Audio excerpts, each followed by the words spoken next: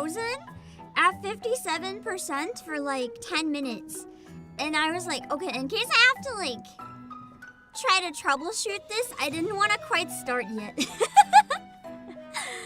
Hello, Pamplorius! I am so hungry. I just stuffed my face with an entire dumpling. Perfect music. It is! Siwon's, I don't know if it's Siwon's theme or if it's just one that happens to play every time Siwon shows up, but it's one of my favorite songs in the game. It's so silly and chaotic. Also, it is Siwon's theme. Okay, good. She deserves it. Demo, thank you for 42 months. How's the weekend going? It's like you I woke up like an hour ago. If you're going to make a move, well, it's actually been more like 2 hours. I'm not very good at getting my day started, so I kind of spend the first hour just zoning out, confused. But the theme of crawling to the fridge at 3 a.m. Oh my god, imagine. That would be fun to set as like a snack alarm in the middle of the night. When it goes off, you know it's time. You gotta raid the fridge. But yeah, I have some very unfortunate news to share with you guys. Some of you will understand, actually all of you probably that play NIKKE will understand. The very unfortunate news that I have is that I have tried the mini game. I can confirm the way you're that looking at me, I don't like you want it. To devour me. I don't like it. And I wait 14 days, Devin, to let people leave. I know that's a long time, but some people, for whatever reason, might have something going on in their life. After 2 weeks, then I figure they're not coming back. But I give them 2 weeks. Anyway, I hate it. It was always 14. I hate the minigame. I agree, it's not hard, it's just boring. Although I actually haven't been able to beat the third one, so maybe it's hard. But I only got through it today. I hate it. I hate it. It's so boring. It's so stupid. Like, I tried playing it, and I'm just like spending all my time waiting or sending out heroes to fight for me. Like, if I could tap the enemies and fight them with my finger, that's like one thing. But I have to just sit there and watch and just wait. If you're going to make a move, issue with the tower defense, it's boring. I don't like it. But it is what it is, alas. The repetition is also just really boring, yeah. I don't like it. I might try to grind tomorrow to get the stickers, or I might give up on them because I don't even know if it's worth the dailies, man. You only get a few things from it, and I'm like, you know what? When something is not even worth the dailies, you know it's really not great. At least for me, no shame to anyone who loves it. It's not for me. I don't even want to do the dailies, man. That's already more than I'd like to be playing in that game. Having to balance between sending out minions while also having to level them up. I don't level them up. The way you're looking at me, it's like that's probably why I couldn't beat the third one.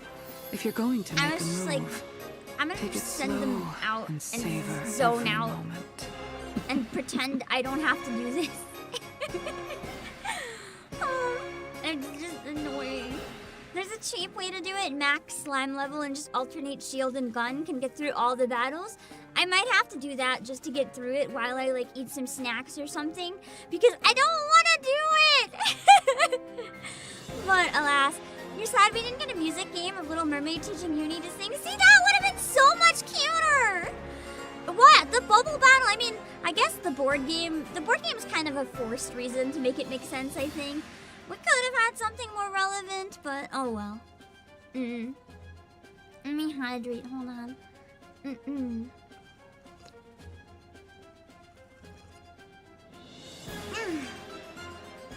The way you're looking at me, it's like you want to devour me. Yeah. If you're going to make I'm not gonna play it on stream and get advice on how to do better just because I don't want to open it. I don't want to play it! No!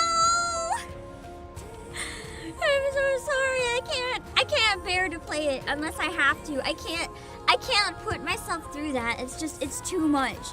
It's too much. I can't willingly play it. They're saving the rhythm minigame for the Prima Donna event, trust. Okay, but Prima Donna and Idol summer event, when?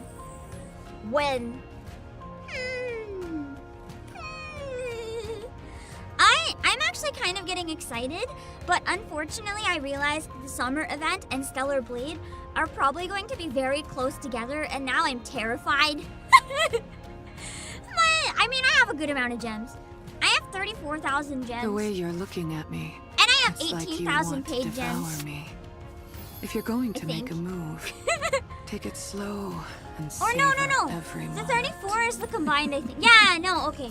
The 34 is the combined.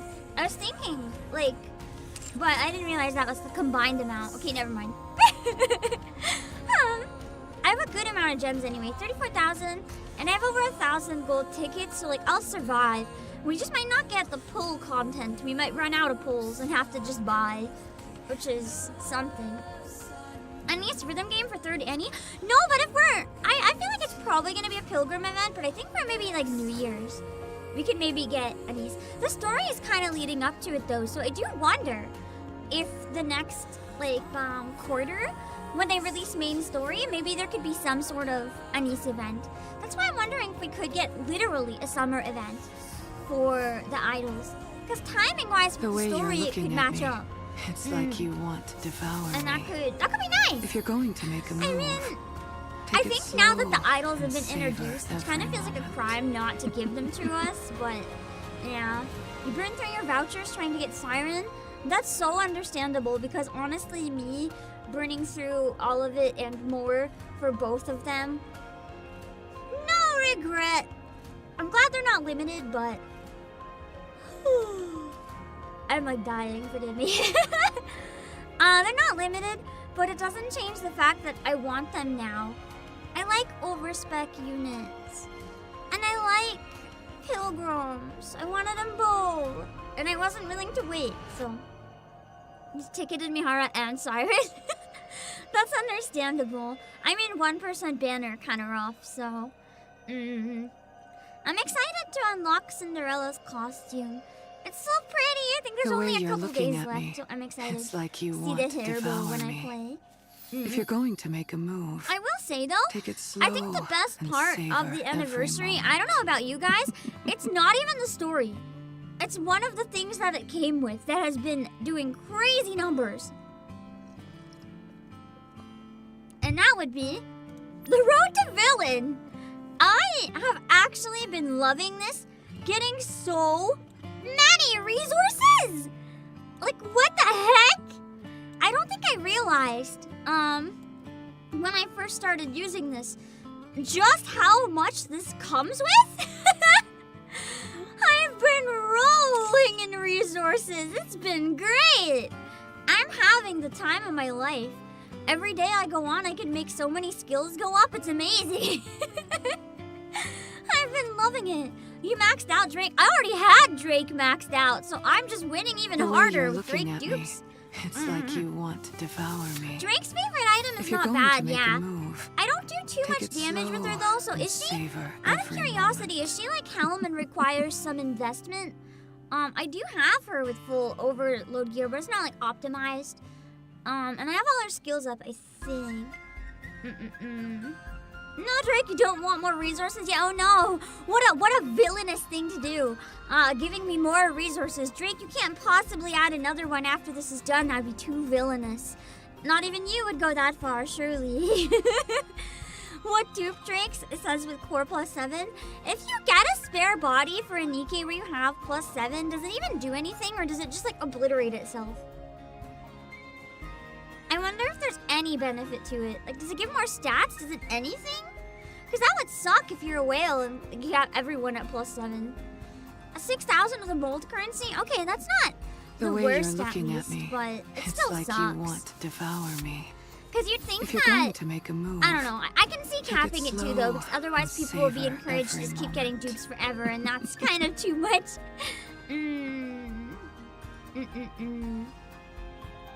she'd actually listen though and be like, okay, my bad, that's actually true. She might listen. Because if she thinks she's actually upsetting you, then she'd backtrack so quick. She's like, oh, my bad. And it's like, but aren't you a villain? I don't think she knows that she's a villain, let's be real. I think the simulator room has a loot drop multiplier. I hate the overspec. I don't use it. Or not overspec, sorry. Over, what is it called? Why is my arm going crazy? The simulation room. The overclock. I hate it. I don't use it. The way you're looking at me. I don't like this current season. Last season was fine. This one's terrible. Although I haven't tried it since I leveled up a ton, so maybe it's better now. But I hate it. I hate this new one. I don't even do it once every 2 weeks. I hate the current one. I hate it so much I just don't do it anymore. Drake is the villain with the heart of a hero, while Laplace is a hero with the heart of a soldier. It's a good way to put it, Lightning, because I wouldn't say that Laplace is a villain or anything, but she definitely is not a hero, despite what she might think. And Drake is definitely not a villain, despite what she might think. That's why the two of them are so good. I feel like you can also put that one more and say that Maxwell is the soldier with probably maybe the heart of a villain. I mean, she experiments on me. I was gonna say the heart of a hero. She's more calm, but maybe she's like just the heart of both. Take it slow and savor. She's a hero, just not a super one. I don't know. I don't expect a hero to come smash my windows. That's pretty villainous behavior, actually, when you really think about it. Smashing windows? I can't justify that, I don't think.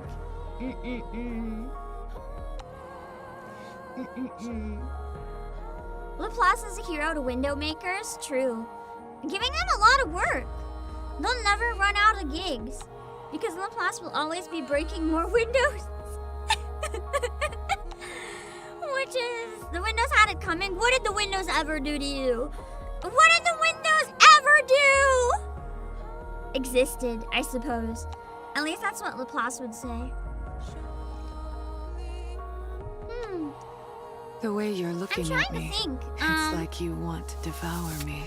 Next week. If you're going to make a move, what should we do in take NIKKE it next slow week? And savor because the anniversary is gonna be over. I'll probably play on like Wednesday or Thursday. I know it'll be a new event, but I usually wait till the hard mode's out to play the events. It's the first time we're caught up. What do we do for our NIKKE stream next week? That's crazy. Or we could do a stream of just the minigame on Monday, but please don't subject me to that. We could. I have finished In the Mirror pretty much. Rappy and Annie spawn stories for world building? Maybe. We could add on a bonus summer Anise. Or sorry, summer Neon? No, Rappy. You said Rappy. Okay, yeah. And then we could do a day where we do all of Neons. Because I already did one of Rappy's and one of Anise, so that would be good. We could do Rappy and Anise then. Because I forgot you guys did say there's a lot of lore there. I haven't read those ones yet. I read Summer Anise and I read Overspec Rappy, but I haven't read the basic counters. And savor every moment. So maybe that's what we can do. We can do Rappy and Anise bond stories. Then we can maybe either do some of the outpost scenes, or we can do some hard mode progress. Lost Sector. I hate Lost Sector. Let me show you the exact part that I'm at. Maybe you guys will understand the pain I'm dealing with. Oh shoot, I had some upgrades. I didn't know. Hold on.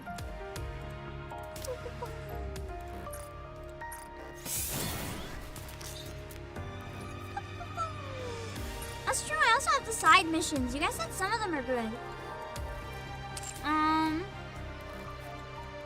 I left off here at Sector 15. Because I hate it. I got stuck. I got stuck trying to do it, and I was like, this is so bad. I just can't deal with it. I'm like lost and soft locked, and I don't even want to restart it. It's just, it's... With a guide, I can probably clear it, but that's... As a puzzle lover, I don't like the idea of using a guide, so I haven't been able to open it. Stuck puzzle or battle? No, I'm stuck puzzle. I got soft lock! I don't want help though. As someone who likes puzzles, I have to figure it out for myself with no guide and with no help, but I can't do it! So I'm just not going through it again. I don't know what it is about 15. I have a quick question actually about it, if any of you guys remember.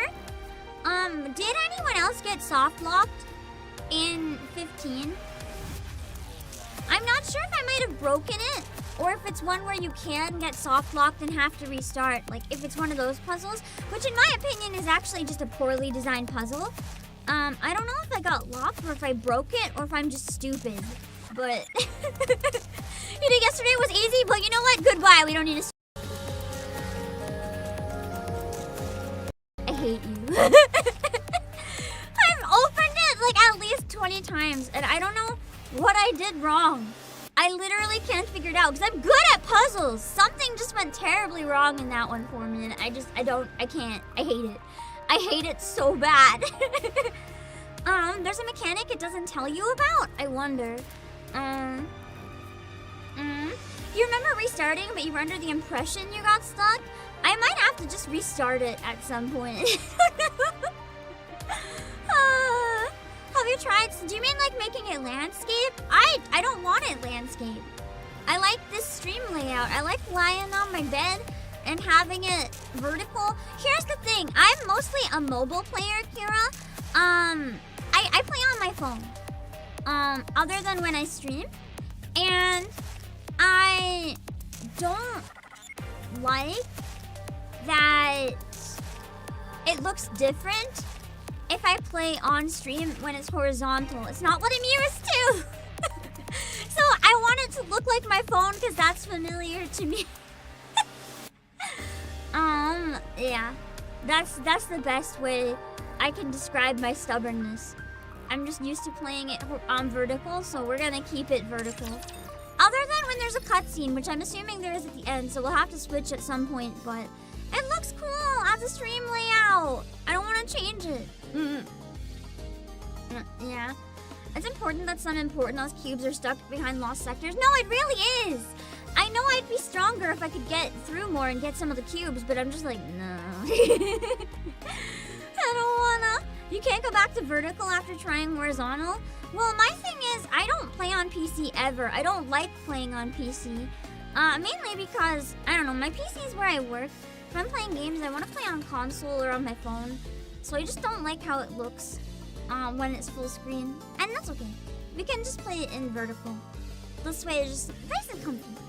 I think I'm one of the rarer people that streams it this way too. So it also just gives you guys a little bit of a different experience, because I know a lot of people stream NIKKE, and if it looks different and if the experience is different, it's just a tiny detail, but it's like another way to experience it. If most of you guys played in horizontal, it's just different, and I think that's also good. Every moment.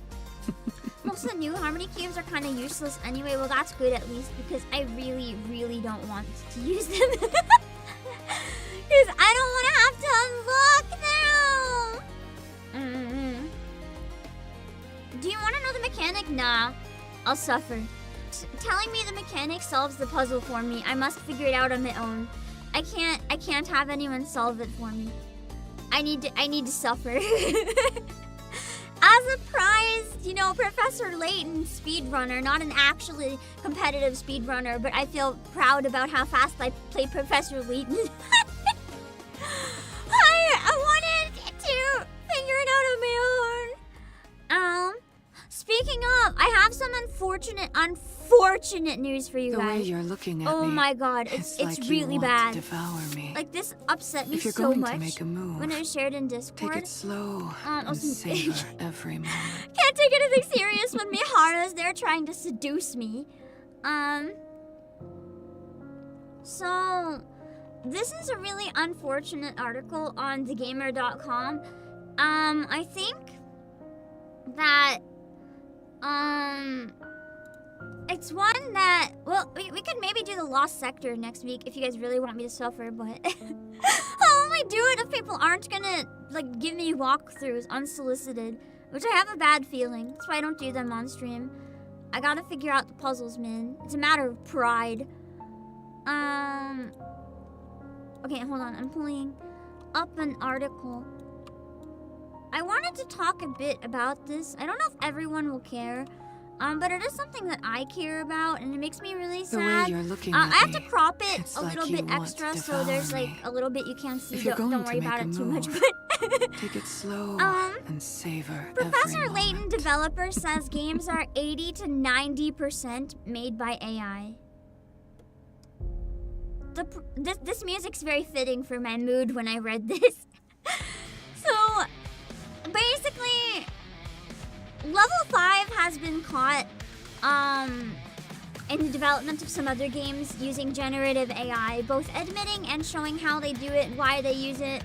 And I think a lot of us, because Professor Layton is such a big IP, had hoped that somehow Professor Layton would be spared and this game would be okay. But unfortunately, if there was the Professor Layton developer that is justifying saying 80 to 90% is made by AI for most games, to me it sounds like a thinly veiled way to say, hey, my game is being made 80 to 90% by AI, but it's fine because every other game is too. Where is he getting that information? Like, I do know a lot of game developers that agreed that that happens. They've seen it happen in their own jobs. But I was really, really hoping not Professor Layton, because the thing with Professor Layton is the puzzles are very mentally stimulating. They're actually really fun. It's one of the criticisms that the Catch Real Layton game had over the mainline, because the puzzles were a lot simpler and flowed differently and people didn't like them as much. And the thing is, if the Professor Layton game is made by AI, when you know they have hundreds of puzzles, I have a very bad feeling that some of the puzzles could be designed by AI. And God, I hope not. Although I don't even know if I want to support the game anymore. They didn't specifically say this game, but it's honestly discouraged me to the point that, like, I don't even know how excited I am about it anymore. And I was really excited, so that's disappointing.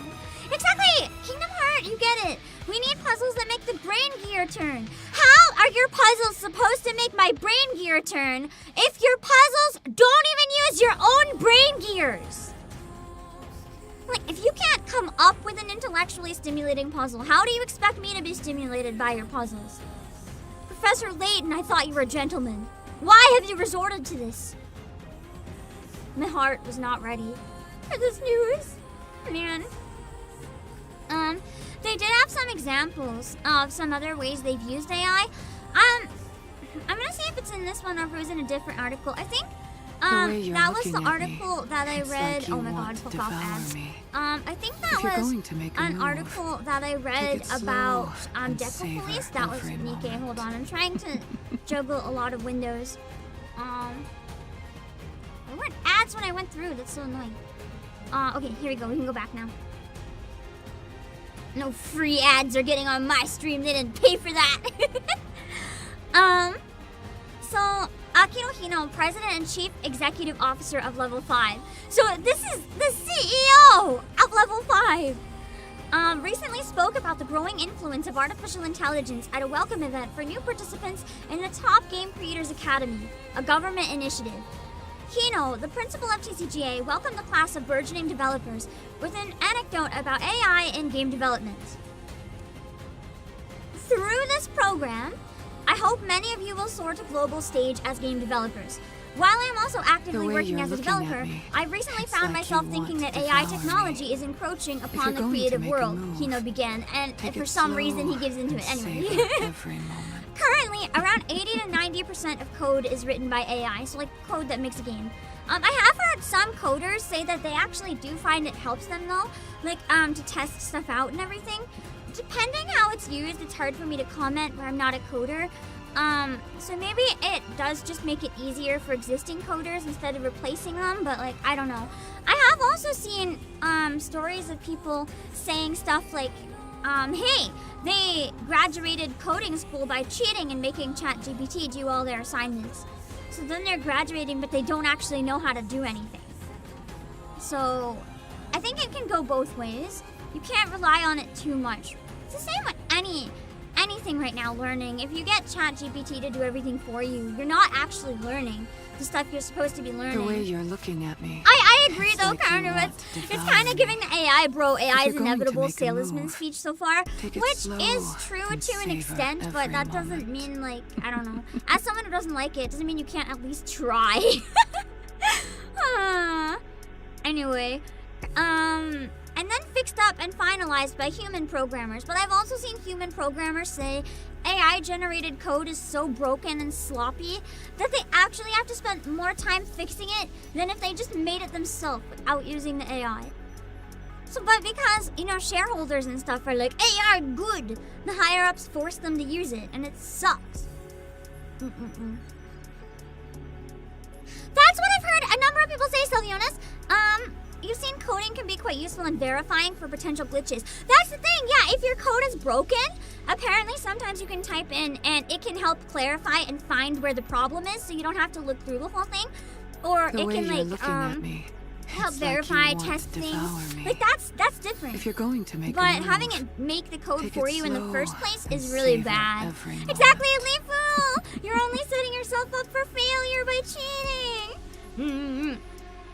Coders already admit to stealing code they don't understand. That's true. It's not much different than copy and pasting and hot fixing, which also is pretty bad, but you know, it's how it is when it's hard to catch people. It sucks, man. You know? You don't mind AI as an assistant tool in some ways, but it's not how it's going to be used.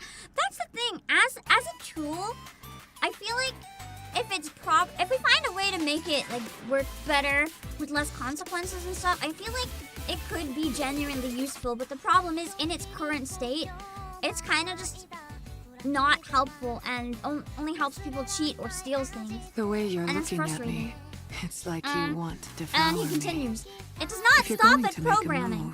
AI technology is encroaching on art, music, and even game design on a large scale. Game design is what scares me the most. Like, you're not even gonna make your own game concept? Why are you a game developer? Do you know how many game developers are out of work and completely desperate to put their creativity to use? Can you not use one of the people that actually cares and wants to make a good game?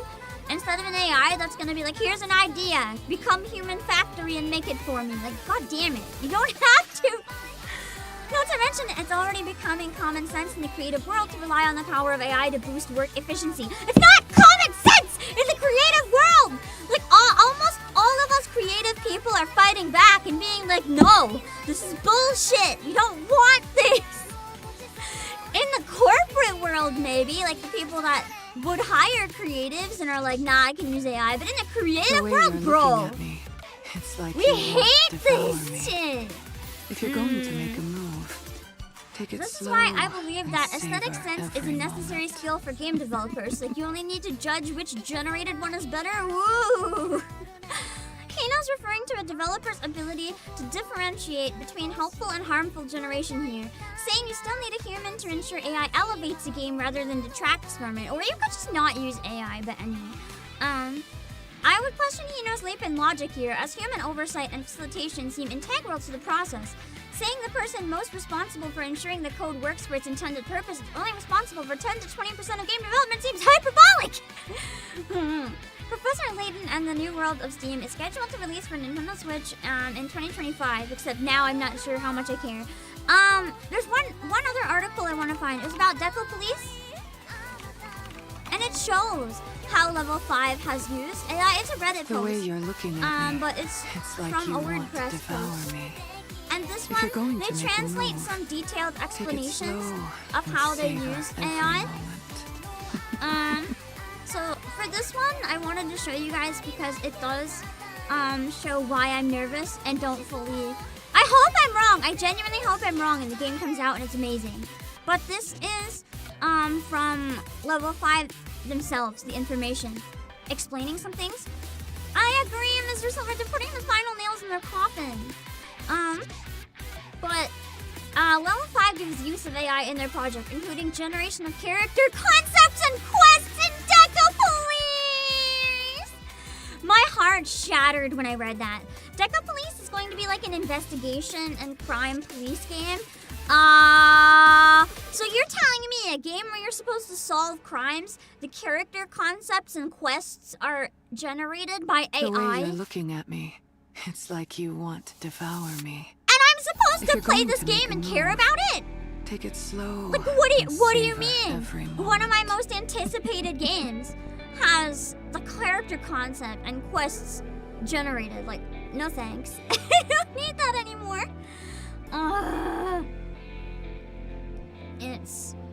It sucks, man.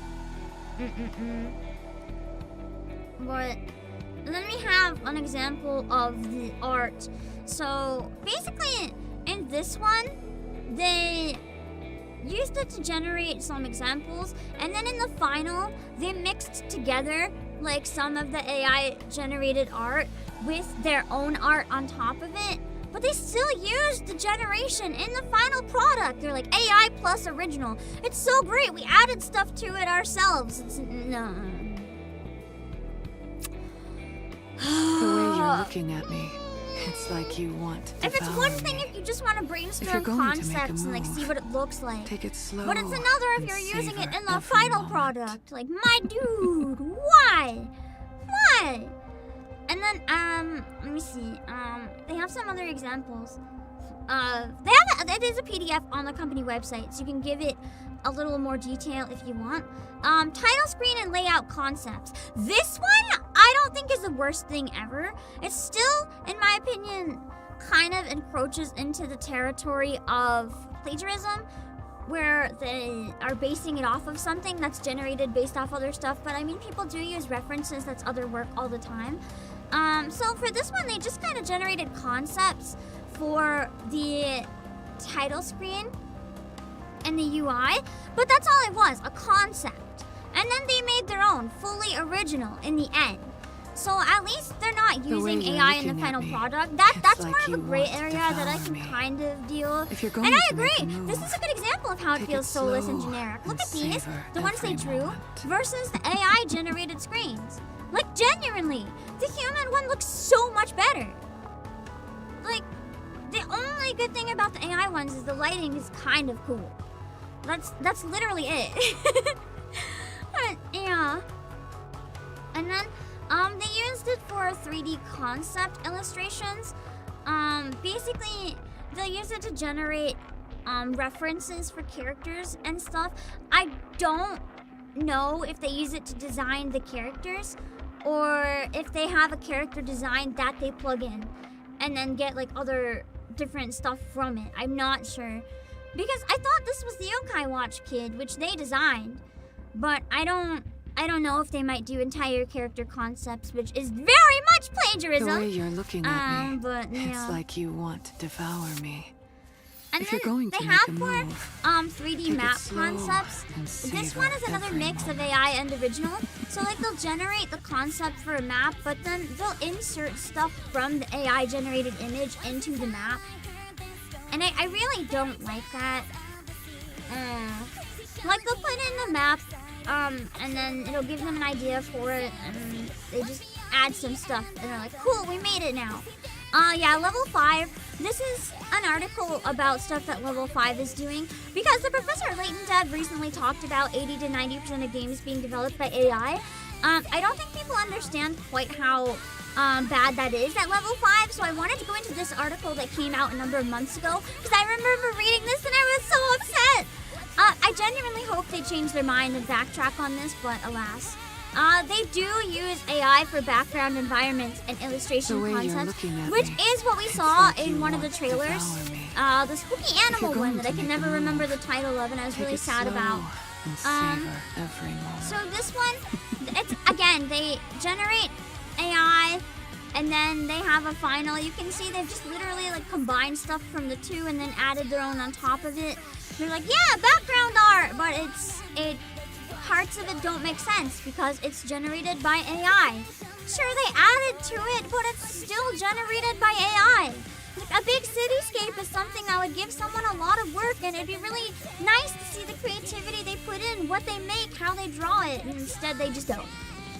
You know, a lot of people are excited about Fantasy Life. I know! I really wanted Fantasy Life too. I still want Fantasy Life, but I might try to look into it if I can figure out anything. I think Fantasy Life might be okay because nothing from coding, I don't know, but nothing in the art or anything at least looked AI to me, so fingers crossed on that one. It's like you want to devour me. And then for this one, like they used generative AI for the crowds in Inazuma 11. Something that I never would have thought would have AI, but here we are, Inazuma 11. The entire crowd on the soccer field is just Gen AI. You can't even just like draw some dots and blobs and blur it. They're so far away, you can literally just do dots and blur it. Like make some confetti, add some Gaussian blur, bam, crowd. But no. I hate it. Also, you cannot care all you want, but it's a really big deal to me. As someone who used to want to become a professional artist, I can't now. And really wants to do voice acting. AI is a big threat to like everything that I stand for and do. So it's very this makes me really upset. It's very discouraging.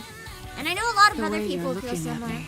It's like you want to devour me. And here's the worst part. Also, Inkboys, thank you so much for the raid. I'm sorry that you came in mid-rant. I have to keep going for now.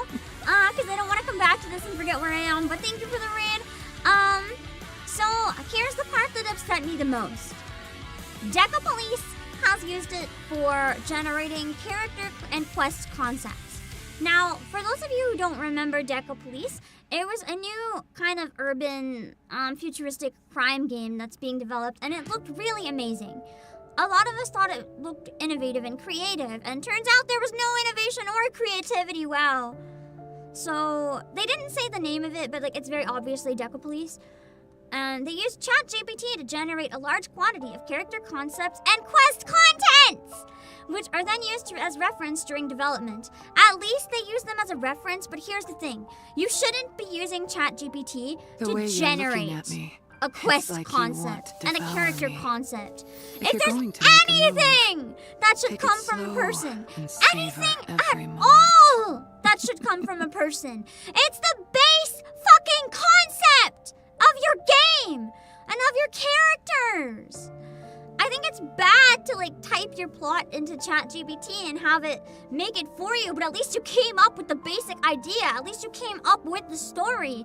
Like at least it's a product of creativity in some way. This is just truly soulless. From the inception. If the concept is not even made by a person, what is the point of what you're making anymore? Like, it just makes no sense to me.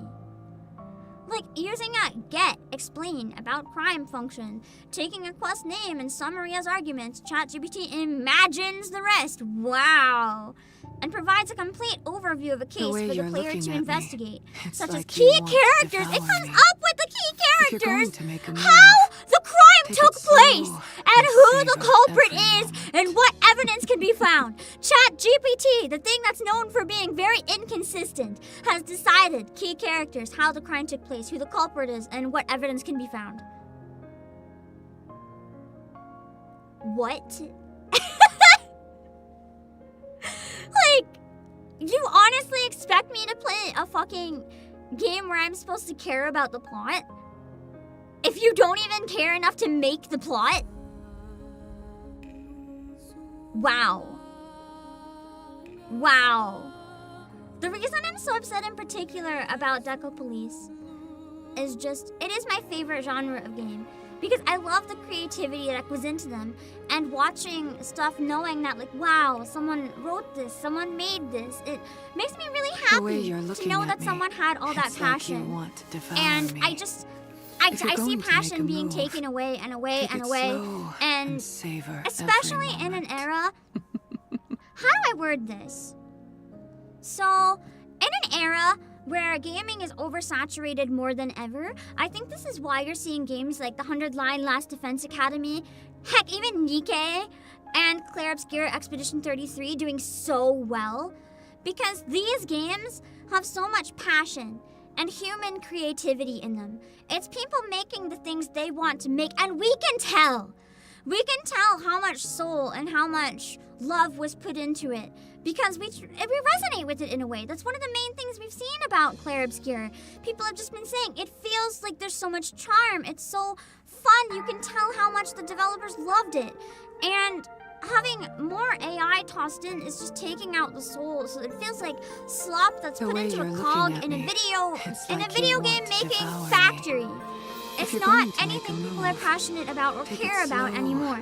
And why should we as players care about something where the developers don't even care enough to make it themselves? In a market where there's countless other games we could play, not to mention older games that are already out that we could play, why should we care if the developers don't even care? Like, how are you gonna sell me on something if you don't even care enough? Anyway. That's what I wanted to yell about for a while. Oh my god, the absolute fucking irony. I'm getting Adobe AI generation ad. Fuck you, Adobe. Anyway, so there is an example here. A quest called The Secret of the Futuristic City, with the following summary. A famous scientist was murdered in Neo City, and the results of his research have been stolen. From there, ChatGPT gives a list of characters with names, ages, a brief summary of who they are, and what role they play in the story. So literally the only thing the devs came up with was a famous scientist was murdered in Neo City, and the results of his research have been stolen. Anyone can come up with that in 2 seconds. That's not what makes a fun case. That's not a concept. That's like the most basic, stereotypical start of a crime ever. And then ChatGPT fills in the blanks and comes up with famous scientist becomes John Harris, 45-year-old scientist who made a groundbreaking invention. And the culprit is his former colleague and rival, Adam Smith. Oh my god, ChatGPT is not even creative. It sounds like this could have come out of every story ever. Who committed the murder using poisonous gas in order to steal the prototype of a brand new energy source. Wow, I don't care. Anyway, I'm sorry for ranting so long about that. It just made me really mad. Yeah, you might as well just type crime happen into ChatGPT, like for real. And now you're a mystery game creator. Congratulations. If you're going to make a move, can't think of a better way to kill hype for a game other than to come out and say ChatGPT will come up with it. They literally publicly admitted ChatGPT made their game. You know what? I'll give them credit. I'll give them credit for one thing. At least they're honest. Unlike other people who probably use it and lie, at least they're honest. We have to give them that. That's the only thing I can give them, but I can at least give them honesty. Hello, Anjapan. I'm late starting NIKKE because I screamed. I screamed for a long time about level 5's AI because it's dog shit. Anyway, I wanted to promote real quick before I get started the OST sale. I know a lot of people have been worried about ordering like merch and stuff because a lot of people, especially Americans, are very affected by tariffs right now. And sometimes merch and stuff can hit like triple the price you think by the time you see it. So we are making some sales on stuff that where you don't have to worry about that. So all of these are produced outside of China, so you shouldn't have to worry about, well, more like you don't have to worry about getting hit with massive tariffs, because OSTs are produced in Japan. So right now there's a massive OST sale. You can type !promo to bring it up, or I have it on a timer. There's a lot of really good OSTs on sale. So I wanted to shout out a couple that I really like that are here so that you guys can see. I know Chrono Cross, a number of you guys really like that. I think one of them isn't even here anymore that I saw earlier. That's crazy. Castlevania, Xenogears, Wild Arms, Persona 3, Burn My Dread. I always think I Burn My Bread. Yeah, Final Fantasy 8 Piano. It's pretty good too because you can bundle a bunch of them up. Like a lot of them are 20 to 50% off somewhere. So Take if it you guys slow like and OSTs, I love to savor collect physical every OSTs moment. because then I don't get distracted by my computer or my phone. I can do chores while just the CD plays and I have nothing to click. Knights, Black Mages 2, Dramatica, Persona 4, Metal Gear Solid 4, Distant Worlds. I love Distant Worlds. This isn't an OST, but Miku Supercell. Supercell's amazing. Animal Crossing, Chrono Trigger, Xenoblade, Myth the Xenogears, Final Fantasy 13 2, Pokemon Black 2 and White 2, Persona 4, Final Fantasy, I think 4? Yeah, I think that's 4. And then Final Fantasy 6, Majora's Mask, Metal Gear Solid 5, Final Fantasy 15, Twilight Princess, Splatoon 2. We don't have the NIKKE OST, unfortunately, but I also understand the sentiment. If you're going Near to make a orchestral move, arrangement special box, take it but it comes with a slow ton of and stuff. savor every Chrono moment. orchestral arrangement box. And there's one more page, but it doesn't have as many. I just wanted to show you guys, because I know a lot of you guys also like music. I mean, we have Cosmograph, so we can appreciate some music. Animal Crossing, the big one! The big set! A really big set! And then Final Fantasy 7, Skyward Sword, and Final Fantasy 16. Look at that. That one's gorgeous. That one's actually so gorgeous. 8 discs! 8 discs in a fancy box! I've been staring at it, and I haven't caved yet, but I've been staring at it. It might end up winning me over, we'll see. And then Final Fantasy, I think, yeah, 7. A different one. And then Tears of the Kingdom. And it comes with a Master Sword! The way you're looking at me, So, it's yeah. like you want to devour me. I needed to scream about If the you're going to OSTs make a because move, I'm take it excited. slow Anyway, I'm sorry. and It's been like savor every an hour. We can start now. I needed to scream about AI. It was making me really angry. I'm feeling slightly more awake now. That's something, right? Let me see.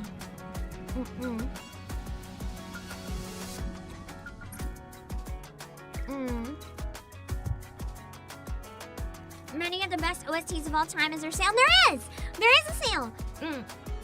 It's a sale on a bunch of OSTs. It's a May Day sale.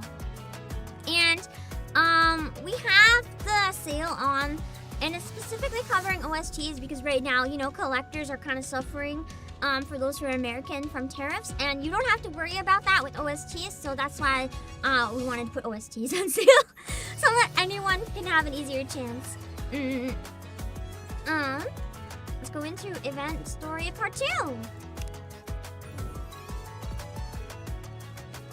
Cheer the surface. A.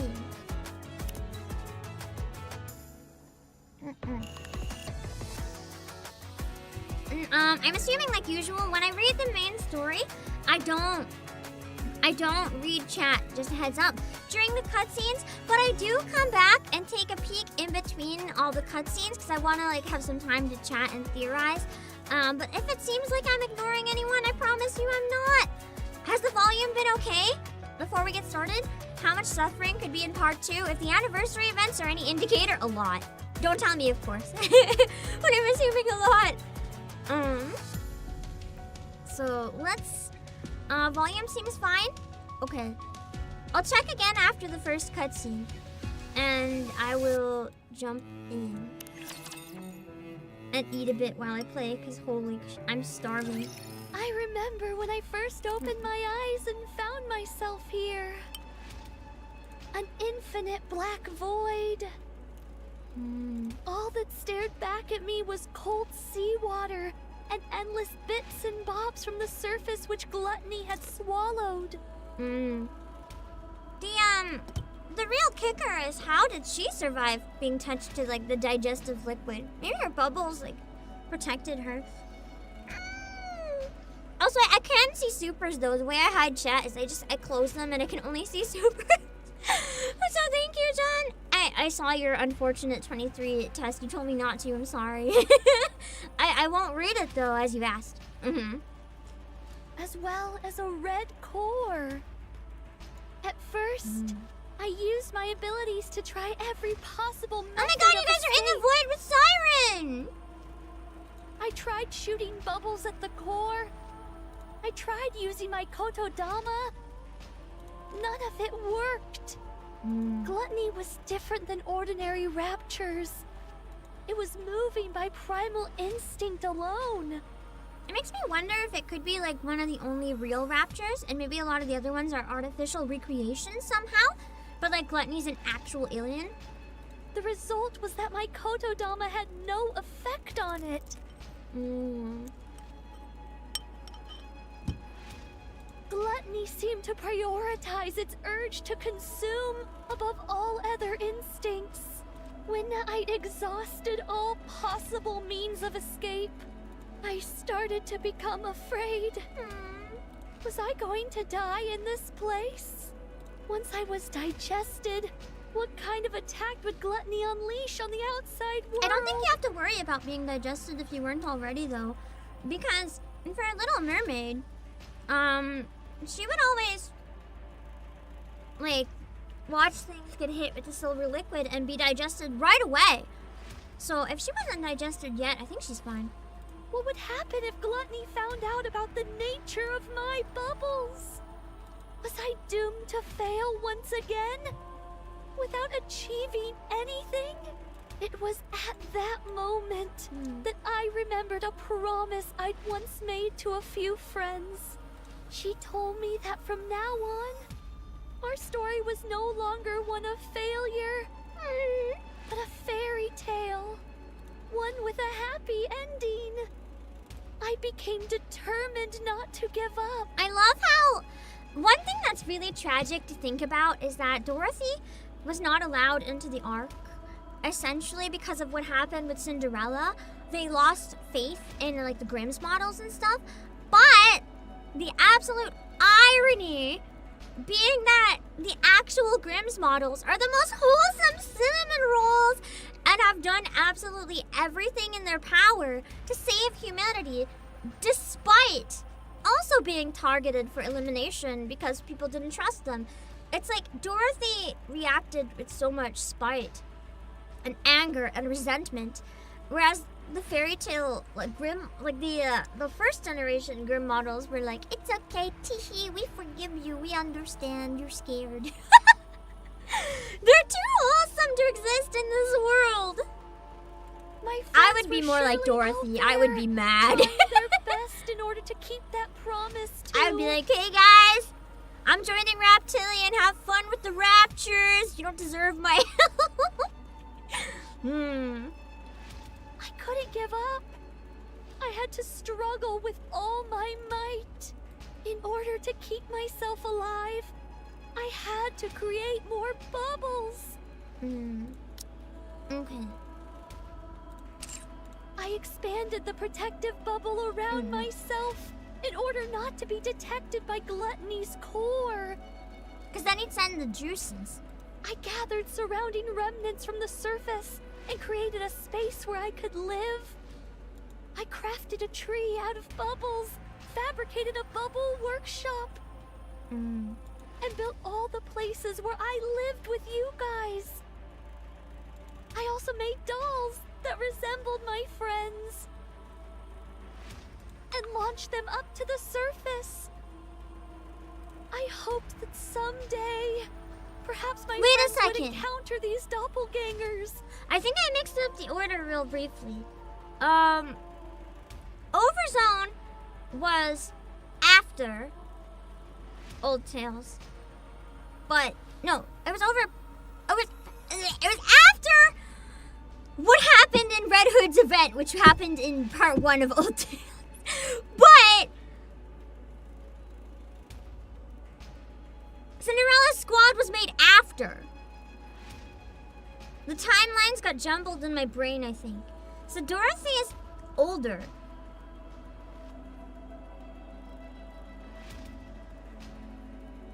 So then it would be the Gen 2 that are cinnamon rolls.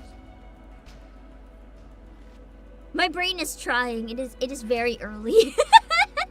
And come looking for me.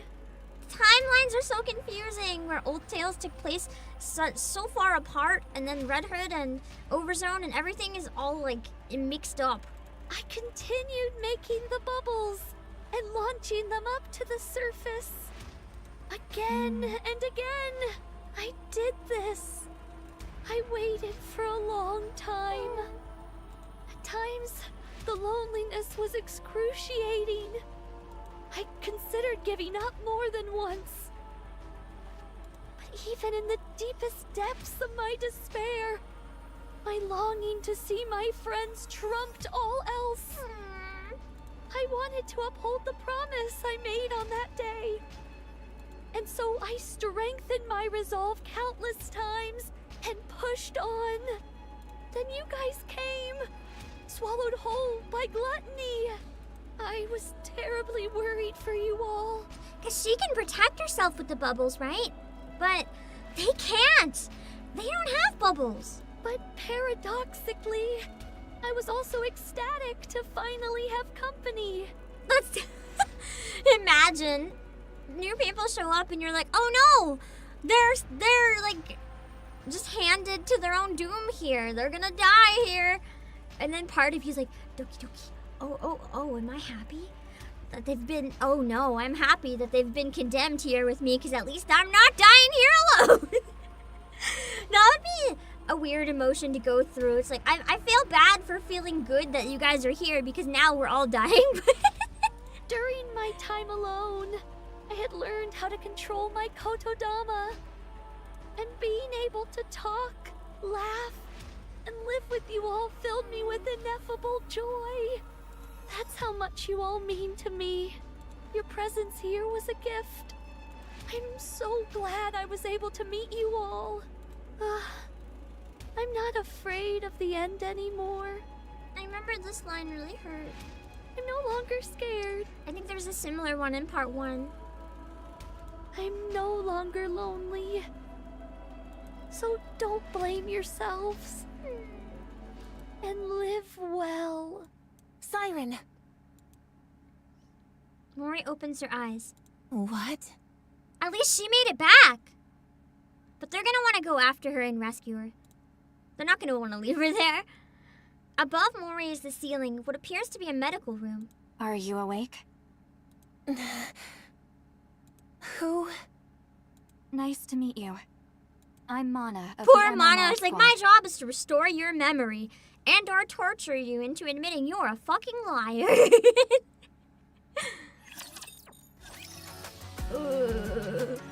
I wonder if Jian knows that Mori is lying. But Jian is kind of toying with them. So the other thing is, I genuinely wonder if Jian might not actually take action. It's like, interesting. The fact that you're lying in itself is an interesting response to this situation. My scientific heart is satisfied with this interesting development. I don't know. It's just interesting to try to think about it. I think it could be. I don't know if it's the reclamation site or if it's the Ark, but I mean, they're okay either way. For now. Emphasis on for now. No one's ever truly okay here. I would assume it's probably something like that because Mana knows where that is, and all the way back on the Ark would be rather difficult. Because this was really far out, I remember.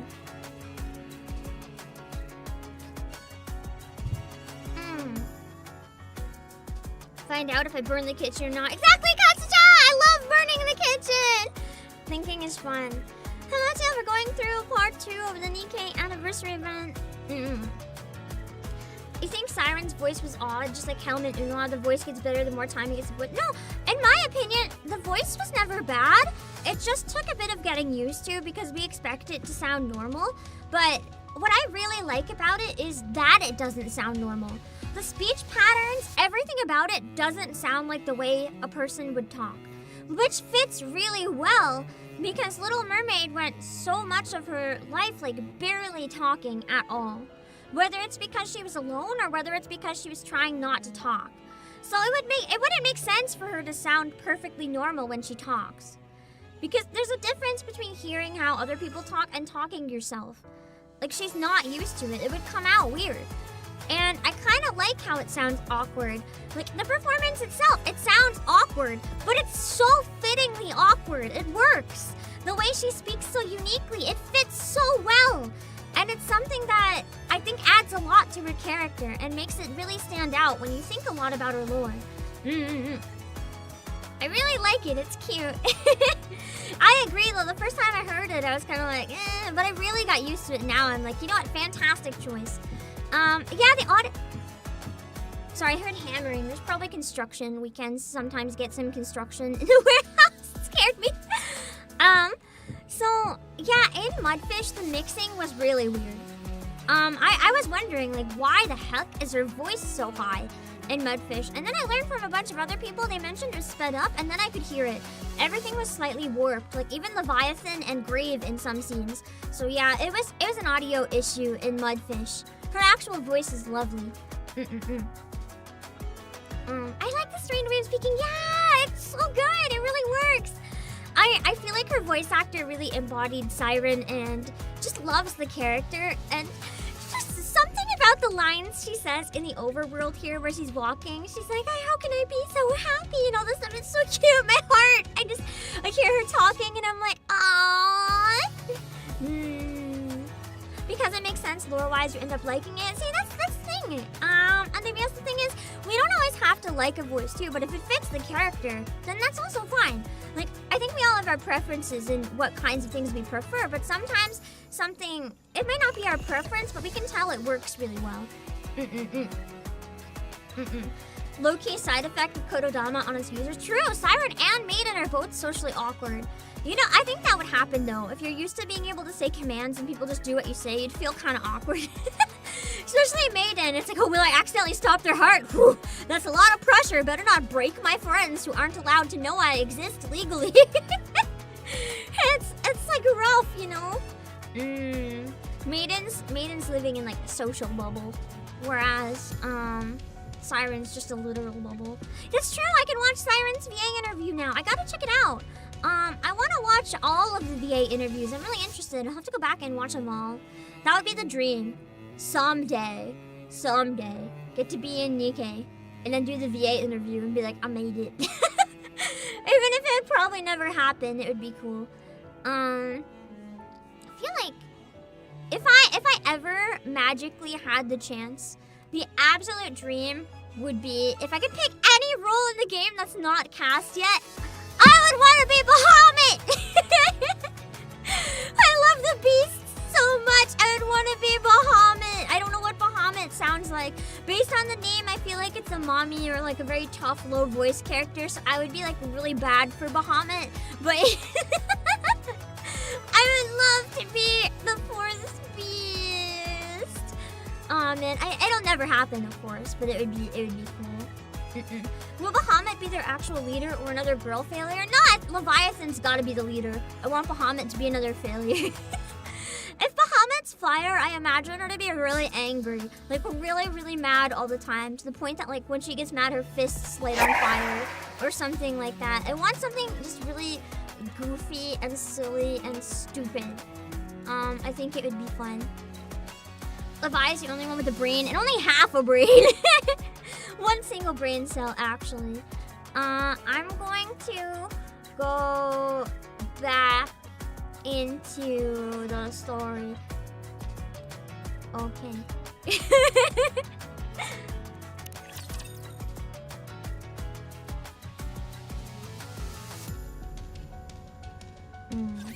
Are you Mori from the incubator squad? Yes. I know that we might already have the dragon, but we have 10 maids. So I can have 2 dragons, okay? I see. Where am I? This is Reclamation Site 01. It's the first area on the surface that we've successfully reclaimed. Have you heard of it? I have, but what am I doing here? I'm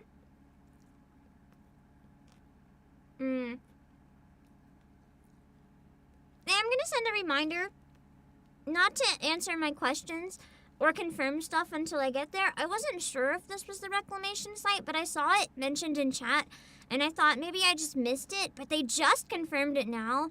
So guys, please reminder, don't confirm stuff until the game does, okay?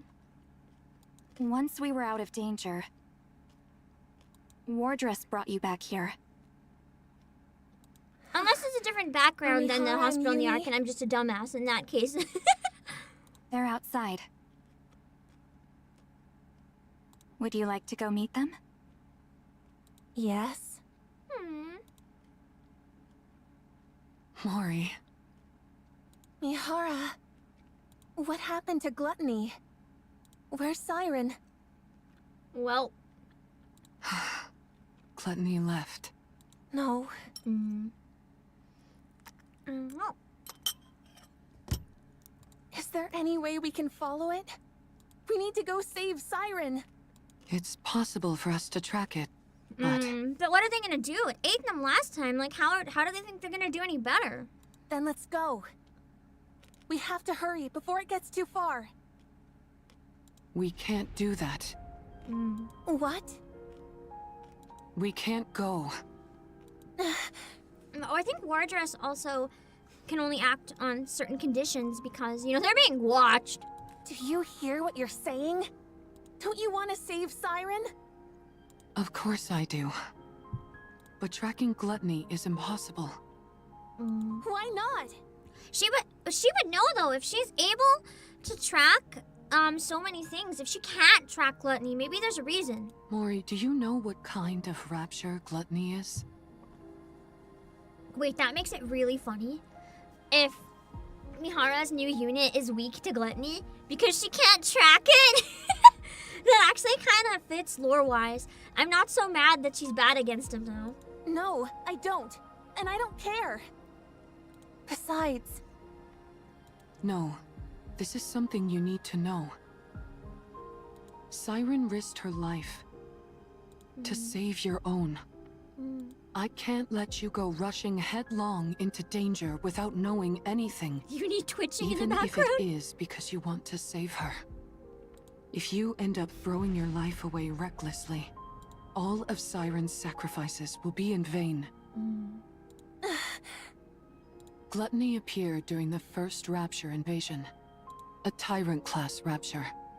After humanity went into the Ark, it rarely showed up, and so the only information we have on it is from old records.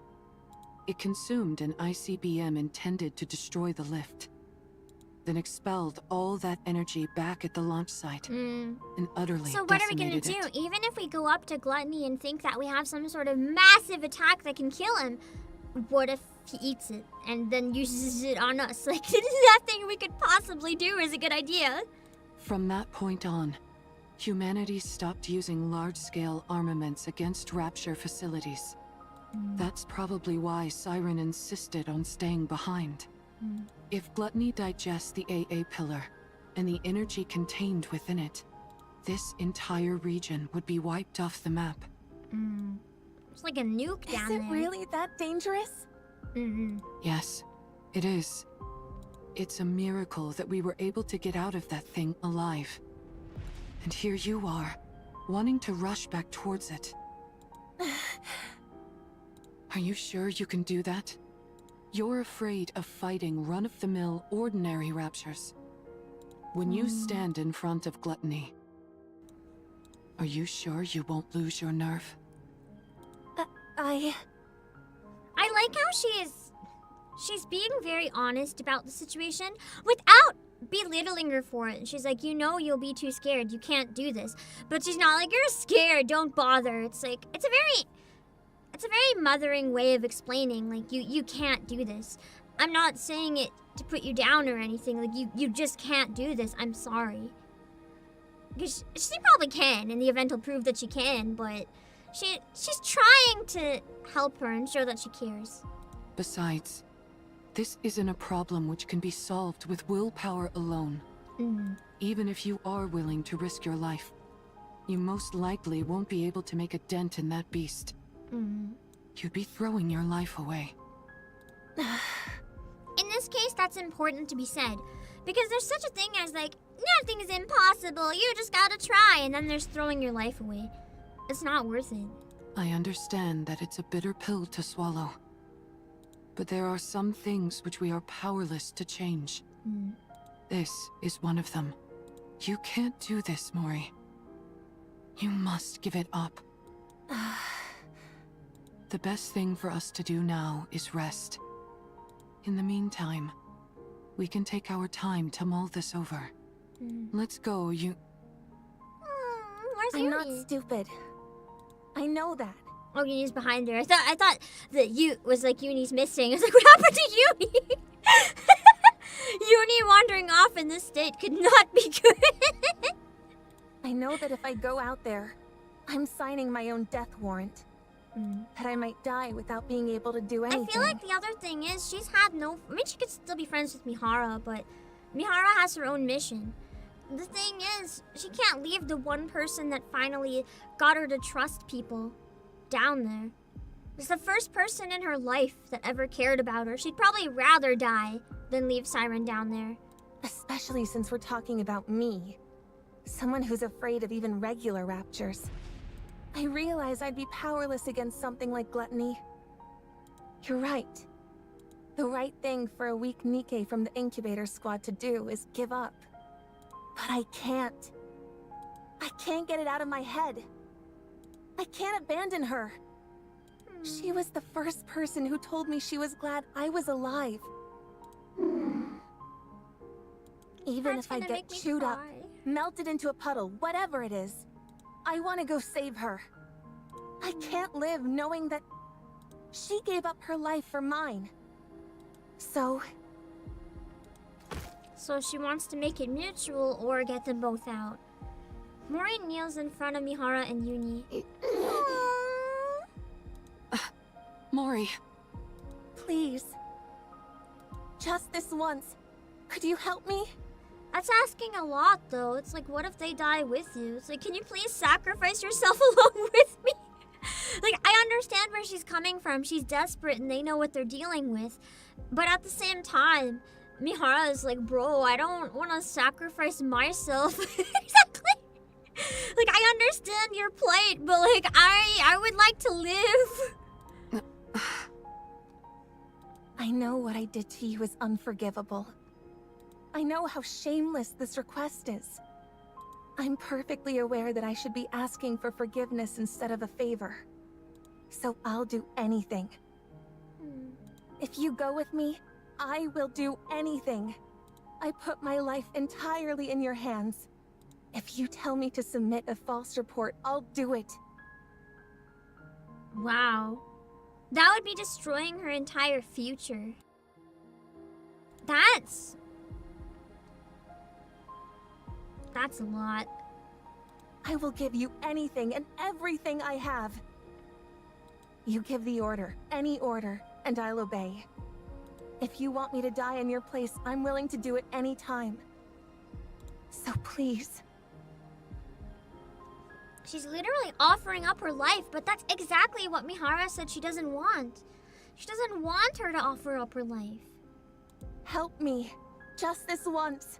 But I guess it's the only way to show how desperate she is, too. I don't have any special skills or connections. All I can do is beg. So here I am, on my knees, begging you to help me chase after gluttony. Please.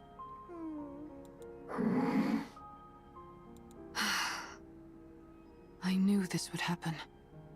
Once someone has been shown love, they'll never give up.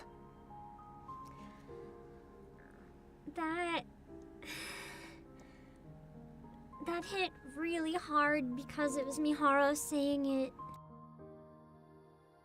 It really makes me appreciative that we got their story before this event now. That we got to see Wordless. Also, Maddie! Thank you for the read. Let me really quickly give you a shout out. I apologize that I can't read chat right now. Just because I do have it blocked on my end. I'll quickly give you a shout out though, but I have it blocked on my end during cutscenes. Because I don't want to get any spoilers or anything. But thank you so much for coming. For anyone who doesn't know me, I'm the CEO of PlayAsia, Obake Pam. We are finishing the current anniversary event in NIKKE. If you don't play NIKKE and you like to cry and you like hot women, I highly recommend it. It's very cute. And very sad. You will cry. And right now we're in a pretty emotional part, so I don't want to step away too long. I want to get back into it, but thank you so much for thinking of me. I hope you had a good stream. Such affection. Such sorrow. I suppose we don't have much choice, do we? If you're that determined, Mori, let's go save Siren. Mihara. Because she understands. She's been in a similar situation. She would do anything to save Uni. But we can't rush in without a plan. Before we make our move, we need to find a clue as to how to take down Gluttony. If we don't do that, then this isn't a rescue operation, but a suicide mission. Understand? I understand. All right then. Let's go see what we can find out. You love all women who make you cry. I know that you mean that in the context of NIKKE, but just reading the sentence came off very different. And it came off less tragic, beautiful backstory and more like crow wife IRL. And I was like, bro. No toxic, only crying. Yeah, only tragic plot. No toxic, only tragedy. I think I read that very differently in my brain. And then I remembered what I was playing, and I was like, oh yeah, same. Anyway, I really like that cutscene because it showed the mirror between the situations. As you said, there's a lot of good mirroring in this game. The perspectives between what Mori went through and what Mihara had been through. And I really enjoyed that. It helped them to understand each other a lot more. Even if, on the surface, you know, they really resented each other at first. It's interesting. That's true though, Crow might not make you cry, she'll just obliterate you. But anyway, I want to take a break soon. So for now, we're gonna jump right into the next part.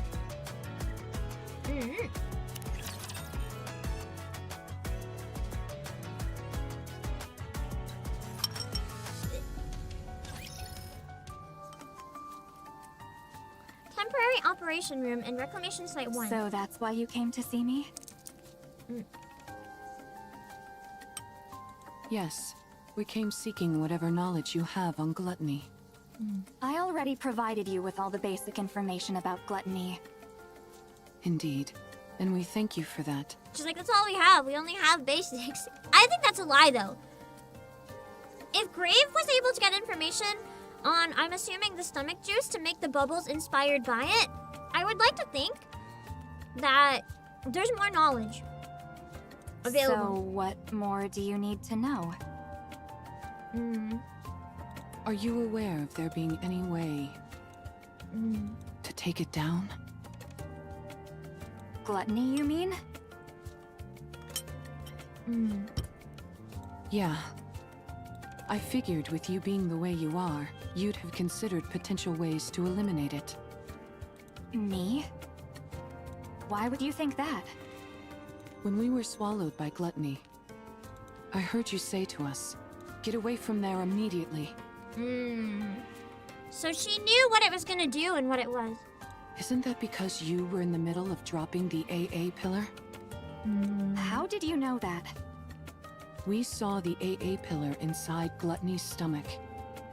That's not what Mana wanted to hear. The AA pillar is still inside Gluttony?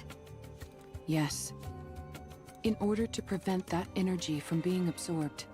Why couldn't Siren have put the AA pillar in a bubble and sent it out? that could have been more of a priority. The NIKKE who saved our lives is still inside Gluttony. I guess then they couldn't control it once it came out, which would be dangerous, so. So, In order to rescue her, we need a way to subdue gluttony, even if it's only momentarily. Is there any way to make that happen? The fact that you all came back alive after being consumed by gluttony is surprising I enough. feel like she's gonna be willing to help them, simply knowing that the AA pillar is inside, because if we go back in to save her, we can maybe do something about the AA pillar and, like, you know, save humanity. Now I'm being told there's still someone inside? Is she a pilgrim? We're not sure, but most likely, yes. That at least increases our chances of a successful rescue. We're conducting joint research into this Pilgrims incident are along with the badass. central government. So, I'm not at liberty to act on my own and divulge information. I see. What I can do for you is introduce you to someone else who could help. Interesting. Would that be alright? I genuinely wonder who that would be. Who would that I hope be? it's not Tien. Hello. Okay, it's Since this Shifty. is my first operation in Wardress, allow me to introduce myself. Okay, less concerned. I'm Shifty, an operator from the Central Government's Intelligence Division. I love how Shifty has basically just become the dedicated person for, like, illicit missions. It's like, we're doing something that definitely should not be done right now. Who do we use as an operator? Shifty. Every time. Nice to meet you. Nice to meet you too, Shifty. I'm seeing a few faces that don't belong to Wardress, at least according to the database. If Shifty doesn't know about her. Since you mentioned this operation involves a few secret agents, I won't ask any questions. Okay, good. You're not ready to learn about uni, Shifty. No one's ever ready. That's very considerate of you. Mana briefed me on the situation. You all escaped from inside Gluttony. And now you're planning to track it down in order to rescue the pilgrim that's still inside. Is that correct? Yeah. I that's love correct. how Shifty is like, cool, I'm in. Even though this should be like heresy against the government. Is there any way we could receive support from the central government? That Shifty's like, no, but I'll do it anyway. would be somewhat difficult. The polite way of being like, no way in hell, man. Unless Gluttony poses a direct threat to the central government. Literally giving her how to get the help. They've decided not to actively pursue it. So we just have to make Gluttony a threat then. Is what I'm saying. So we can like lure Gluttony towards the Ark or something? So you mean they're just leaving it alone? I figured that's the conclusion they'd reach. May I ask why they decided on that course of action? Probably because they haven't found a way to eliminate it yet. If there's no known way, it makes sense to not waste soldiers killing it. You think so? It's kind of a waste of your, like, team. Of course. After it swallowed the AA pillar like it was nothing, we've been at a loss as to how to take it down as well. We haven't come up with any definite way to destroy Gluttony. At least, not at the moment. We did think of attempting an extermination operation by deploying an elite combat squad from the Ark, the counter squad. However, given that the Ark has recently suffered a large-scale attack, it was decided that reinforcing the Ark's defenses was our top priority. As far as I know, our current strategy is to refrain from proactive engagement. I see. I suppose that means we don't know of any way to restrain Gluttony either. Yeah. Siren. I mean, if no one's ever been successful in restraining it, then it makes sense there's no information how to restrain it. Actually, that's not entirely Wait, true. what? There is information? It's far from exact, but... There's a way? well... I'm actually surprised they even have this knowledge. We have found a way to damage it. The only thing is that the method is rather extreme, and it requires a big sacrifice. Go inside? As such, we've designated it as unviable. When you say sacrifice, what do you mean? Yeah. What kind of sacrifice? A human sacrifice. Someone has to enter through Gluttony's mouth Mm-hmm. and plant figured this that was onto coming. its core. I mean, they're like, well, we've been inside once before. Mana takes out a glass container filled with crystals and batteries. Are those crystals? The crystals that can take over any... Wait, that's a really good idea. In theory, they were also destroying and controlling raptures, right? E2 crystals, to be precise. Even if Gluttony is Harvested from the massive, crystal in theory, region. the crystals should work. They have a unique property where they absorb electrical energy. I hadn't upon even thought of contact. that. If Gluttony They then is so continue to expand powerful, until all something like energy the is crystals depleted. that will take all the power away would be like super effective for something that's that powerful. They are dangerous to NIKKEs as well as raptures. Unless sealed within glass, like so, it will instantly consume anything it touches. If we're able to plant that onto Gluttony's core, Yes, But how do you plant it without touching it is the thing. no matter how adept that creature is at absorbing and discharging energy, there would be no way for it to counteract a parasitic organism attached directly to its own core. Barring any unforeseen circumstances, I'm positive this could take it down. Interesting.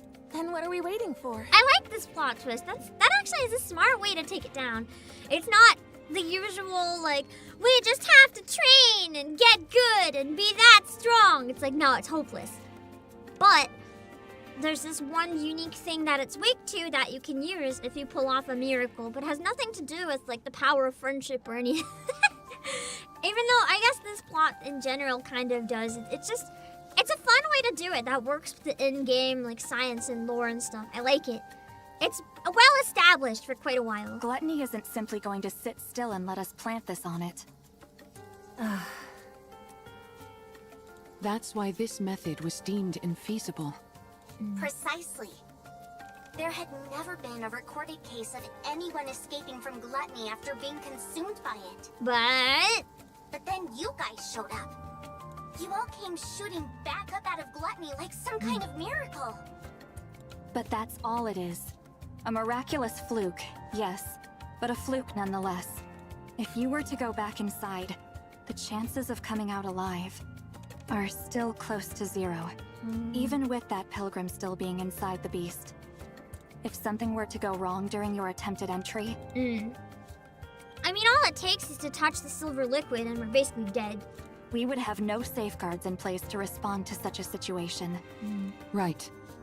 If its mouth closes before you're all the way inside, or if the silver liquid touches you, you'd melt I'd be instantly. most worried about the silver liquid. I think it'd be very hard to dodge that.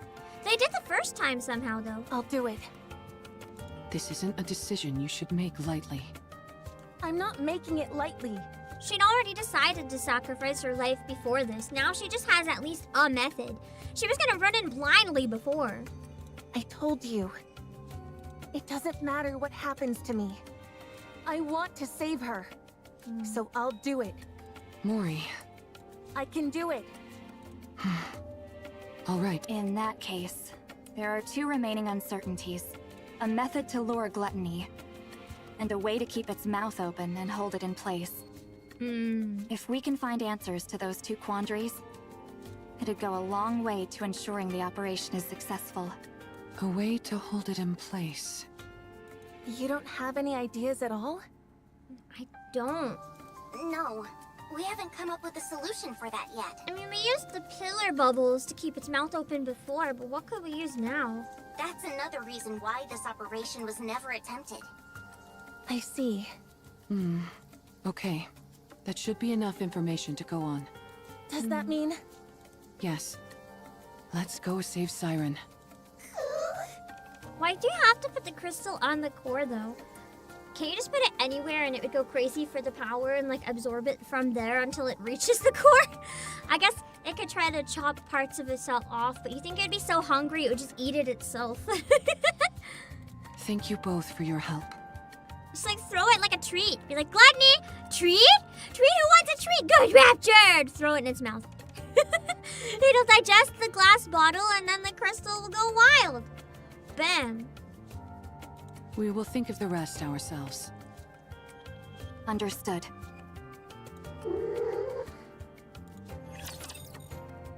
What a great solution. Although maybe the silver liquid could digest it. I'm not sure. Sadly, no treat. The plot didn't want to give us a treat. What if they built a giant mecha bready? Just wait, this is so real. Why don't we just send in a mecha? We literally have established mechs in this game. Why does a person have to go in at all? Use a drone! We have so many characters with drones. Yo, just fly a drone in with the crystal, and then there's no risk of a NIKKE touching it either. A drone with a camera. Oh my god, we're so stupid. We are actually so stupid. Especially because the crystals aren't really finite. Like, we could just get more crystals and try again if we mess up with the drone. What are we doing? We are so stupid. But there is a sea inside. You can make a waterproof mech. I've seen mechs swim underwater in anime. It's fine. You can send a NIKKE, you can send a mech. They also made a metal. way you're looking at me, be right back. Make it's I don't know, like make you some sort of want like to hybrid follow me. amphibian drone that can If you're also going to swim. make a move, Scientists, take get it on it. slow If you and can savor invent every moment. like cyborg women, you can invent a drone that swims.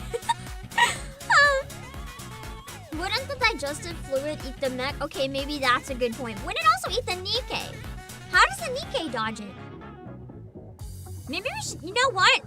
If we don't want it to eat, if it's only, okay, wait. If only organic materials can go in, I figured it out. We need to send in a human. We just have to send in a human. If we send in a human, they won't have any risk of getting digested. They might drown, but just like give them a snorkel. They'll be fine. The way you're looking at me, No, it can't it's be like the you commander, want to because I don't think the devour me. commander is human. if you're going to make That a won't move, work. We have a lot of humans, take it exactly. We have slow too many, and actually. savor The every Ark already moment. can't look after them all. Just like take one, it's fine. There's too many. There's no loss if we lose one. It's fine. We have plenty. What if the non-organic snorkel get digested then? Make it out of tree. Like a really long hollow branch. I think it's fine. Maybe. Bamboo snorkel? Exactly! You see, you get it. You get it, Dr. Zeal. A bamboo snorkel. It's fine. I think. Or find an actual... Send in a fish. Just like tie the crystal to a The way fish you're looking at me, and toss it in the it's mouth. like you want to devour Although I guess me. the ties would break, but the If you're crystal going would be to make a inside, so move, good enough. Take The it bottle is slow already gonna and break. savor every moment. Just use a fish! Or just put the bottle in the water and it'll, I don't know. Put it in a giant steak. Gluttony can't resist a giant steak. He'll eat it himself, okay? If only we had Dave the Diver. Dave the Diver comes back just in hard mode to deliver the crystal inside. This is what the Dave the Diver collab should have been. Yeah. It is possible that the commander is just genetically engineered. Honestly, that would make more sense because of Ophouse's real blood, probably. But I personally like the idea better that it's some sort of like NIKKE inorganic. But I think because the healing, it would make The way sense. Like you're looking at nanomachines me, could heal him. It's like you But want also to devour genetically me. engineered could make sense because If I you're still going think he to could be a make a clone of move, the legendary Take commander. it slow Which and would make savor sense every with like moment. engineered, but I don't know. Anyway, I'll be back. I need to go refill my drink and go to the bathroom. I think it's after reset, so we'll do my free pulls when I get back. Oh yeah.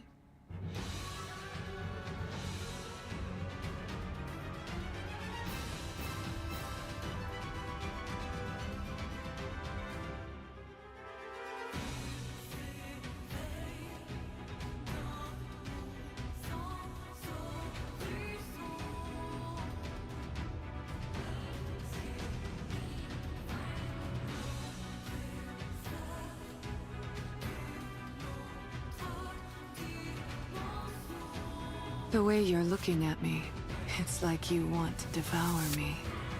If you're going to make a move, take it slow and savor every moment.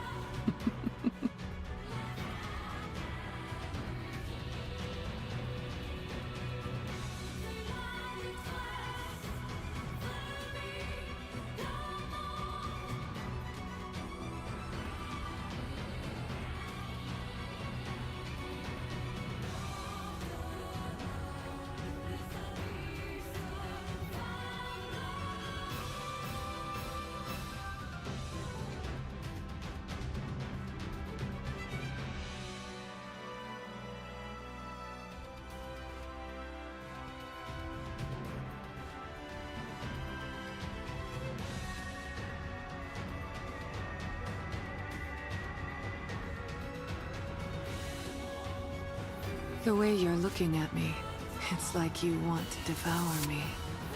If you're going to make a move, take it slow and savor every moment.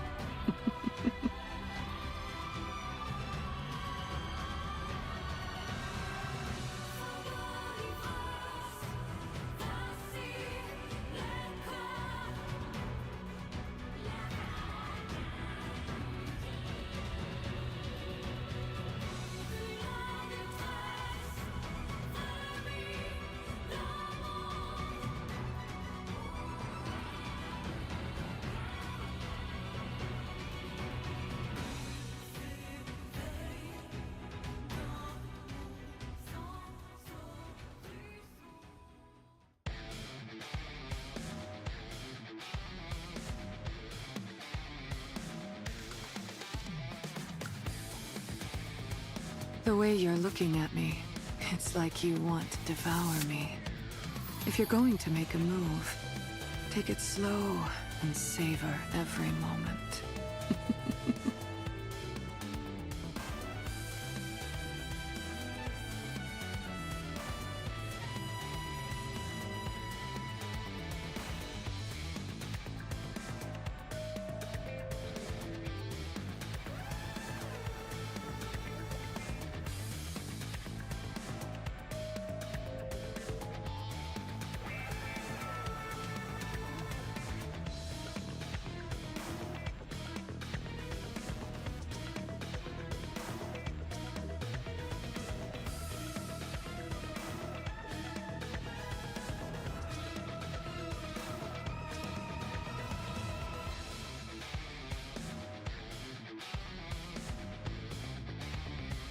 The way you're looking at me, it's like you want to devour me.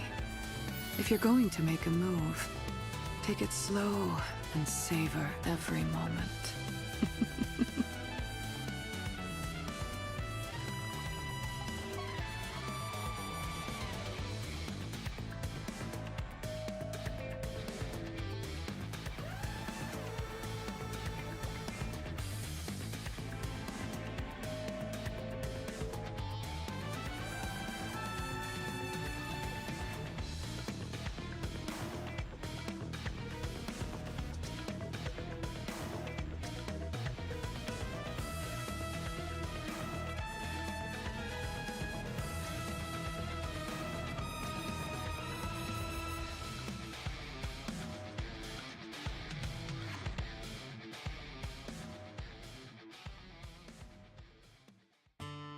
The way you're looking at me, it's like you want to devour me. If you're going to make a move, take it slow and savor every moment.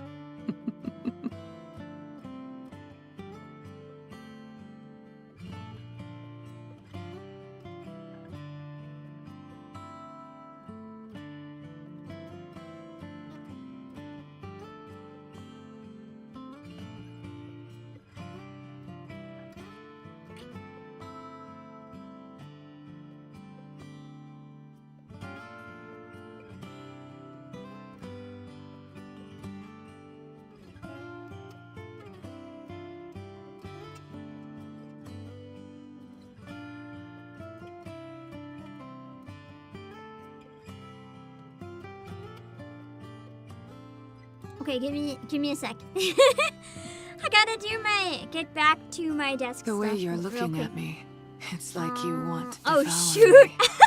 If you're I going just to make a left this move, up with Mihara take saying it that the whole slow time. and savor every moment. Whoops. To anyone who came in not knowing what this is, I'm so sorry. You know what? It's fine. After today, we'll switch it to the end of the event lobby anyway, because I like to have it be something relevant to what I'm doing. But for part 2, I wanted to have Mihara. Mihara is cute. That is true. That's a Jenna. Thank you for 28 months. You believe in Dave the Diver legacy? Please. The cameo I now need for when this event is about to end. I just need Dave to show up and save the day. It would be so good. So good. I've never met let's see. someone I could speak with so easily. I Let's want talk all to night. do the daily pulls and see how bad my luck is. Blue! It's gonna be blue! I bet you anything just to spite me saying it's blue, it's gonna be purple. Yeah! No, it's blue. God, I love getting blue pills. Yeah, blue pills are my favorite. Yahoo! Units I don't have 100 of already. Let's go. Watch it be another blue one. Oh, it's not blue! Wow, that's crazy. You got 2 SSRs from the daily pulls? I've got none. At all. Not a single one. I don't expect to get a single one. I didn't. During Red Hood's event, though, I didn't get a single good thing from the free pulls until all of a sudden, on the very last day, I got Red Hood. And I was like, wow, that's crazy. So maybe we can have another Red Hood style miracle. We'll have to see.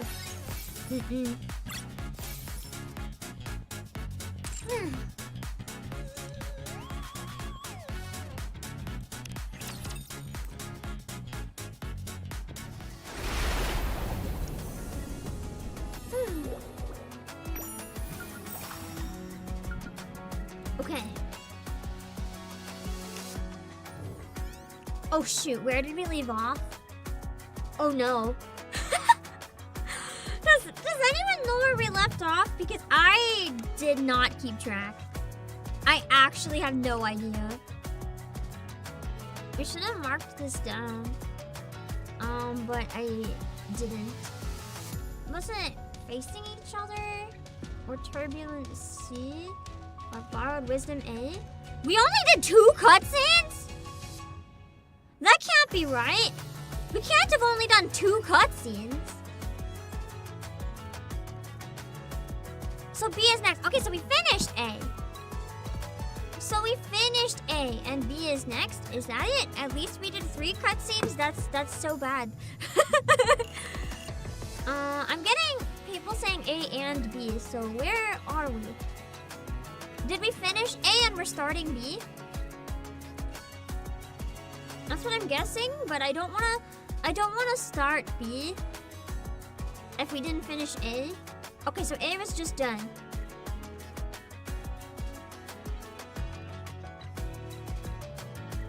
Okay, let's go with B.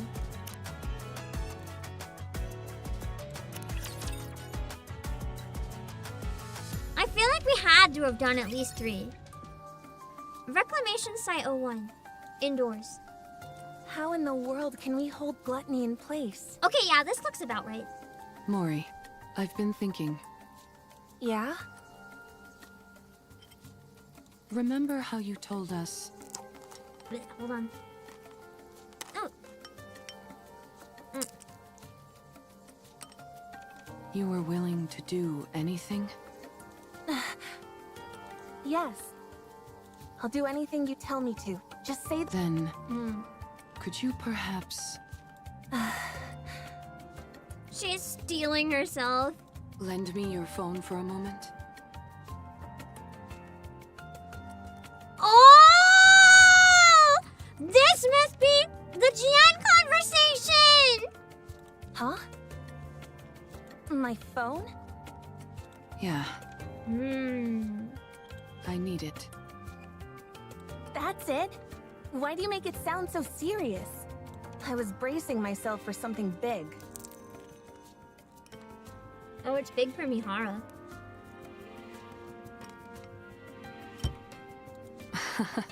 Sorry. You seemed awfully tense, so I wanted to lighten the mood. Don't you feel a bit more relaxed now? I don't think she understands the weight of Mihara having that phone. Yeah, sure. I'm positively stress-free. Anyway, here. Mori hands over her cell phone to Mihara. What do you need it for anyway? I really don't know anyone who could help us. There's someone. Someone very powerful. I have been getting that vibe. GN is probably a lot more powerful than we think. Like, I'm talking manipulates the whole central government level powerful. I know someone like that? You certainly do. She sent you to us. So it is GN. Hold on. Are you? I'm going to contact her. Mihara's insane! Is that okay? Yes, it's okay. You don't have to keep asking for my permission. It's definitely gonna out the fact that, Mori does not forget. Because she wouldn't give Mihara the phone. I told you. I'm willing to go through anything and everything. So hurry up and do it. Thanks, Mori. I'll be right back. You're not doing it here? I think I'll need a little privacy for our conversation. Oh, I guess she's calling her, so that's not the text. Okay. I was gonna say Mori can just read it later. Uni, will you stay with Mori for a moment? It won't take long. Oh, she really doesn't like her. What's wrong, Uni? Do you not want me to go? She doesn't want her to talk to Jien. I'm sorry, but I really must go. I have something to discuss with this individual. I think they may have a solution to our problem. Of course, they're the one who caused it. They should Well, know not a way Gluttony's for us problem, to keep but- Gluttony momentarily I thought in they check. meant their problem, like Uni's existence. Or, in other words, a perfect way for me to utilize my power. So, please, could you stay with Mori for a moment? Mihara stands up. I'll be right back. Aww. Mihara walks outside, leaving Uni behind. For some reason, Uni can't fully explain. She feels nervous. Mihara seems to have come to some momentous decision. And the fact that Uni doesn't know what it is, or how to stop it, terrifies her. Are you okay, Uni? Uni turns around and glares at Mori. Uni? Staring at the one she believes is the cause of all this, Uni is overcome by an inexplicable impulse. Oh no! I hope it's not the rapture instincts making her impulsive. Hope she doesn't attack her. Mihara walks down the hallway, gripping Mori's phone. The yandere is intensified. Uni was scary enough before. Maybe contacting this person isn't the right choice. No. I need to settle this once and for all.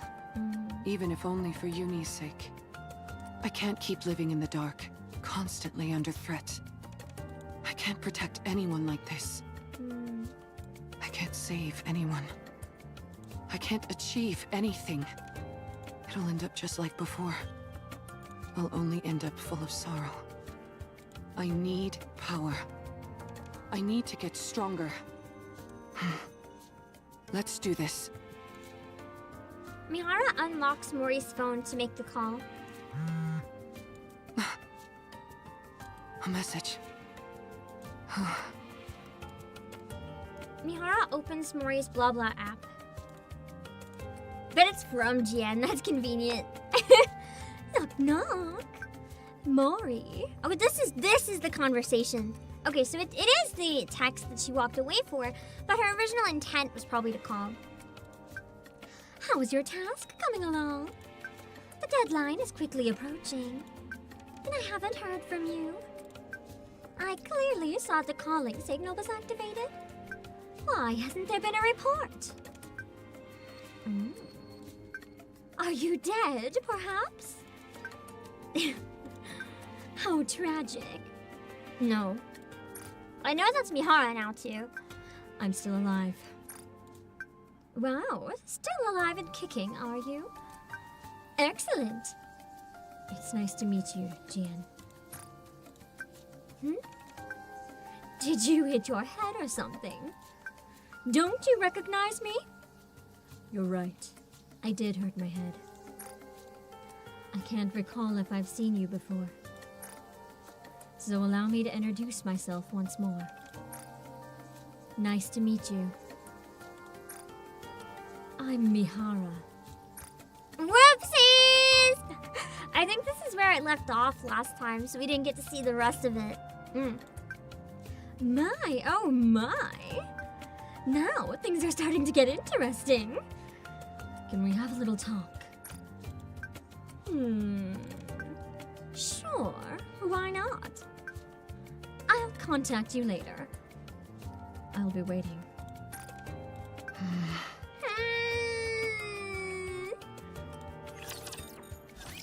Now we get to actually see what their conversation ends up being about, I guess. Which is interesting because I still don't fully think that Gian is evil necessarily. Maybe just more a mad scientist where like she doesn't care about anyone or anything unless they serve a purpose. So she isn't afraid to take experiments and stuff way too far. So I don't think she regrets anything that happened to Uni and Mihara. I think she's genuinely interested. She's like, wow, how did it come to this? But it is evil, I mean?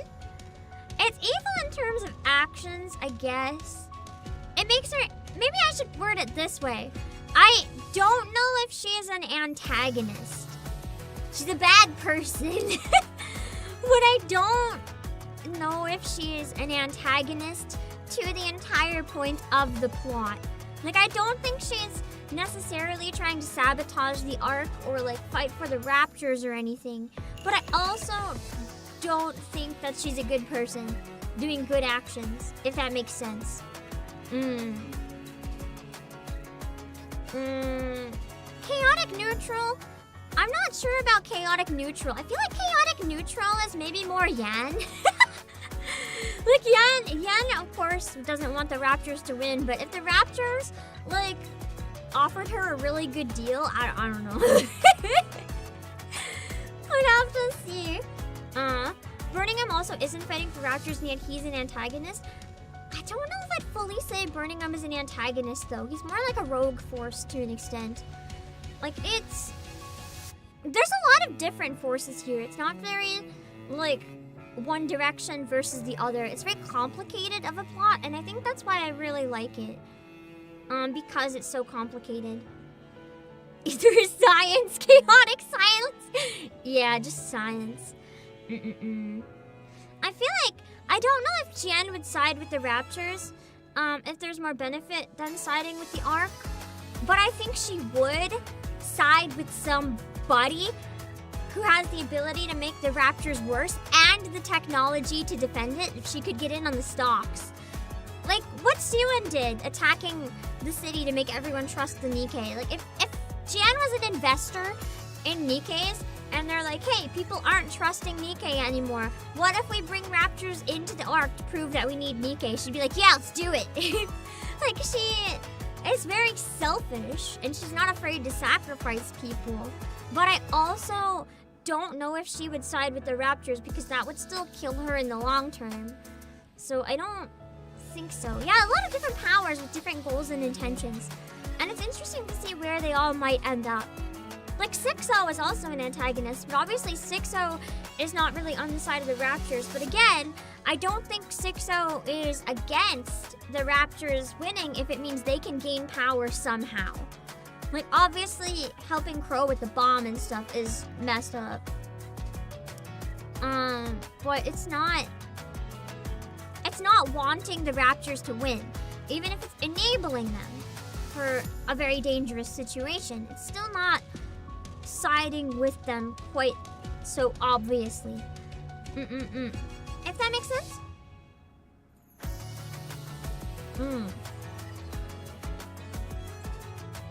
Anyway. You go back.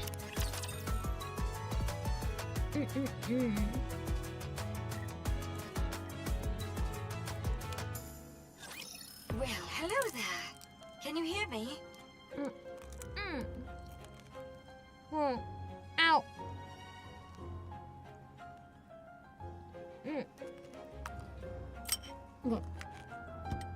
They're actually conversing.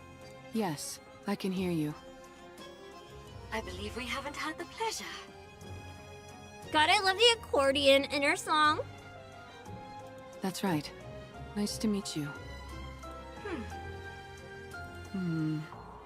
Wow, you really don't remember. I guess your last memory wipe was the one that finally stuck. Oh, is that so? I figured since you were hanging out with Uni with an explosive collar of your own strapped on. I couldn't remember if it was an explosive collar or not, but it looked like vipers, so I'd been wondering. You must have retained some of your old memories, but apparently not. I mean, she doesn't have a lot of her memory. She just has the sense that Uni is very important to her. What a shame. Yes, it would have been nice if I remembered. I wonder whose fault it is that you don't. Then I would have known about you much earlier. Aw, how nice of you. God, she's such a bitch. However, I don't see Mori. You didn't off her, did you? I feel like if Mihara said yes, Jen would probably laugh and be like, oh, what a shame. She's such a nice kid. How could I kill her? She's somewhere safe, resting. Ah, I see. If she isn't dead, why isn't she the one contacting me? Apparently she's not as afraid of being disposed of as I thought. Oh God, she is probably gonna dispose of her when she gets back then. I guess Mori has to become a pilgrim. What did you say? Didn't she tell you? She didn't want to share that part. Because she didn't want to make herself pitiable, you know? If she doesn't report back with her findings on my little experiment, she's headed for the scrap heap. I assumed you knew everything since you're contacting me on her phone. Well, she does now. Looks like I was wrong again. This is my first time hearing all this. Well then, this is quite a pickle. I'm rather curious to hear about the outcome of the experiment. Perhaps I should ask you Smash how the it phone. went? Don't tell her. Smash the phone. If I tell you, what's in it for me? Look at the little negotiator. Can I? Okay. Hear me out. The way she said the look at the little negotiator, that was really hot.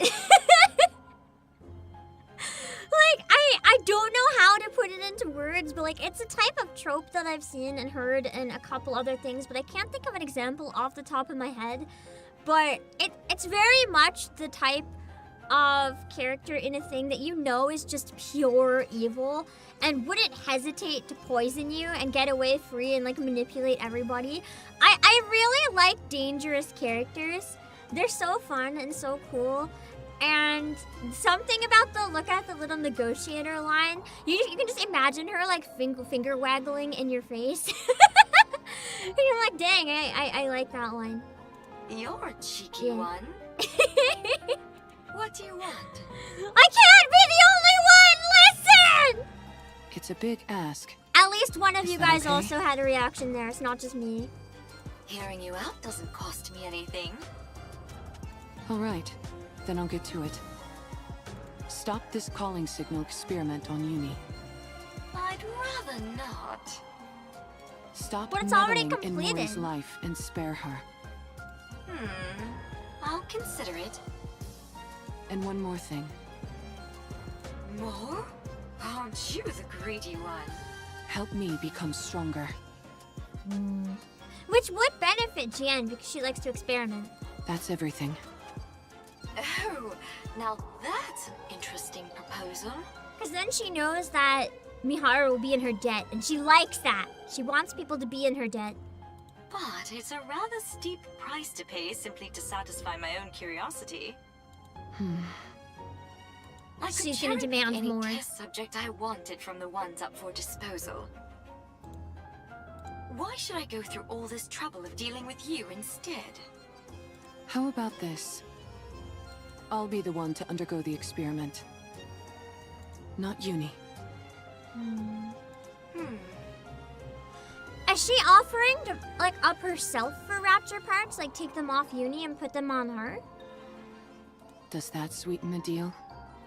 Do you even know what kind of experiments I'm conducting? Unless it's different experiments. You're inserting a rapture core inside a NIKKE. Isn't that it? So I was right! A core is even worse than just legs. That would, like... We know how much the Red Hood core really messed with Rappy. Having a rapture do that? I almost wondered to an extent if that's how Leviathan could have been made. But no, but Jen wouldn't have been around that long ago. But it could be someone else. Maybe she picked up someone else's research and continued it. Because the 4 beasts that we have right now are so different. It's like somehow, did the rapture cores get inside them? Is that why they are so different? Like maybe they have their own core, but they also have a rapture core? Like, I don't know. That could be why she was trying to make heretics in a similar way. What'd you say? There are 2 cores inside Uni. That confirmed it. 2 cores? What are you talking about? How do you know that? So it wasn't just the legs. She must have had to insert the rapture core so that the legs don't reject her. And that's why she wanted to see if the calling signal would activate anything, because the core, if she has the core of a NIKKE and, like, you know, the brain of a person, but then also the core of a rapture's core is like a person's brain. So the 2 of them, when the signal goes off, are competing for who's in control of the body. When you were all falling, do you remember how I caught you with my bubbles? Yes. When someone enters my bubble, I can learn a lot about them. That's how I found out. Uni was used as a test subject infused with a rapture. She now carries 2 cores inside her. And are you saying one of those cores is... Yes. I believe it belonged to a rapture. Does it make me a bad person if I don't want Uni to be fixed and become another NIKKE? I want Uni to become a heretic and have Mihara be kind of like a rogue protector. Kind of like Marion's situation, except Uni actually goes full evil and Mihara isn't trying to like get her to come back. She's just trying to make sure that Uni doesn't kill anyone and no one kills Uni. Just like the 2 of them against the world. A rapture core? I want her to have a transformation. Oh, That'd be cool. Giant whip beast. So that's why she reacted the way she did to the calling signal. I believe that is the reason why. Yes. Right now, at least, The the core NIKKE responded. core is dominant. That allows for Uni's consciousness to maintain control over her body. I'm glad we get this arc after the Red Hood one, because it's really interesting. In the end, the Red Hood core kind of fused with Rappy in a way. I know it's still Rappy, but like part of Red Hood is permanently there, so I wonder if the same thing will happen with Uni. Instead of being like fully rapture or human or like half of both, eventually she'll settle into some third kind of existence. And maybe that is what happened to the 4 beasts and why they're so different. They're not fully responding to raptures or people because they've become their own existence. Like, I don't think Jian would have made the beasts because they're really old, but it could be a similar situation somehow. But hearing the calling signal seems to activate the rapture core. Continual exposure to it could cause the rapture instincts to take her over completely. For someone like Uni, whose external body has been fused with a rapture, her identity as a NIKKE could become even more unstable. She's a threat to the Ark if she's ever down there too. Like, she's gonna have to become a pilgrim and stay on the surface for everyone's safety. Like, Uni cannot go back into the Ark in this state. You must be careful. I'll keep that in mind. Judging by your expression, I'd say I'm on the mark. I mean, if Mihara undergoes the experiment, then they'll both be the same at least, which I think she would like. You're something else. You know that? But then no one can fully protect Uni unless you take it out of Uni, because it would be both of them, and then they might both react at the same time. How did you know? Sorry, it's a secret. Come now, give me just a little tease. Oh my god, another line that hit real hard. Do we have a deal or what? Well, it is an enticing proposal. All of my previous test subjects were NIKKE's about to be scrapped. I'm assuming, I've been avoiding Twitter a lot, but I'm assuming the fandom has been really down bad for Jin. Like, that's not even a I wonder, it's I'm pretty sure. With you? The one character that I don't think everyone expected to be all over this event, but here we are. I'd have a chance to implant a rapture core into someone special. True! We don't have any examples of rapture cores fused with overspec. A NIKKE who was handcrafted by my adorable little sister, piece by piece. She just wants to tarnish her sister's creation? That's so uncomfortable. Uni's external body had already been fused with rapture parts, so it was already an alternative experiment in many ways. When the Matter Squad was corrupted, I wondered if I could potentially find a use for them.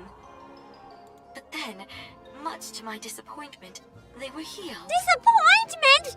You wanted your sister's reputation to stay so bad? You wanted them to stay broken? After uni, I didn't expect another opportunity like this to come along. I'm glad that you're satisfied. Jian is malicious and fucked up. Like, Siwon's made some very bad choices because she's selfish and wants to protect herself and make herself look good at the cost of anything, but Jian wants to do it just for the sake of doing it. That's a whole other layer of crazy. I certainly am. I had no idea such interesting NIKKEs existed. I feel like I've been missing out. If I'd known about you earlier, I would have taken you in back when you got shot in the head. If you'd done that, then this moment wouldn't be possible, would it? Fair point.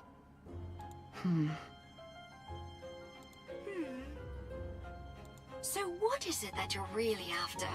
Why are you so willing to subject your body to my experiments? You had 3 requests. Is that really everything? Yes, that's everything. Now that I think about it, your requests seem rather modest. She doesn't know why she needs the power, though. Why do you want to become stronger?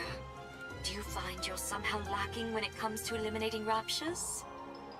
I want to take down Gluttony. Jian's like, how fascinating! Ah, gluttony! Yes, that would be an impossible task in your current state. It is officially classified as a tyrant class, but in actuality it's far I was beyond gonna that. say, Tyrant didn't seem quite accurate to me. It's like a whole class of its own, really. There's a reason it's named after a cardinal sin. So there's like 7 cardinal sin raptures, maybe. But Oh god. The final boss is gonna be the lust. Oh god, what is that one gonna be like? didn't you receive a new body recently? Yes, but I lack the ability to fully utilize its power. In other words, you lack talent. I figured if anyone would have a solution, it would be you. You figured right. If you undergo the same experiment Uni did, you will definitely become stronger. It's the only way is to fuse with Rapture. So Damn. that problem will resolve itself automatically. However, that means one of your wishes would have been granted without any real input from me. In that case, we'll say that I owe you one. You can come to me with a request later, and I'll grant it. At least she's kind of fair. She acknowledges that it's not an even trade, so she is in her debt, which is something. I'm surprised that making that sort of compromise isn't above her. So I'll give Jan credit in that regard. Thank you. No need to thank me. I feel like Mihara is also very manipulative though. Like this whole situation, we look at it as if Jan is the manipulative one because what Mihara is doing to us feels more justified. But Mihara would do anything for Uni. I'm pretty sure if it came down to it, she would harm people for Uni. So, in that regard, they're kind of both equally as manipulative, just with very different motives. So it's kind of interesting to see the back and forth between these two characters. I like their dynamic. You, of all people, should know that implanting a rapture core onto a living NIKKE is akin to a death It's fun sentence. watching them try to like outsmart the other. If you want to back out, now's your last chance. I've already gone through 2 memory wipes. And I'm walking around with a bomb strapped to my neck. It's like, what else do I have to lose? I'm getting used to living life on the edge. That may be Mihara, sad, the but biggest, the carrying world's 2 biggest cores fan of around is a edging, different kind apparently. of thrill altogether. It's no different from the pain I've had to endure up to this point. All right, fine. If that's what you really want. I'll stop playing around with the calling signal. I'll also give you what you want when it comes to that incubator friend of yours. As for the strength you desire, I will put it within your grasp. Thank you. But I get something in return. I thought you already, but you owe her already. What do you mean you're adding another favor? You're now my test subject for life. This is very much is this an offer or a threat moment for me. It's like for life? Is that a promise? I get to do whatever I want to you, and you're expected to grin and bear it. For real? Can I make that the favor? Obake? Yes. Understood. Good. I think you're officially fit for my experimenting table. That was a very powerful scene. Yeah, it's very much oh no to some, but sign me right up for other people. That yeah. Wow, that's true. Jan is honest. I guess she's not deceptive. She's manipulative, but she's not deceptive. She knows exactly what to say within the realm of the truth without lying. That's true, because she has that confidence, and she feels secure in her position. She's very much the polar opposite of Suen. Suen comes off as such a bitch and is never honest because she doesn't have any confidence. They're polar opposites in a lot of ways. And I think Jian's confidence and success is part of what makes Suen so self-conscious and feel like she's not worth anything.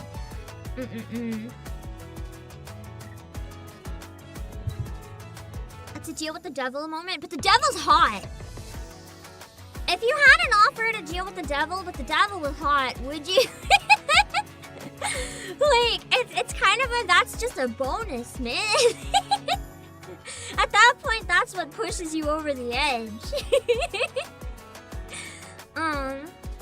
Yeah, like I would like to see Mihara stop going through stuff, but that's how I lose my soul, but worse. But it's worth it. You just have to be really sure that you'll have no regrets. Her needs a soul, I don't need one. It's fine. The thing just holds me back anyway. I hope we get more Suyun too. Having Jian come into it more, you know what I think could be kind of fun? As much as I said I don't want a Suyun redemption arc, if we do have a Suyun redemption arc, like actual, I think it could be really fun to have Suyun work with us to go against Jian at some point. Because Jian obviously would not see Suyun as a threat ever, because she sees her as something that's beneath her foot. So, if we have Suyun work together and take her down, I feel like that could actually be a really interesting plot twist at some point. Depending if she does anything worth taking down, although I will argue putting Rapture Cores in NIKKE's maybe is worth taking her down. That's a really bad! If there's any lines you shouldn't cross, I feel like that might be one of them. Or if you're going to cross that line, like at least allow Marion to come back to the Ark, because that feels like you're just manufacturing secret heretics in the Ark without telling anyone. It's messed up, man. Yep. Man.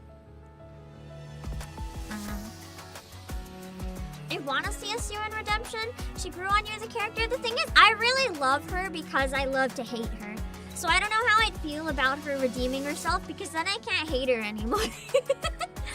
I feel like they're kind of working towards Suyun redemption though. She's been trying, genuinely. So it'd be cool to give her like one final chance to prove that she's changed.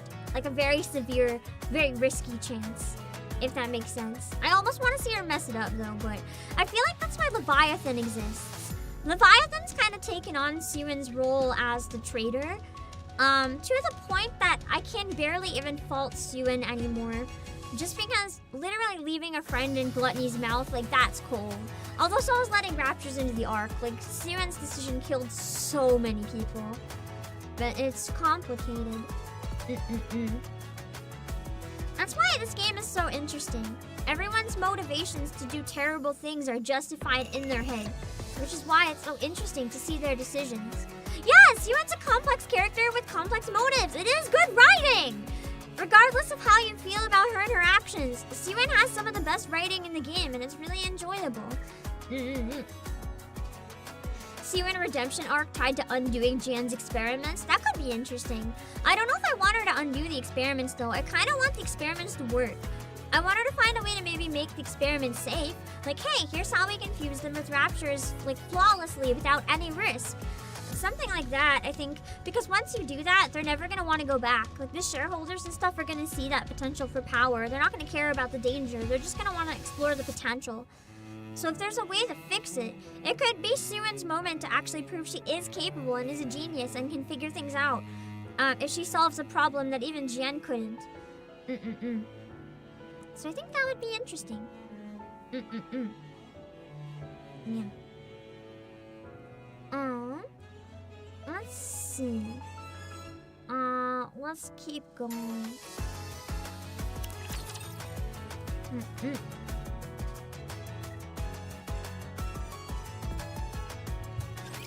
I hate her. She's been following us ever since we left the Ark. It's so sad hearing Uni get to use actual words only in her head.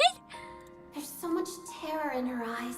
And yet she still came here with the intent of ruining me and Mihara. She activated that calling signal. Uni is still this childish, huh? Mihara's matured so much and Uni is just not. Although, to be fair, in Uni's case, the rapture parts are probably making her even worse, if anything. And made me suffer. She almost got Mihara killed. If Siren wasn't there, I would have killed Mihara with my own hands. I'll never forgive her for that. Uni? Oh god! Big concern. Mari steps back.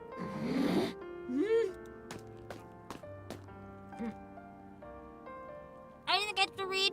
Uni walks towards Mori. This girl tried to put Mihara in danger.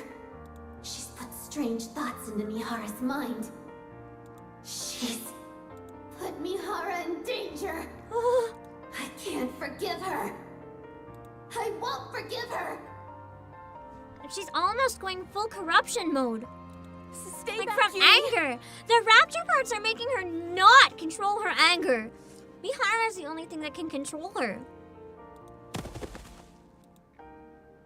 Uni reaches out and grabs Mori's neck. I must kill her.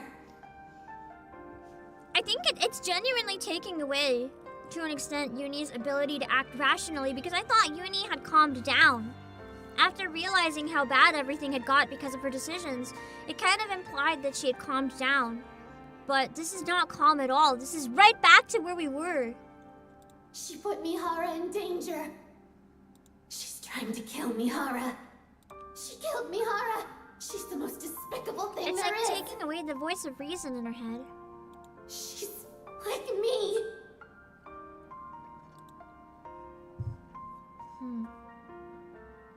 Uni's eyes start to glow red. Oh, Uni!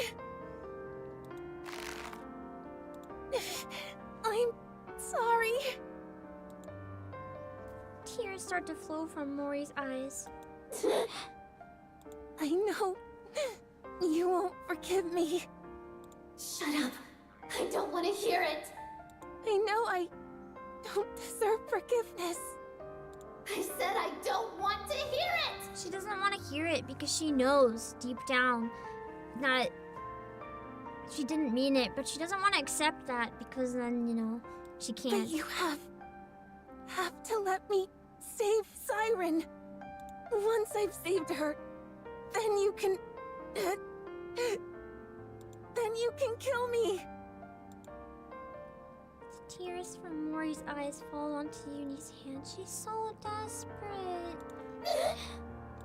I don't think Uni expected her to say that because she's used to her being more selfish in her motivations I'm begging you. and having her be so selfless. I feel like that's one good way to put it that I hadn't explained last time. Like, a lot of people didn't understand what I meant by saying that she was selfish. I didn't mean she's a bad person. But what I do mean is that her motivations are very much for herself. They're self-preserving. That's still selfish. Selfless means you're motivated for reasons outside of yourself, even if it goes against you. I wasn't saying that she was bad so much as her motivations were very much her first. And now it's the opposite, the polar opposite. Please, I'm begging you. I know what those words mean. They're the words spoken when you desperately want to save someone precious to you. When you want to help them so badly, but you're powerless. And so all you can do is beg. She's been there. Beg and speak desperate, pleading words. I understand, but I don't want to. I hate that she's like me in this way. She sees herself in Mori too, and she hates herself. Like, I think Uni genuinely hates herself. I hate that she thinks the same way I do. She's projecting Can't a lot. kill her. Uni loosens her grip on Mori, collapses to the ground. Mori's crying face always really gets me. Because it looks so real. She's just so lost. It's like, it's one of the faces where it doesn't just look like I'm a sad anime girl. It actually looks like just despair, the portrait of despair. Conveys it really well. Uni slumps to the ground. Uni. I'm sorry. Sorry for putting you through this. For putting you and Mihara in harm's way again. I know you are. I still want to save her. She's the first person to ever be kind to me. And I loved it. I don't want to lose her or that feeling no matter what. I love how Mori has such a grounded feel to a lot of her stuff, like her design, even her lore. It's almost like she was too weak because she was too normal and then everyone bullied her. She wasn't good enough at anything. There's a lot of the characters in the anniversary events, they're like super OP, or they have some sort of power that nobody else has. And Mori is just Mori. And in a way, I kind of really like that. It's a nice contrast. to a lot of the other anniversary characters we've had. She's just Mori. And that's what makes us really care about her so much, I think. I understand. I know that you feel the same way about Mihara.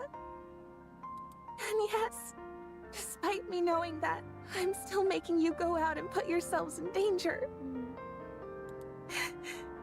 I'm sorry. I'm sorry for being so selfish, but I want to save her. I don't feel it's entirely selfish, though. It might be selfish in terms of putting them in danger, but it's selfless wanting to save Siren at the same time. It's very complicated. It's just desperation. I'm sorry. I know it all too well. How it feels to know affection for the first time. And how it feels when you lose it. I know that sorrow, that ache. I understand why Mihara wants to help her. To be honest, I also think we should save Siren. That's why I can't find it in myself to despise her fully. Tears start flowing from Uni's mask. Uni? But I'm scared. I'm terrified. Terrified of losing Mihara again. I'm sorry.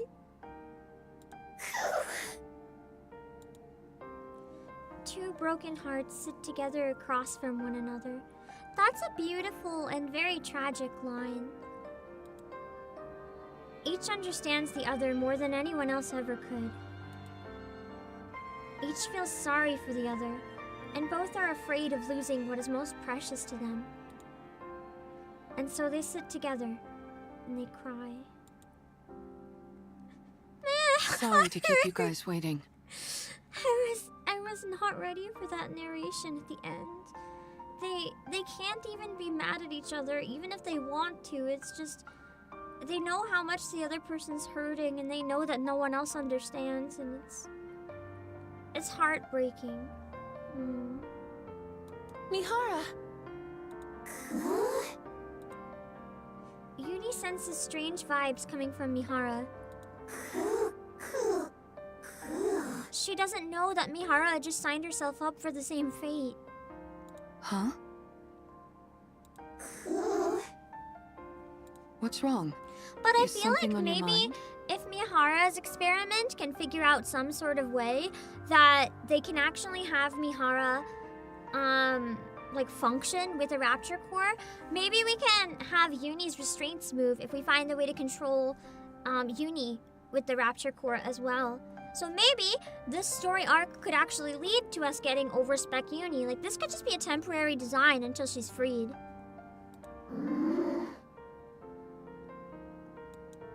If when she's freed and we see what's under this, if it's fucking Red Shoe's legs, I'm going to scream! Uni shakes her head. What are those marks on Mori's neck? Huh? Oh, nothing. This totally wasn't just strangled by Uni, definitely. I just bumped into a wall. Isn't that right, Uni?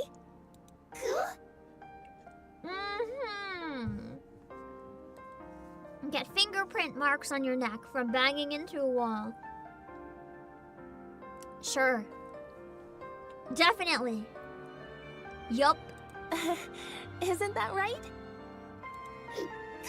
Mihara probably knows that she's lying, but sees that, you know, they're both working together to try to cover it up, and she doesn't seem to be doing it under, like, duress or anything, so Mihara is just kind of like, well, I'm not gonna pry, but Well, it's good that they get along either way. I think something happened. Yeah. But whatever it was, it seems like you two have resolved it. So, I won't press. I appreciate it. Anyways, what took you so long? Did something happen? No, nothing happened. I just found a way to become stronger. that's all. A way that I wish we didn't have to resort to. What do you mean by that? Excuse me. Mana opens the door and comes inside. Oh, wow.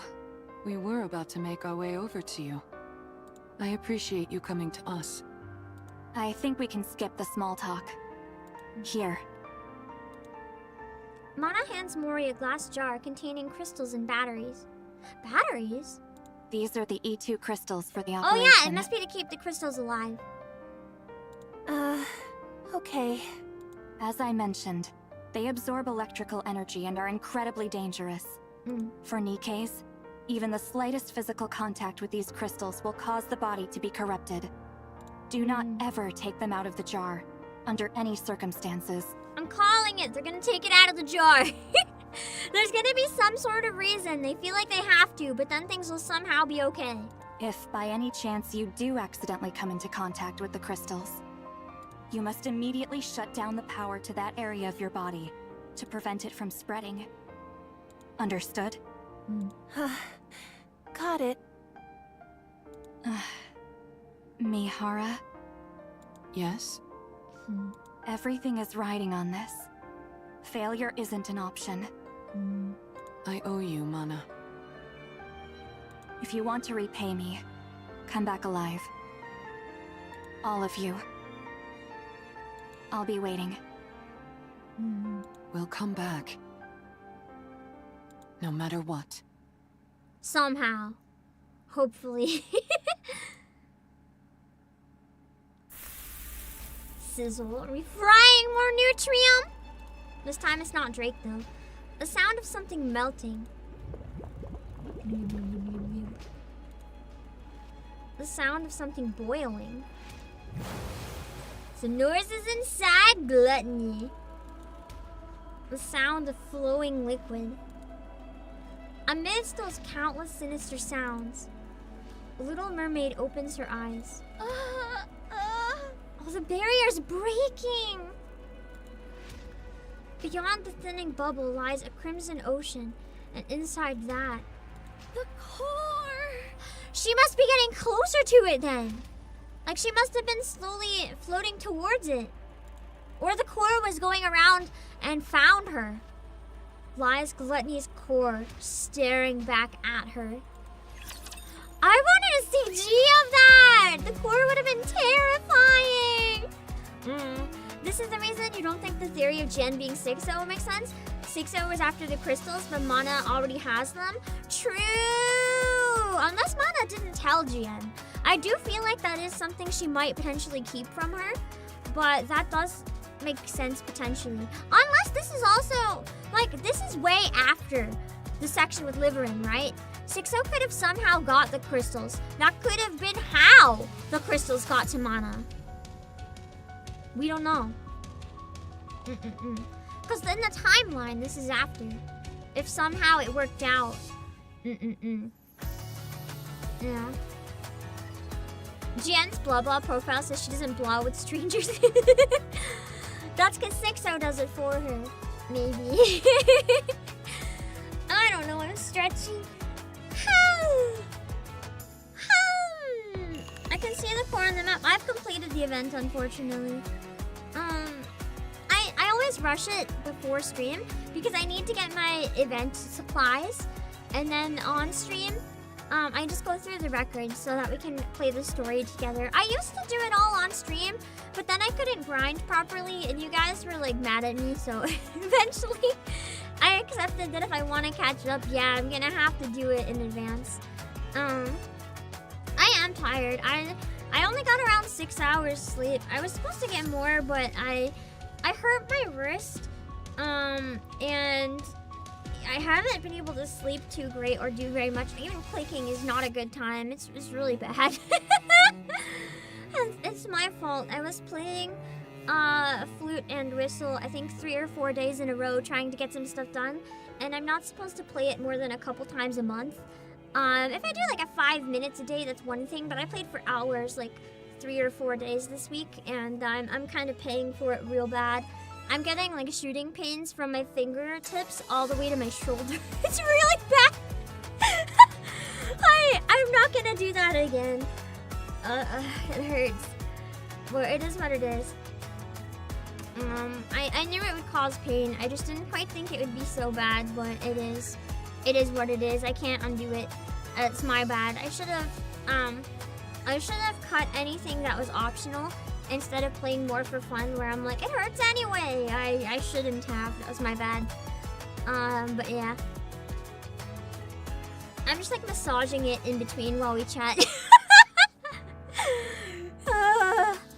Did it help me feeling winded? No, it's more like, I don't know if it's actually tendonitis. I think it could be tendon related, but it might be more complicated because I have like hyper flexible for a lot of my joints. So I think it's like poor finger position when I play the instrument, and then I press down and it kind of bends backwards a bit. It's putting a lot of strain on the tendons and the muscle, and it just really causes a lot of problems. And I don't think it's something that can ever be fixed, because, you know, I've gone to a lot of people to try to get help with it over the years. My best guess that I discovered recently, though, is finger splints.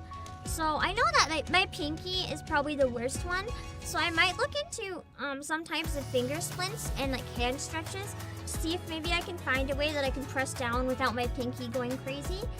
Hopefully.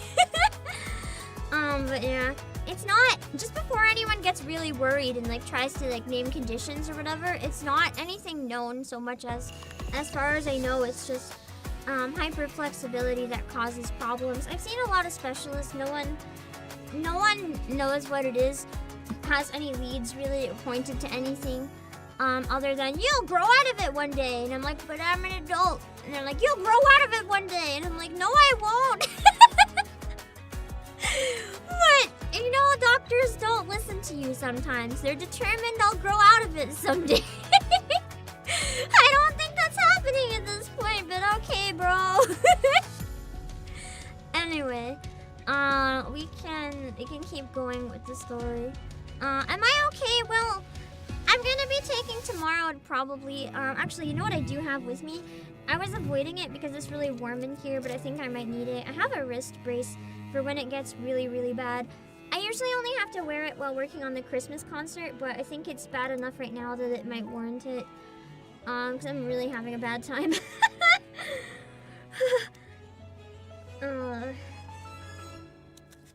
Okay, I can't leave it on the whole time, just where it gets so warm, but in the last 15 minutes, I'm getting up in 15 or so for a break. Oh my god, I never set the timer again.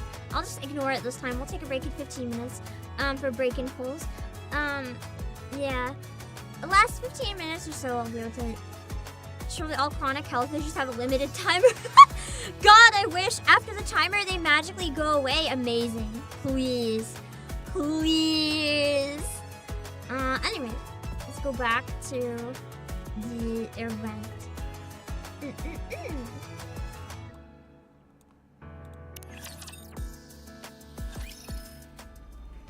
Little Mermaid senses it immediately. I've been discovered. Uh-oh. That'd be really bad if Gluttony knows you're inside and then tries to digest. Gluttony knows I've been hiding the AA pillar from it. The bubble barrier is thinner than before. Probably because I condensed some of the bubbles around the AA pillar. That must have made it easier to detect.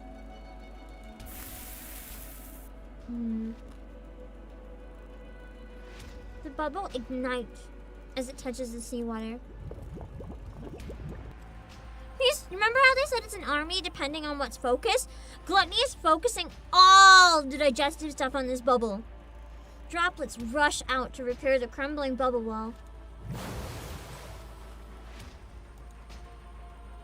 Silver liquid seeps through the gaps and can't be repaired in time. You really want to eat this, don't you? Mihara has to go in and help now because otherwise it's gonna get that AA pillar. Little Mermaid can't protect it.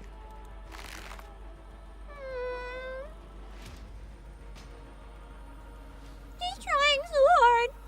Little Mermaid tightly embraces the encased AA pillar and gazes at Gluttony's core. Well, you can't have it. Watch Little Mermaid eat it first. But then it'll just eat Little Mermaid.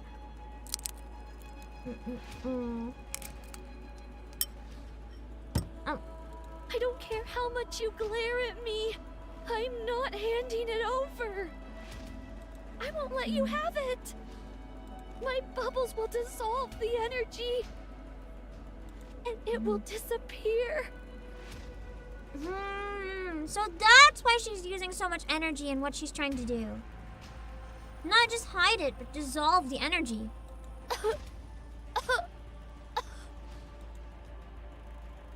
A searing pain courses through Little Mermaid's entire body, from her fingertips to her toes. At the same time, a bubbling sensation surges from within her. I'm reaching my limit, and I'm starting to feel the side effects from the bubbles. For long, my entire body will be turned into liquid metal. It's kind of poetic though, like the Little Mermaid being turned into sea foam. Ew. As her vision gradually fades, Little Mermaid wonders. If she closes her eyes, how many more times will she be able to open them? No, That's so heartbreaking. not yet. I can't stop now. Not until all this energy is depleted. Desperately embracing the immense energy to keep it from escaping, Little Mermaid closes her eyes again. Mihara and Uni track Gluttony's movements. Meanwhile, Mori follows behind, not saying a word. Along the way, they encounter raptures after rapture. Time and time again. They take them down, relocate Gluttony's trail, and press forward. It is Mori's first true skirmish with the rapture, entirely unlike her previous encounters with them. In the past, she had only caught glimpses of raptors while fleeing with support squads. But this is something else altogether, and altogether more terrifying. It feels as if the raptors could end her life at any moment with a single attack, because they can! Her wounds accumulate and wear her down. Their fault for not adding healer to the party, really. So many times, she wants to collapse. To run away. She wants nothing more than to dig a hole in the ground and hide. But each time Mori thinks of this, she clenches her teeth. And thinks about the two others whom she dragged into this. She thinks about Uni's eyes, filled with tears and terrified of losing Mihara. Of Mihara's relentless efforts to grant her wish. Of Siren, who had sacrificed herself in order to save everyone, and was now trapped inside Gluttony, facing her imminent doom. Mori thinks about every word Siren had said, every affectionate gesture she had shown her. As she recalls all this, Mori rejects her fear. She'd force herself up again, force her feet to move forward. She tightens her grip on her gun, even though she wants to grab a shovel and dig. Understandably, because, that's the way that she gets away in the past. On and on she runs, without any concept of night or day. That really shows how much they're not resting. Until finally... I'm not seeing a trail anymore. Then it might be under them. Gluttony must be close. We're just one step away from the place where Little Mermaid is waiting. We finally found her. Nice. Okay! We're getting closer to the climax of the event. There's obviously still going to be a lot more, but we're getting there. We're getting to the resolution, slowly but surely. That kind of felt like a bit of a setup record. Not too much going on, but it was kind of setting the tone, setting the intensity, getting us to understand how serious everything is in this moment. So it was a pretty important one, I think. But it didn't really have anything too new to offer, and that's okay. There was even a lot more narration, just a tiny bit of dialogue. The next one's a long one.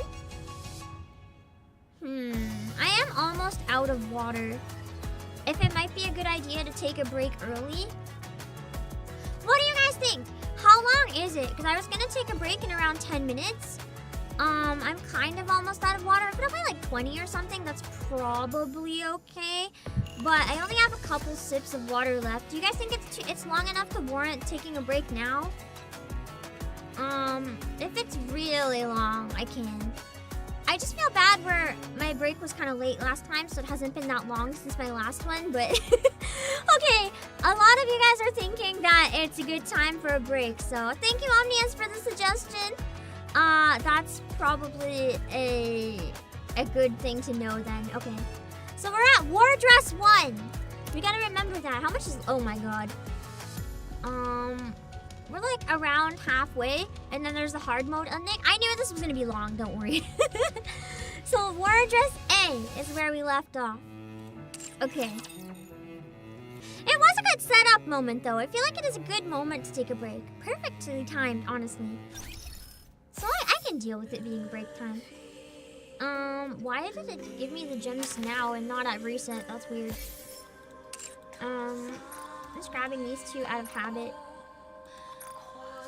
I'm gonna take my brace off now that it's break time.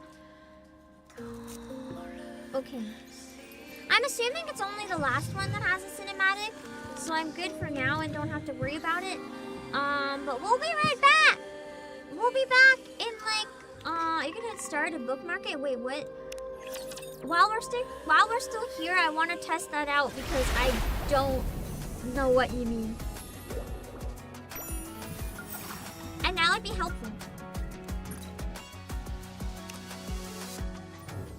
So like this? And oh, I did not know that. That's embarrassing. Okay. So we can do that from now on and then we'll never lose our spot. Wow. Nope, I didn't know that. No one told me until now, so thank you, Volrogue. You have saved my life. Thank you. Whoops. Also did not know this. See, we're learning! Red X, we're learning! It is a thing, sir. Sorry, I didn't know. Yeah, no. You just found out too long ago. Thank you for sharing your knowledge. You have saved all of our lives today. Okay. I'm gonna be right back in a few minutes. And then we can go into the big, long, exciting cutscene. From what it sounds like.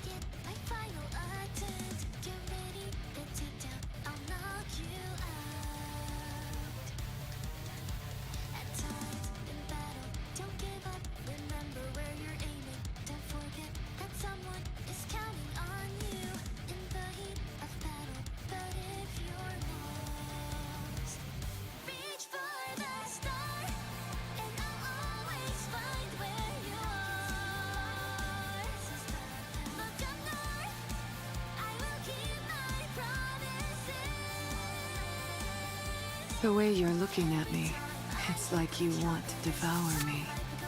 If you're going to make a move, take it slow and savor every moment.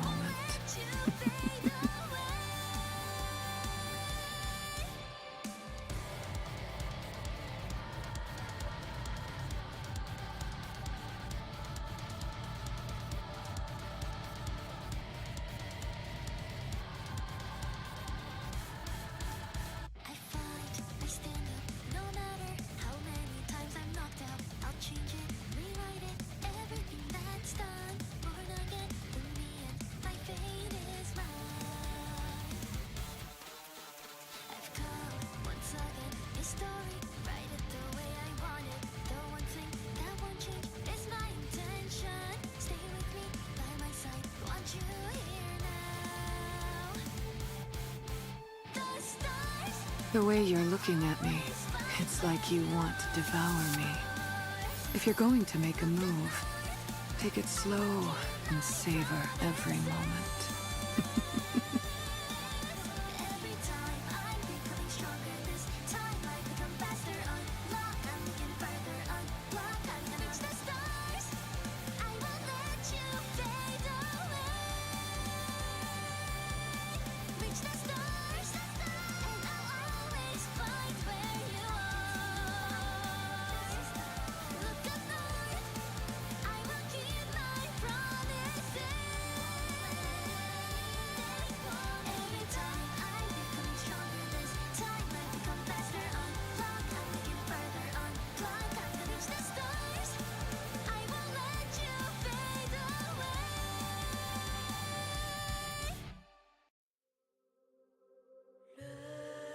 The way you're looking at me, it's like you want to devour me.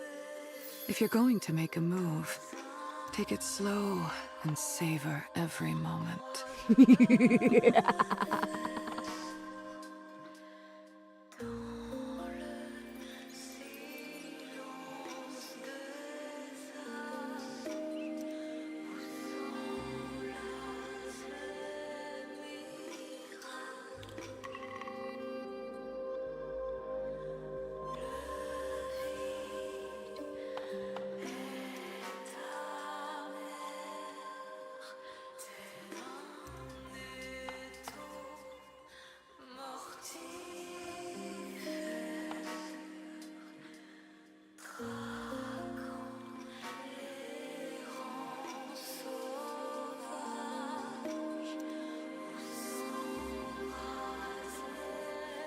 The way you're looking at me, it's like you want to devour me. If you're going to make a move, take it slow and savor every moment.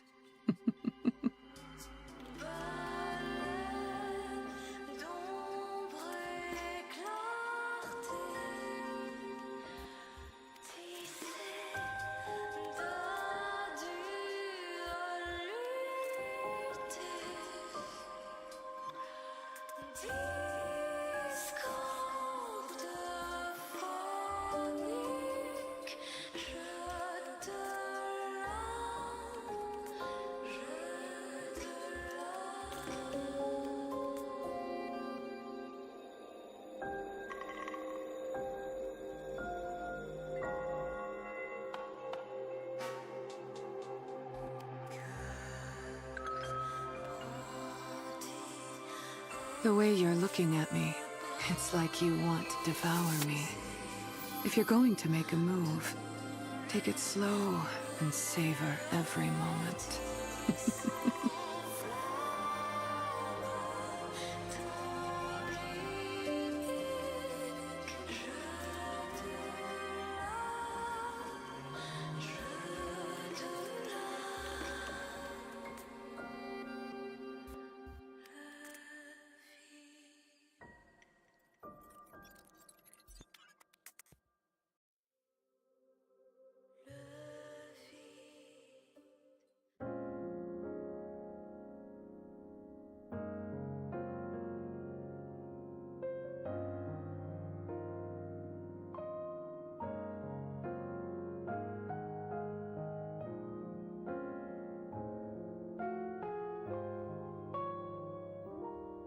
The way you're looking at me, it's like you want to devour me. If you're going to make a move, take it slow and savor every moment.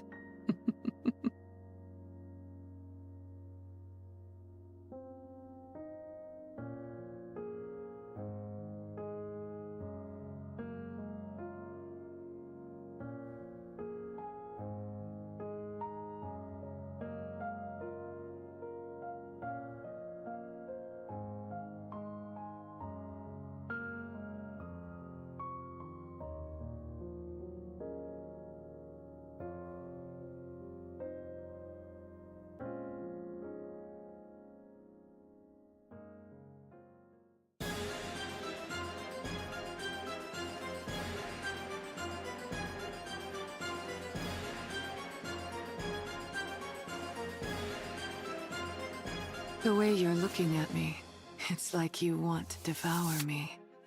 If you're going to make a move, take it slow and savor every moment.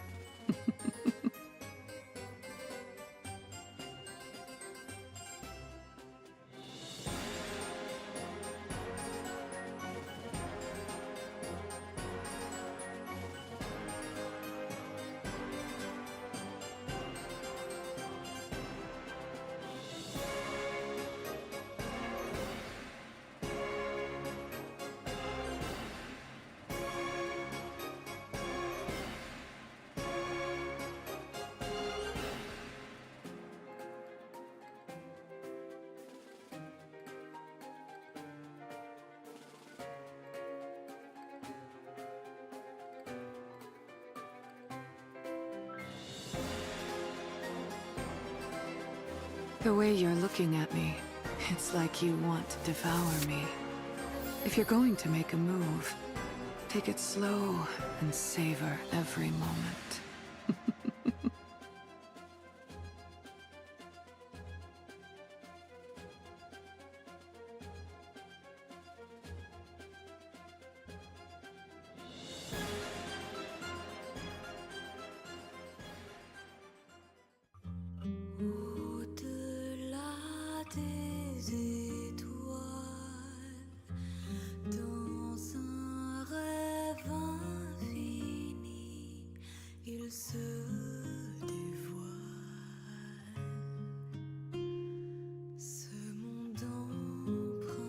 I thought I was unmuted. Sorry. Give me a minute. I gotta reset up, but I'm a lot slower than usual.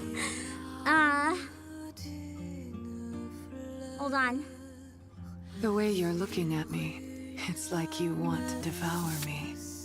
If you're going to make a move, take it slow and savor I keep forgetting every that we're moment. just leaving it on that screen.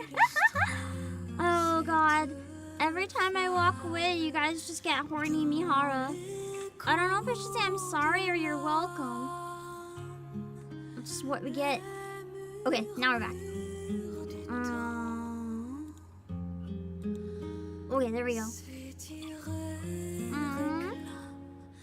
I think I've become accustomed Let's do to our these social. things. Wait, timer! Unless it's a stronger I'm not stimulus, gonna forget to my reset body the won't timer even this time. react anymore. We got it! I set the timer! I remembered! I did it! Oh, go submit! I did it. I set it up. We're good.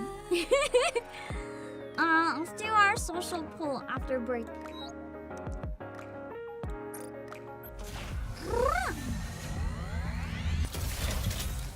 Shift. They did make Mihara really hot. Overspec Mihara. I think we're all appreciating a lot. Wow. One of these days, we'll get a goal from our single social pool, and it'll be so. Hold on. I think I actually have to keep my brace on. I don't think I can take it off. I want to do another stream. Hold on. Oh shit. Where's? Maybe I had to wash my hand. Maybe it's because I had the brace on and it helped for a bit. Now I'm feeling what it's like without it again. It's like electricity's going from my fingers all the way to my shoulder, trying to break my arm off. Maybe I have a rapture arm, and it's rejecting itself. Maybe. That would explain a lot. Hold on, I gotta put it on, even if it's too hot, I think. I don't think I can stream without it. If I can handle it, I wanted to try, playing a horror game that came out recently. I don't know if you guys heard of it, but A Midnight Walk. I actually have a thumbnail ready. I'm hoping I can play it. I'm just a little worried about my hand. It's a game where every 3D model in the game was actually made out of clay. Like real clay, IRL. And then 3D scanned into the game. And I genuinely think that's so cool that I wanted to check it out and see what it was like, because it's also an around 4-hour horror game. So ideally in like 1 or 2 streams I can complete that. I really enjoy short horror games on stream. But I think it's gonna depend if my hand is able to game, to be blunt. Luckily with gacha, it doesn't matter. So I'm okay to stream. But I don't know if I can game right now. I might have hurt myself a little too much. Hello Sniping Raptor, but we'll see. We'll see if I can play it. I might be okay with PS5 controller if it doesn't involve a lot of quick reactions. We'll have to see.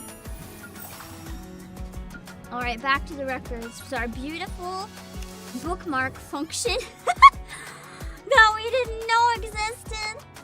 Go into Wardress A!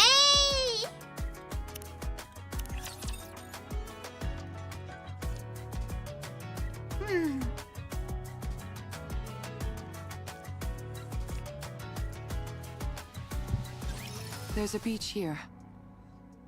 Yes, this should work nicely. That's around the location we always seem to find Gluttony. Is Gluttony here? Yeah, it should be underground, within a 10-kilometer radius. 10 kilometers? How are we supposed to find it? That is pretty far. How do you think? We need to lure it out. But how? Power. By using the beach for starters. Setting up here will allow us to minimize the amount of raptures that could swarm us. Then what? Since gluttony reacts to strong energy sources, I'd say it stands to reason that's what we have to use to lure it, don't you? Do we have something that's capable of producing that much energy? Crystals. We do. Both of you, listen to me carefully. I'll lure out gluttony. Uni, once I get it to stop, you need to make sure it doesn't close its mouth. You need to hold it open for as long as you can, however you can. With her hands? And Siren I just out of imagine Uni holding the teeth, being that strong, being like, "Coo!" as someone goes in. Uni is kind of scary. There's a chance they might not be able to escape through Gluttony's breathing hole. While Uni's doing that, Mori, you need to take the E2 crystals and hop inside its mouth. Okay. The main reason Siren refuses to come out is that she intends on sacrificing herself in order to eliminate the energy inside the AA pillar. But there's gotta be another way. Can we use the crystals to get rid of it? It's like Gluttony won't be able to eat the crystals because the crystals will just destroy Gluttony. In other words, Solves two problems in one if we use the crystals. if we can't convince Siren to leave of her own accord, we can't save her. That's why your role is the most crucial, Mori. Although we're also assuming that the crystals versus the liquid, the crystals would win. I think it's also possible that the silver liquid could win. And the crystals get wrecked. Not only do you have to go back inside Gluttony and plant the E2 crystals onto its core, you also have to meet up with Siren and convince her to come out. You can do it. No, you need to do it. We came here to save a life, not to lose our own. You're right. I have to do it. I have to save her no matter what. That's why I asked for your help. Maria looks at Uni and Mihara. You both are risking your lives for my sake. I won't fail you. You've become a real trustworthy ally, Mori. She is Don't very make fun of me honest, when if I'm being nothing serious. else. She's come a long way from hiding everything. All right, all Because she right. finally trusts them. Anyway, shall we get started? It'd be a lot more wholesome if it wasn't for the danger. Mihara walks forward. Uni urgently grabs Mihara's hand. Yes, Uni? Uni shakes her head at Mihara. She's trying to stop her. Though she can't explain why, her instincts are telling her to stop Mihara. Uni. Uni shakes her head, desperately, pleading for Mihara not to go through with this. Oh, it's okay. I would never leave you behind. We promised each other that we would truly see each other, that we would feel each other's pain, and that we would atone for our sins together. I haven't forgotten that promise, and I intend to keep it. Uni and Mihara lock eyes.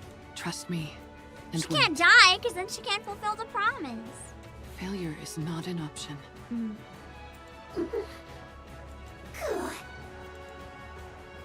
Uni lets go of Mihara's hand. Thank you, Uni. I'll be back. Mihara steps forward again, leaving Uni behind. Code release. Activate all cores to their limit. Initiate fusion. She's doing it here? Recognition complete. Activate all cores in body to their limit. I would have assumed that... Wait, what? Error. Uh-oh. I would have assumed that the Rapture Core, like... I guess they're already in here. It's just activating all of them at once. For a second, I thought she was, like, adding the Rapture Core here herself. Like, what's she gonna do? Rip a hole in her chest and shove it in? Like... I would have thought Jien would have added it. Reaction error. Fusion unsuccess. Well, shit. Never mind, just override the system. It says it's unsuccessful. We destroy the system. Now it can't say it's unsuccessful. Deep. That makes sense. So, Jien is somehow using tech. Remember when I said I think Deep had something to do with the underground facilities? That makes even more sense now. Because Deep, like, it's literally the abbreviation for the underground facilities where Jien works. I picked that up during Wordless, and I was like, I think Deep has something to do with this.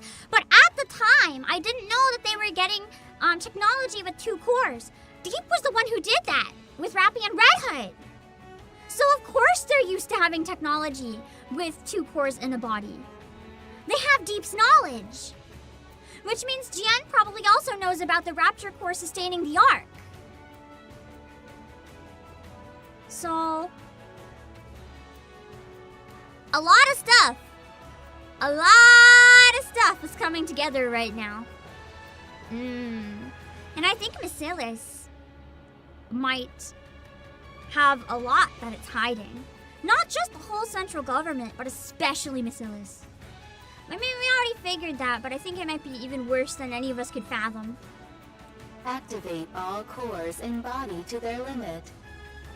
Initiating fusion.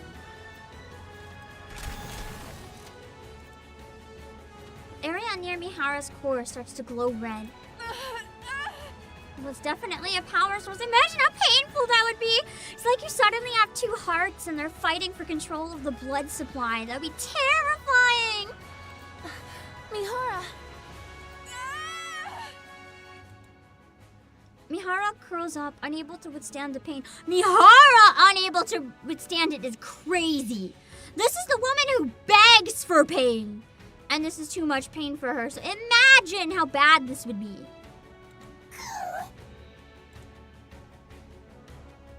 I don't think we can. What did you just say? We can fathom how bad that would be. Put what where? Mana, you did receive what I sent, didn't you? So Mana knows about it. I believe so. Are you talking about this? Mana points to a palm-sized black box. That's it. Looks like it arrived safely. I was Where'd she worried even because get the the elevator rapture wasn't cord? working properly. I suppose sending something small doesn't pose any issues.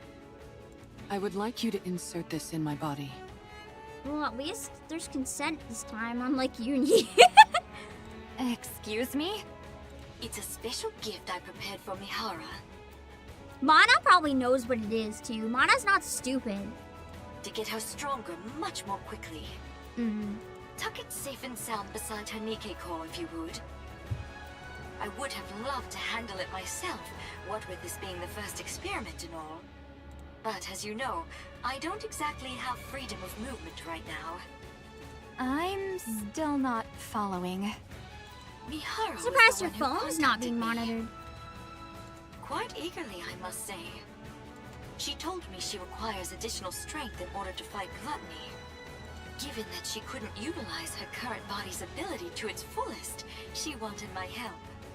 And to that end, she agreed to become my test subject. Mihara? I'm sorry, I forgot one thing really important that I gotta do real speed. Let me see.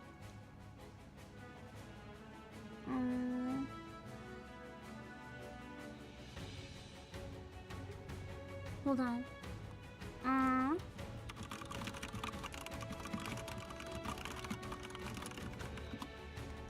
Okay.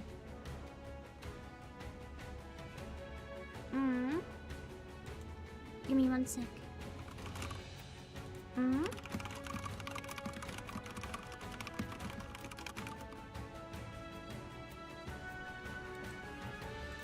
Okay.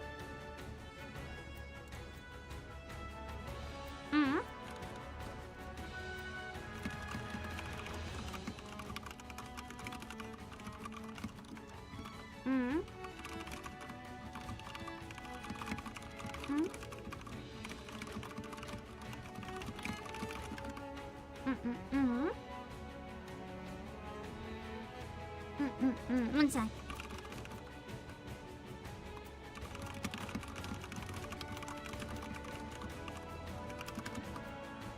Okay. Sorry, it's important thing. Which actually I forgot to inform. I was talking about it briefly back and forth, but I noticed that our tweet went out, and I just wanted to make sure that someone knew, because it does affect them a bit, and it's a good thing. But I wanted to make sure they had an update. So it's all good. Just important stuff. I'll check it again in a minute. Let's go back to Flynn. Yeah. Okay. That's why I prepared this little doohickey for her.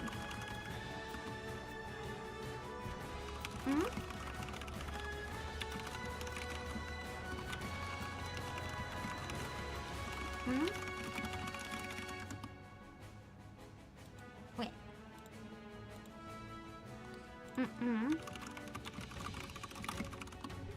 Okay. It's quite risky to be sure, but if you want to enhance a NIKKE's abilities in one go, it's the best option available. I mean, it's even more powerful than overspec. You basically just use one thing all of a sudden to be as strong as the enemy you're trying to take down. So it's meant to enhance NIKKE's abilities, yet you're having me insert it beside her core separately. Well, because we can't get rid of the NIKKE core. That would be really bad. I wonder if she knows about Red Hood and knows that it's similar. Is this a rapture core? Oh! She didn't know until now! That's great! She just put 2 and 2 together. That's awkward. I assumed the whole time she knew it was a rapture core, but she had just clued in. She's like, what the fuck? I'm not doing that! You're familiar with the ins and outs of NIKKE bodies. I'm sure you can insert it next to her current core easily enough, right? This is incredibly She's like, I can, dangerous. but we're asking if I can, not if I should. The NIKKE core could... Do you remember your promise from long ago? I feel like she's blackmailing Mana somehow. You said you would help me the next time I wanted to do something good. You define this as good? Well, now's that time. I can't leave the Ark at the moment. And Mihara needs to fortify her strength straight away. That leaves us with you, Mana. I think we have very different definitions of good, but I mean, unless the good thing is defeating Gluttony, but definitely adding the Rapture Core is not good. You call inserting this inside a NIKKE a good thing? Yeah, bro! Of course. I'm giving a NIKKE who wants to be stronger the power she deserves. You can tell yourself that. What's more benevolent than that? But a NIKKE and Rapture Core can't exist together. I disagree. If a NIKKE can have 2 NIKKE cores, same thing. You of all people should know that a NIKKE's core... Yes, I know. I still wonder if she could be a NIKKE and not tell us. NIKKE cores have a barrier which I don't even, if prevents she's them a from NIKKE, I don't reacting even with know if other Suen cores. would know. Like, maybe that's why she's underground all the time. Maybe she's supposed to be dead or something, but instead of being dead, she became a NIKKE, and no one's even allowed to know that she exists other than Suen, for all I know. I don't think that makes sense, though, because I think people have talked about Jian before, unless we found out through some third party that wasn't supposed to tell us or something. So maybe I'm cooking too hard and burning down the kitchen again. But what if you could break past that barrier? What? Are you telling me you figured out a way? How? That's my little secret. We need to know your secret if you want Mihara to survive. Can you please tell us? If I told you, you might have to get sent somewhere awfully dangerous. Shoot. That means there's people above her that know. It wouldn't just be her that knows. Because the people above her would be the ones taking action. I don't think she would be taking the action. You don't want that, do you? No. But then how is she supposed to make it work if she doesn't know? Now then, Be a good girl, would you? Unless it's some sort of thing that's already been done to tamper with the core. Don't let your curiosity get the best of you. Don't peek inside the box and just put it inside her, okay? Okay, so there's something in the box that'll make it work. I wonder if it even is the crystals somehow. Like, it'll make them fuse together, or dark matter. Dark matter or Vophouse would probably make more sense. Understood. What's this barrier you're both talking about? NIKKE cores have a safety mechanism, which makes it so they can't react with other cores. Even if it's two NIKKE cores in one body, it prevents them from interacting. It would also prevent rapture cores from devouring the NIKKE core. But we know for sure that it's happened before because of Red Hood. And vice versa. It's interesting how, like, the thing with Red Hood wasn't just for the sake of it, like, ha ha ha, 2 cores, how funny, for like a one-off. It's very much something that's been coming back in different ways now. Everything they've built on has come full circle at some time in some way. Even the small details that they haven't touched on for a long time sometimes tend to come back in interesting ways. Even Annie's making references early on to, like, being a pop star, joking around, ended up being true. There's a lot of really interesting writing that comes back around when you least expect it. You mean NIKKE and rapture cores can consume each other? Yes, a clear example of that is core dust. Oh, true! They use it to level up! I never even thought about it that way! Literally using the leveling mechanic as a plot device? That's kind of cool. It can distill a rapture core down to its essence and use that to stimulate growth within a NIKKE's own core. Jen! I feel like Mihara is not supposed to have this knowledge. Even Mana's like, this is confidential! Oh dear, there I go again, running my mouth. I don't think she cares if people know or not.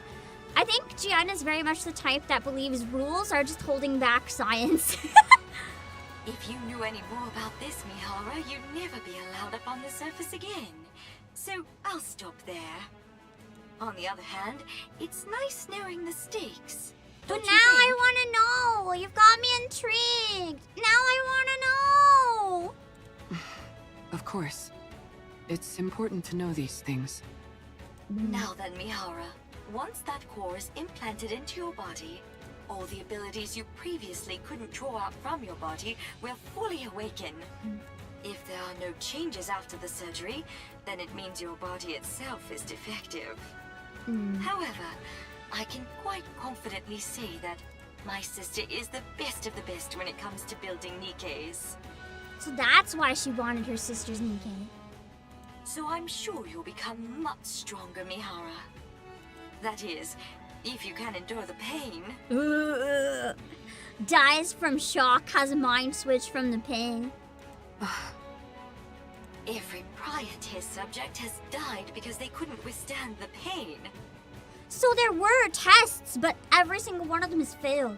Good thing Mihara has a lot of practice with pain. If anyone's set up to maybe succeed, it's definitely Mihara.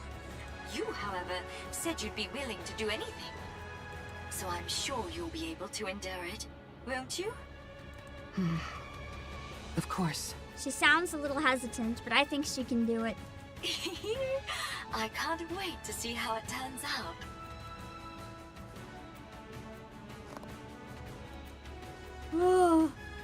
Mihara clenches her teeth. She is sweating! Just as Jian warned, a pain beyond anything imaginable courses through Mihara's body.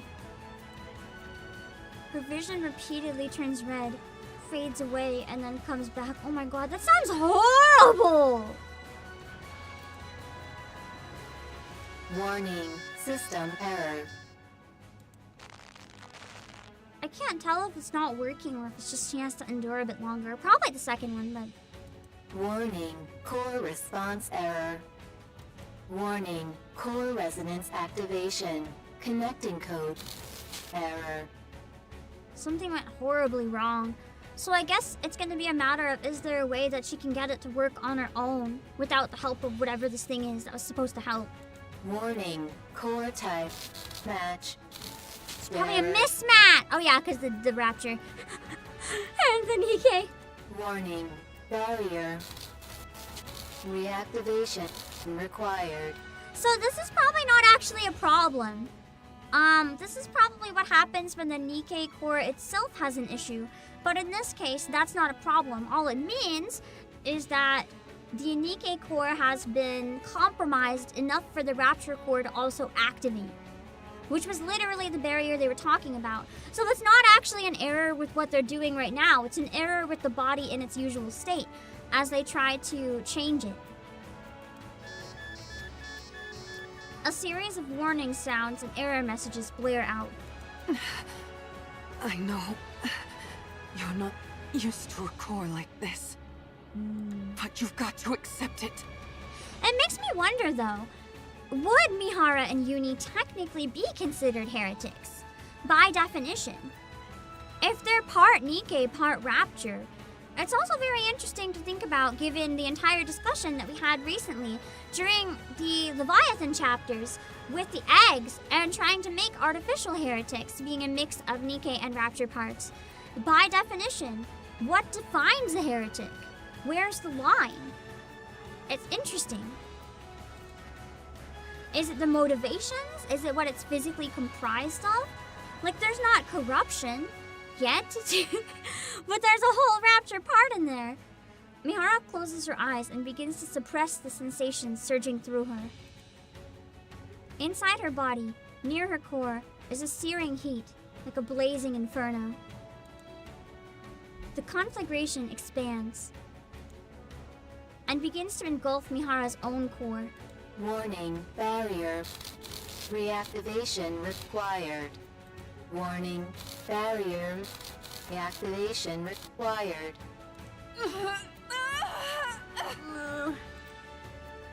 Countless warning sounds echo in her head. Mihara's movements, senses, and everything slowly become consumed by the fire. I guess that explains why she's fire If type. this continues, my body will... Ooh.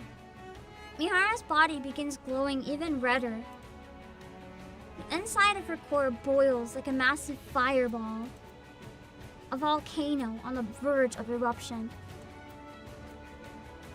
As it rages on, her consciousness drifts further and further away. I actually, think they did an excellent job writing this part, because just the fact that the pain is so bad, I think Mihara, of all people, it tells the story of how bad this is, because any other Nikke, we wouldn't really understand just how bad it is. Like, Mihara loves pain, but she does not love this.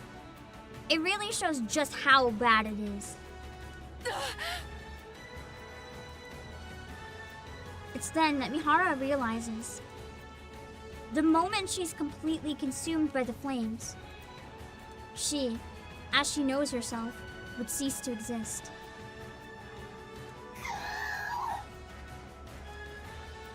From somewhere she can't see, someone is screaming. A familiar voice cries out in agony. It screams, imploring her not to leave her behind again. Who is it? Poor Uni! Who's calling me? Mihara!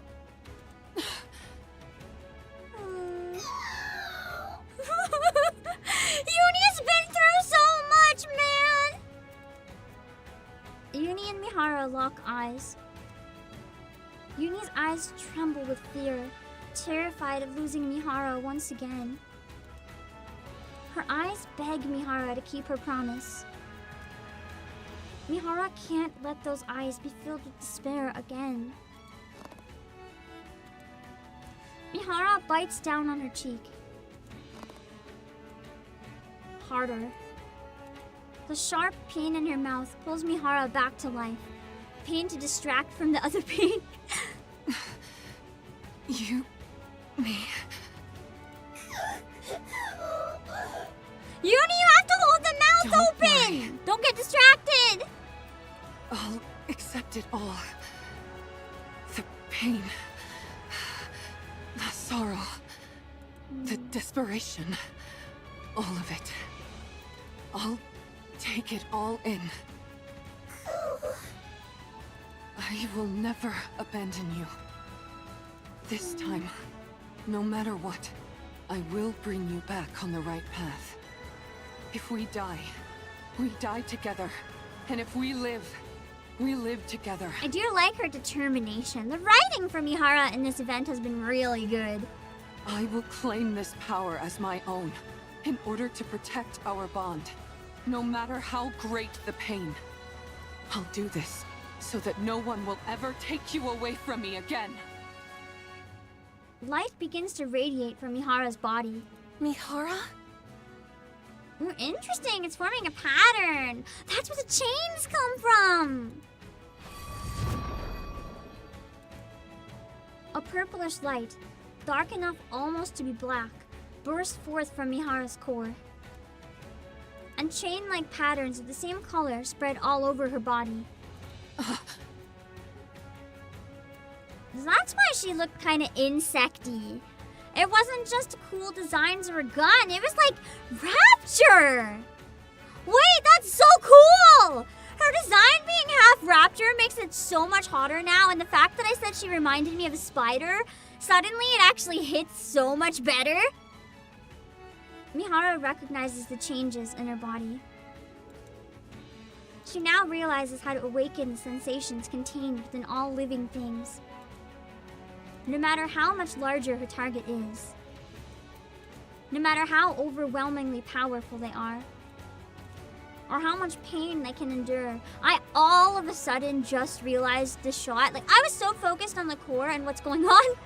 I failed to realize that this is just one giant close-up of the titties. And none of it matters anymore. That's how good the NIKKE writing is. It took me that long to notice because I was just immersed in what was happening. So long as her foes are alive and connected to her via these chains on her body, she knows that she can now feel their pain as well. She can endure any amount of suffering they inflict upon her. Of that, she is certain. Such power. Oh, now she's liking it. My arms could be ripped off. My entire body could be smashed to a pulp. And I would enjoy it. Oh boy. We thought she was a masochist before. What's happened now? Oh no. This is dangerous levels. There's no limit to the pain that I can now endure. She's gone full succubus mode, basically. How thrilling. Oh boy. Oh, the fun I'm going to have. Oh boy. She's kind of scaring me a bit now. With the clinking sound of chain links, the patterns on her body fade and then disappear onto her skin. In order to establish a connection with these chains. Mihara lifts the pendulum attached to the end of her whip. All I have to do is stab the enemy with this. Also, Super, thank you for the 100 bits! Not sure what happened to Uni. All you know right now is that a whale is blocking me from progressing the campaign. I'm so sorry. Mother whale is a section that I heard can be pretty bad if you're under-leveled. You'll get it eventually, don't worry! Suen was right.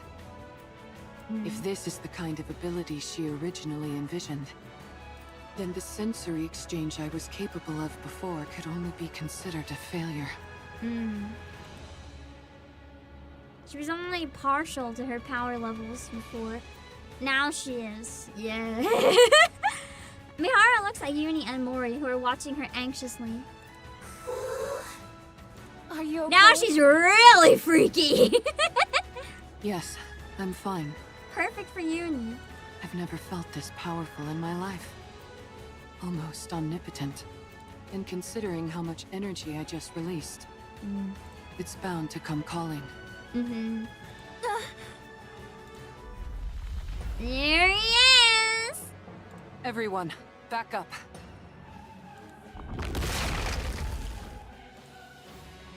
Gluttony emerges from the ground. Gluttony! Now that our guest has accepted my invitation, let's go, Uni. Mihara steps forward. Let the hunt Resembling, begin. oh, that was hot. Resembling a female prison warden about to weave a massive prison for her prey. Time to hunt! Hello? That was... I feel like that section was kind of like the definition of scare-rousing.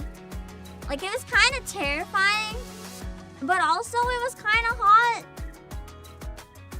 It's kind of a lot of conflicting feelings. It is Monster Hunter time, chains and everything. It's like the stuff in Rise, kind of. I always forget the name of it, where the stuff that you wrap around the monsters and stuff. Oh God, you're right. Mihara upgraded from masochist to sadomasochist. I feel like she already kind of was though. Now it's just to a degree where it's like beyond our comprehension levels. Yeah.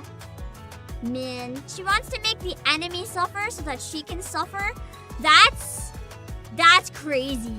Literally wants the enemy to suffer ungodly pain so that she can feel their ungodly pain.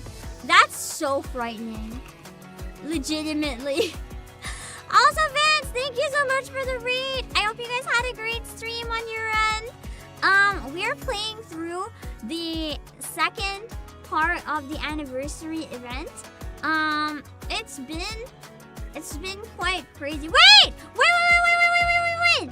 I'm not in a cutscene. Where does B? Okay. Because I'm not in a cutscene. Wait, Vance, I think you actually play NIKKE, don't you? Who's your favorite character? I like to always guess who everyone's wife would be. But if you already play, I wanna see. Which one is your favorite? I'm curious. I always like to ask people. If you need a break though, don't worry about it. I always like to guess or find who it is if it's someone who already plays. That's always fun. I guess it's super obvious. I don't know. I actually don't know who it would be. I'm curious. Which one is it? Red Hood? I can see that now that you mention it, yeah. I am not like the biggest fan of Red Hood, so I often don't assume that it would be Red Hood, but I like Red Hood a lot. I'd love to hear any music recommendations. I have a question. As a Red Hood enjoyer, if she's your favorite, how do you feel about the dress? It's a very important question. Because I do not like the dress. And almost no one agrees with me, but I hate it! I like her tomboy personality, and this outfit suits her so much better. The dress feels like blasphemy. Like, get that off her. I don't want it. You hate it? Thank you! Thank you! Finally! Someone else who hates that goddamn dress! Hey, I'm so happy. I wanted the biker one too, or the dog one. Like, I didn't want the dress. It takes away everything I love about Red Hood. Like, don't do this to her.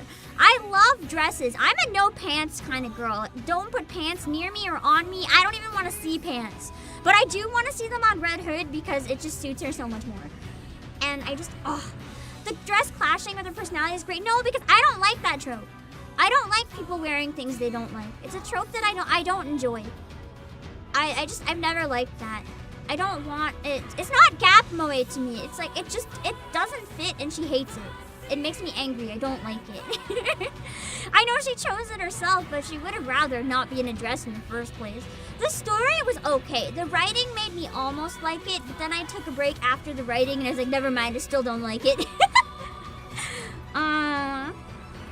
But yeah, I really like her character, and I thought the dress just kind of ruined her, so no. She doesn't wear it here, as you can tell. The side story, though, was okay, yeah.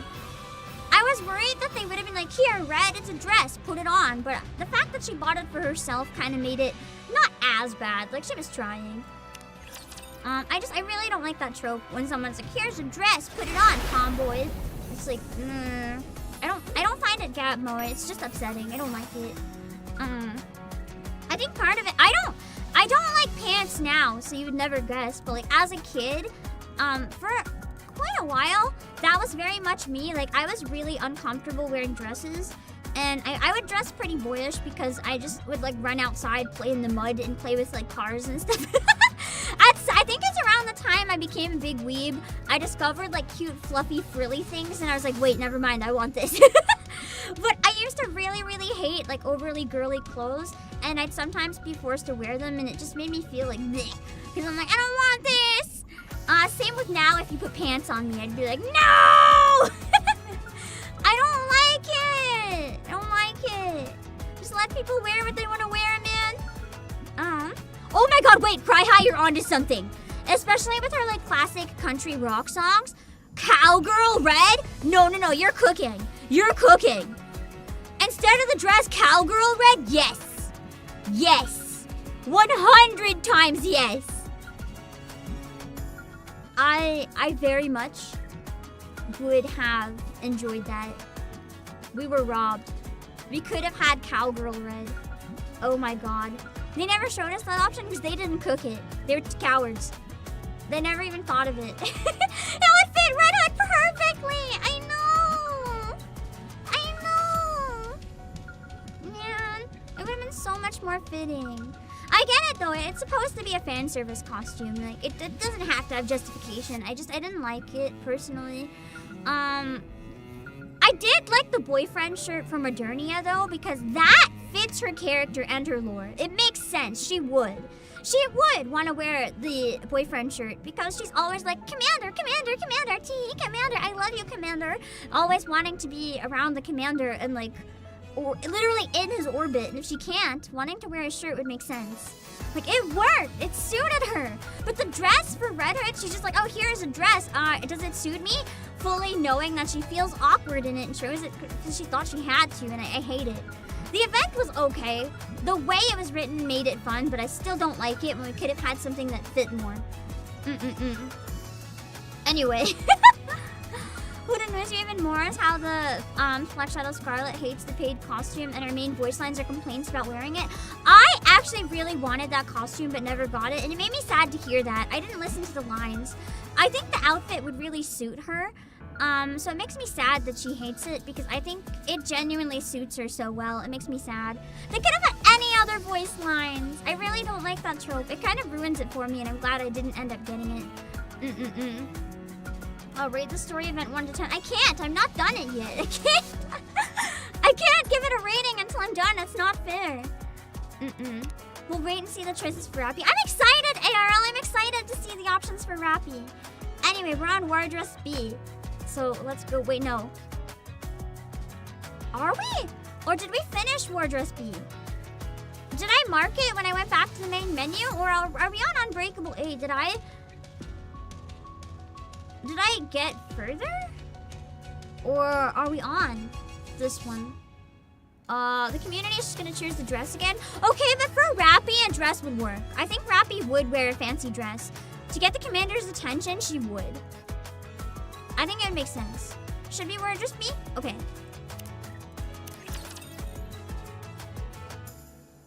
I have nothing against dresses. I just didn't like it for Red Hood. Okay. Let's see.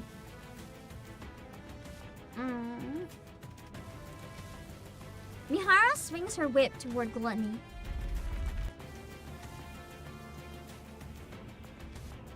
Yeah. Sensing the threat, Gluttony attempts to retreat downward. Sorry to tell you this, but you're not going anywhere. Mihara lunges forward, striking at Gluttony with the pendulum. Gluttony twists its body and blocks the blade with its teeth. Darn, it's good at sensing danger. Maybe it knows instinctively that a hit from this is bad news. True. It knows that we're trying to take it down. Interesting. Gluttony feels threatened by us. That's bad. Mihara steps back and swings the pendulum towards Gluttony once more. I love how canonically this weapon and form for Mihara is what's probably gonna take down Gluttony, when the reality is she's terrible against Gluttony. That's so ironic. I feel like there might have been a miscommunication somewhere along the line with the team, because it would have made sense for her to be like super OP against Gluttony, although I'm not done the event yet, so maybe it makes sense if this doesn't work, but you'd think that she's supposed to be good and she's like not. Mihara, watch out for the tentacles! Gluttony extends its tentacles towards Mihara. I forgot it had tentacles. I thought it was just like a giant poop-shaped blob.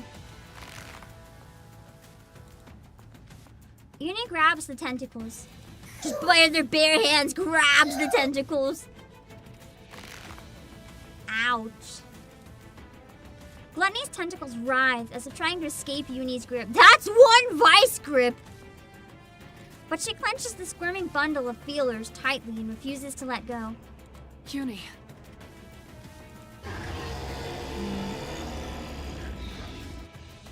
With a thundering roar, a shower of splinters burst from Gluttony's body. Everyone, duck!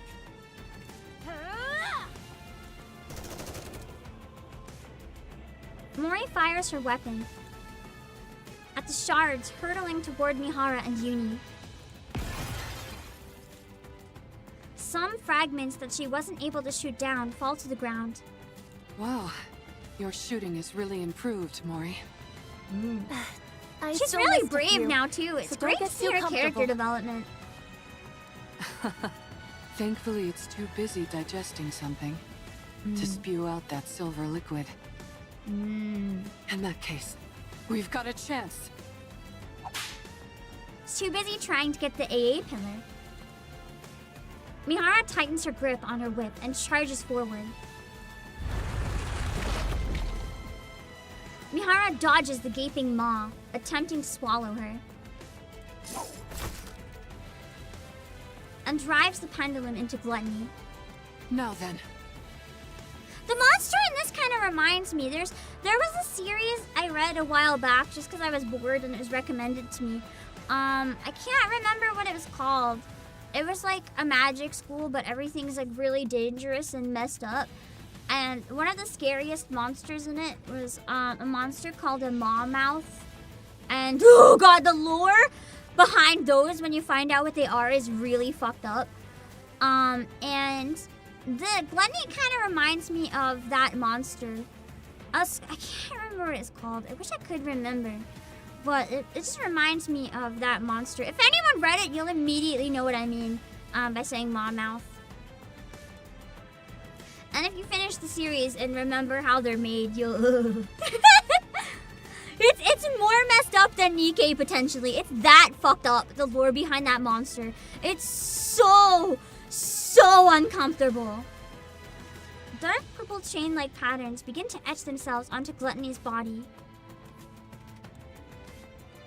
accompanied by a cold metallic sound.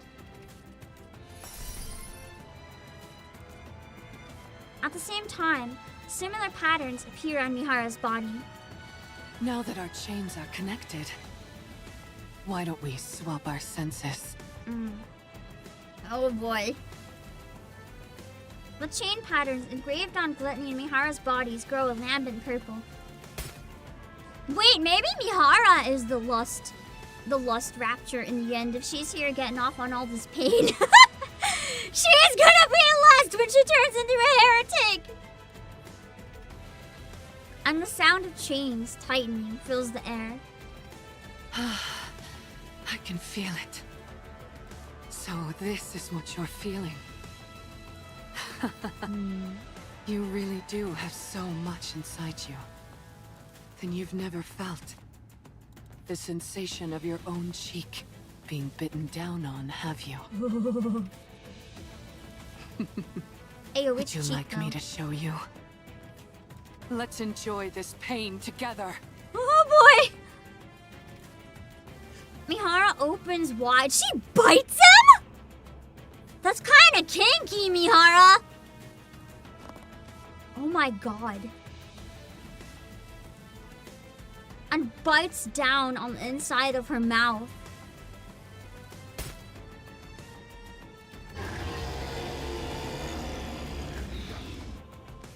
Gluttony convulses as if in unbearable pain. This is frightening, actually. You're so spirited now. God, Mihara's voice is really killing it here. Like, dang. Why don't we enjoy a little more? The actor sounds really into this.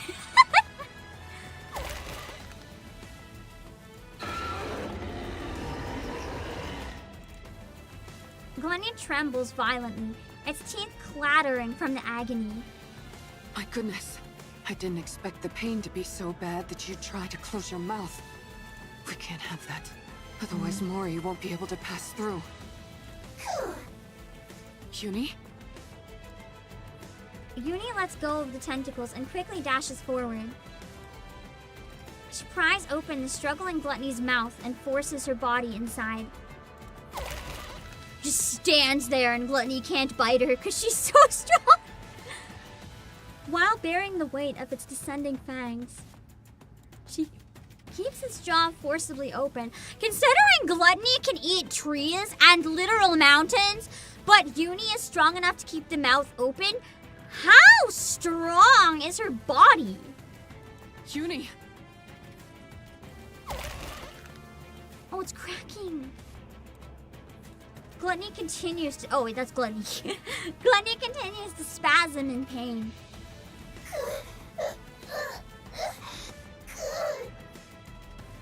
Uni uses every ounce of her strength to keep the creature's mouth open as the crushing weight of the razor-sharp teeth bears down on her. No! Your body can't handle the stress! You're incredible, Uni. Uni. Mori. You have exactly 30 minutes, not a second more. After that, my sensory exchange will be severed. You've got to convince Siren before then. 30 minutes? That's all I have? Can you Apparently. do it? Yes, I can do this. Then go. Go and rescue Siren. This is intense. It's a very different tone than the other anniversary events, though, because it feels like we have... I feel like maybe it's most similar to Last Kingdom, because it feels like there's a chance for an optimistic ending here instead of the big depresso in the very end. I'm interested in seeing where this goes. It has a really different tone, but it's really well written and really good. Okay. I think it also feels so different because it's taking place in the present. A lot of the other anniversary events, actually, I think all of them. No, Last Kingdom was in the present, but everything else feels like it was always in the past. So it's really interesting that this one is in the present. Mori looks at Uni, who seems to be calling to her. Uni and Mori lock eyes. I can't believe it. Did she just wish you good luck? I think so. Thank you, Uni. Aww. I'll rescue Siren if it's the last thing I do. Mori looks ahead toward the black chasm that is Gluttony's gaping maw. Meanwhile, Uni desperately continues to keep the jaws open. Mori hurtles herself towards the creature's mouth, and the black abyss slowly draws closer to her. Suddenly... Huh? What happened? Did Uni break? Something falls at her feet. A compass and a map that guide the way to the Ark. What?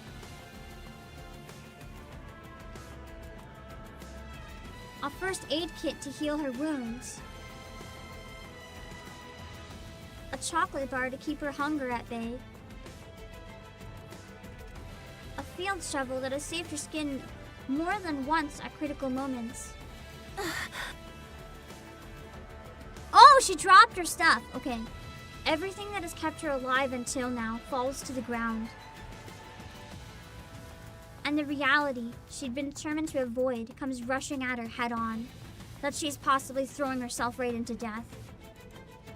Oh no, no, no, no, no, this is like Leviathan! No, no, no, no, no! At the crucial moment with Gluttony, no, no, no, no, no, no, not again! Along with it, the fear of death comes crashing in. No. No! Why does this happen again? Somewhere deep inside her, a voice screams for her to stop. A part of her wants to stop right there and cry out that she can't do this. This is clearly insane. Like a suicide mission. What if Siren is already dead? What if she never realizes Mori is coming to save her? What if there's still even the tiniest bit of silver liquid left in Gluttony's throat?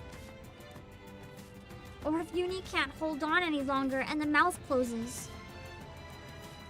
What if Mihara collapses and can no longer restrain Gluttony? No. But you knew! You got them into this! You can't back out now! They're doing this for you! She'll die. She'll die in the most excruciating way. The life she's fought so hard to hold on to will crumble away in an instant. Just like how that shovel fell to the ground, so will she go plummeting into death's cold embrace. No! I mean, death doesn't really have a temperature. I guess your body's cold. Even so, she has to run. She must. There are people out there who risk their lives for her. And if she doesn't do the same in return right now, then she is the worst. It's time for her to repay that affection she's been given. She's here to save the person who reached out and gave her a reason to live. She has to go to her. Mori ignores the fallen remnants of her life. Ooh, that's poetic. The fallen remnants of her life. I like this wording. Summons her strength and pushes off the ground with all her might. The narration in the anniversary events always feels like a novel. Like it's just really well written. Feels like the classic visual novel writing instead of just, here's cheap writing to get you to pull for a wife. It has nice adjectives, nice words, nice descriptions. I like it. She sends herself hurtling forward. Siren! Hurtling towards the lifeless abyss. Ooh. That was a powerful cutscene. And now we're gonna be thrown into the mouth or the belly of the beast, where we deal with Mihara for a while, but I feel like we're probably going into the mouth. Unbreakable. The chapter has the name of the song, so that's kind of interesting. It's A, so there shouldn't be any cutscene here, but I want to check one thing. We're on Unbreakable A. Okay, so the end of this story B, that's when there's a cutscene, right? Just to double check so I can try to remember when I get there. The end of the story B, that's probably going to be the horizontal cutscene. Yep, okay. So I don't have to worry for now then, that's good. At least take the shovel and chocolate bar. I mean, the chocolate bar could be comfort if you're gonna die anyway. At least you can sit there eating your Chucky bar. And the shovel could be a comfort in case you need a weapon. Just like whack Gluttony from inside and hope for the best. I don't know. But it's... Oh god, NIKKE Harbinger Sphere is unbreakable. True. Which part is Diamond is Unbreakable? I haven't watched anything but, I can never remember the names of them. I've only watched part 5 and part of 6. And then I forgot to finish 6. Part 4? Oh, okay. I've heard a lot of people say I'd really like Diamond is Unbreakable. I could just never remember which one it is. But a lot of people have also told me I'd like 4, so that makes sense. I need to watch it one of these days. I'm not really keeping up with much this season, so maybe it's time I finally get around to it and watch part 4. It could be interesting. To make fun of Siren hairstyle? Why would I make fun of Siren's hairstyle? I love it. It's like my favorite hairstyle in the game. Why would I make fun of it? I did do Mori's Bond story. Yes, I voiced it on stream. I'm really glad I did the Bond story before the event. I think it added a lot of context to the event. That was great! Honestly, her Bond story should have been part of the event. I don't think I would have enjoyed this event nearly as much if I didn't have that extra context. That was great. I'm just like spacing out for a second because it's been. I love the event, but it's really heavy, so taking a minute to just like give myself a breather. I think I also have to take my wrist brace off. It's making me overheat. It's helping though. I don't feel the pain too bad when it's on for a while, but I'm just overheating really quickly with it because it's really thick and warm. What definitely helped a lot. The shooting pain stopped, at least for now. Mori's story is the first story in the game to actually make me cry hard. For me, it was Dorothy. I really loved Dorothy. But I think Mori is one of the ones that would have made me cry a lot more if I hadn't played other things to compare it to in this game. I really like Mori's though. I also don't cry as much as I used to.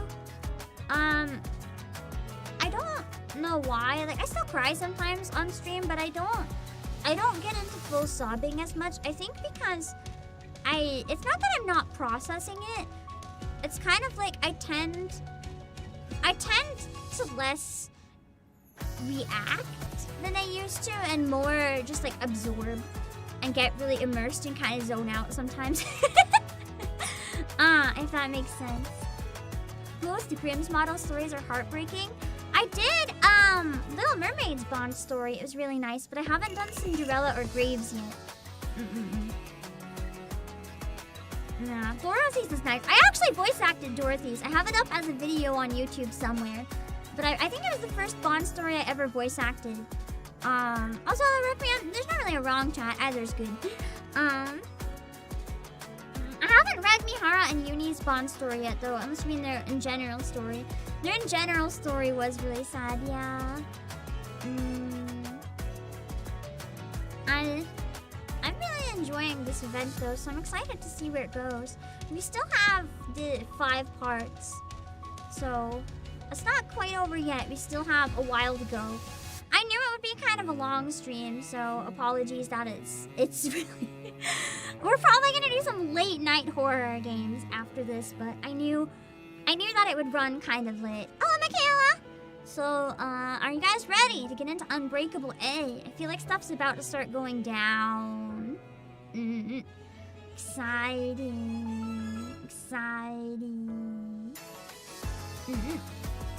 Alright.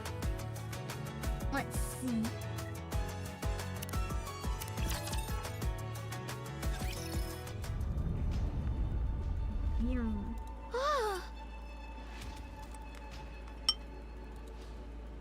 There's a massive tremor, and the Crimson Sea begins to surge violently. That sound.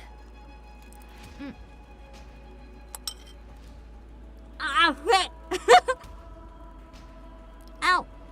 Little Mermaid lifts her head and gazes above. I always eat when I think I have time, and then I don't have time. Gluttony is shaking? Little Mermaid closes her eyes and focuses on the sounds of Gluttony is making. Deep vibrations reverberate throughout Gluttony's body as it tries to move. Meanwhile, all the liquid inside it churns violently. It's as if it's fighting against something. But what? Mihara! And Uni. Little Mermaid focuses even more, listening intently to the noises coming from outside. It's a nasty sound. The sound of something being pierced into Gluttony's body. I wonder if that means the crystals are in place. Agonizing cries of Gluttony as it writhes in pain. Something is hurting it.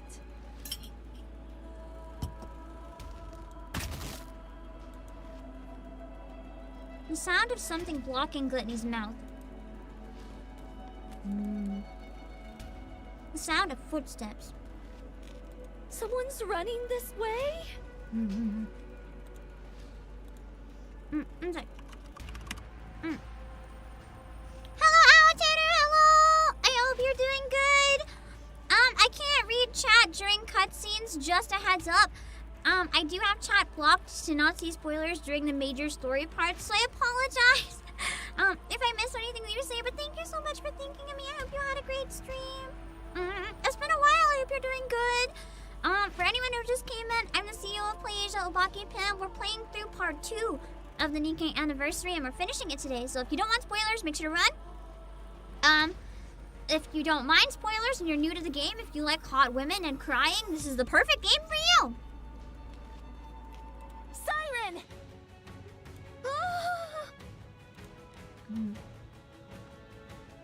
Little Mermaid looks up. Through the gap of Gluttony's open mouth, light pours in. And within that light, it's Mori! Mori is here. Mori!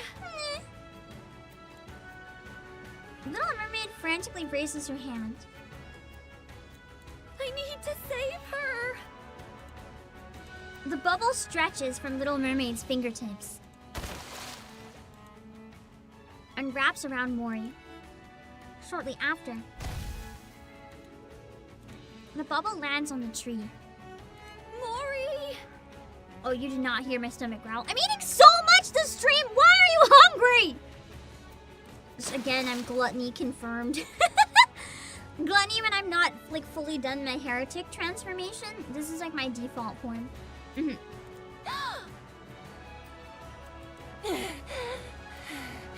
I really thought I was gonna die. But she made it! What are you doing here again? Hold on. Mori hurriedly digs through her belongings. Inside a glass bottle, the E2 crystals and battery remain intact. Thank goodness. Nice! I got it through safely. Mori? Siren, Mori grabs Little Mermaid's arm. let's get out of here. Oh? Nice! That was a short cutscene. We're into rescue territory! Also, I will request, Vaughn, that you don't be that person. I'm gonna play in English. I'm always gonna play in English. I don't want people suggesting that I switch languages. I get it that a lot of people prefer in Japanese. I'm streaming in English. I voice act the non-voiced events in English, so for consistency, I'm gonna play in English. So yeah. But we're almost done. Mori's back inside! And now we just gotta see if we're gonna defeat Gluttony, or if we might at least escape, but then Gluttony dissolves the AA pillar, which could be crazy. It's like we get out and we rescue Siren, but we also lose in that way. What let me see. You meant for a replay? All good. You can always say the Japanese one's like really good too or whatever. I apologize for jumping to conclusions on my end as well. I just get a little frustrated sometimes with backseating in NIKKE. But if it's just a suggestion for later, you're totally fine. It's part of the reason I don't look during the story sections too. Then I can just keep my own pacing. I don't have spoilers and I don't have backseating. It just makes it a lot easier. And then in between, we can hang out for a while. Also, welcome Saber the Unlimited. Yeah. I'm excited. I'm excited to see where it goes. Mori has grown a lot, so I'm excited to see if she's able. I wonder if Siren's gonna have to like lift her up in a bubble to reach the core, to attach it or something. Or if they can take the bubble together, that would be cute. What's the backseat that's very common in streams? Yeah, I feel like, it's that and team composition. I don't mind, like, I don't get mad, rather, I should say. I do mind, but I don't get mad when people randomly drop, like, team advice. But what I really hate more than anything, I'll often literally say, like, I don't want team advice, but here's my team. And then 2 seconds later, people are like, here's how to fix your team. And I'm like, I specifically said I don't want that. It's infuriating. Like, it's one thing if people don't know, and they suggest things, then it's like, I'm not mad. I might be a little peeved, but I'm not mad. But like when I specifically say I don't want advice on X, and someone's like, here's my unsolicited advice on X, immediately after, I'm just like, bro. It's like, did you even hear what I said? I'm not gonna be like, wow, I didn't want advice, but now that you said it, I feel so stupid. Your brain is so big. Thank you for giving me advice I never wanted. It's like, it's just annoying. Exactly, not everyone wants to meta. Like, I appreciate that you guys care, but it's like, if someone doesn't want it, just don't. It's why I've been hesitant to try some other games by another company, because I've heard the backseating is really bad, but I'd like to try it. So we'll see if I do eventually, but I've just heard the backseating is abysmal. But we'll have to see. Oh, look for us on the Twitch side. That's exactly, it's how you push people from playing NIKKE. That's why I compromise. We had, during the main campaign, we had a lot of incidents where people would spoil in chat. That's why I stopped reading chat during cutscenes. That was my compromise. So now I can still stream NIKKE, not worrying about backseating as much, and we can still relax and have fun. If it was too bad, even in between, and like people were just being terrible, it was only a couple times per stream before, so it was enough that I was like, okay, I'll find a way to work around this. But if it was constant backseating and spoilers, I would quit. I would quit streaming NIKKE. Like, I would legitimately stop. So it is the #1 way to turn people away from playing a game. We're all goon together instead of quarreling. Kids, no! No! Also, Van, thank you so much for the membership. I appreciate it. Make the chat members only. I don't want to make it members only, but if I do try the other game, I think what I'm probably gonna do is put it to like you have to subscribe for a full day, because I think that's enough that like people coming in just to backseat and make their brains feel big, they wouldn't bother. If they see they can't chat, they'll just leave and go somewhere else. So I'll probably just lock it to subscribers if I do that. And I feel like then there might still be people that subscribe and later do it, but it would be a much better balance. It would be much less, I think. It would minimize the people who come in just to do that for like one stream, basically, if that makes sense. Your Oshi loves me? Nice! Whoever your Oshi is, she is very based. Let me see. We should go into Unbreakable Beach, shall we? I only have, how many cutscenes are left? 3, and then the after story? That's crazy. I have exactly like 3 dumplings left. We'll have one for each thing and then celebrate with the ending. Oh, let's see. Okay.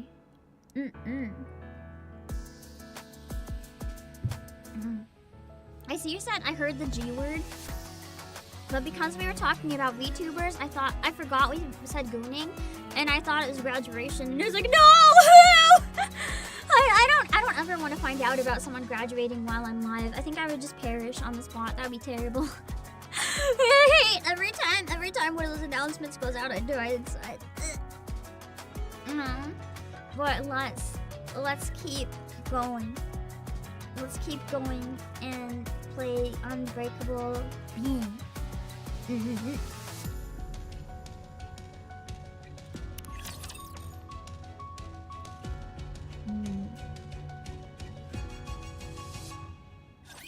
Let's get out of this place, Siren. Mihara and Uni are waiting for us outside.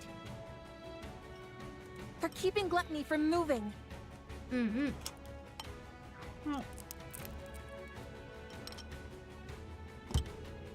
We need to leave at once. I can't. I must ensure the AA pillar's energy is completely depleted. You can do that outside.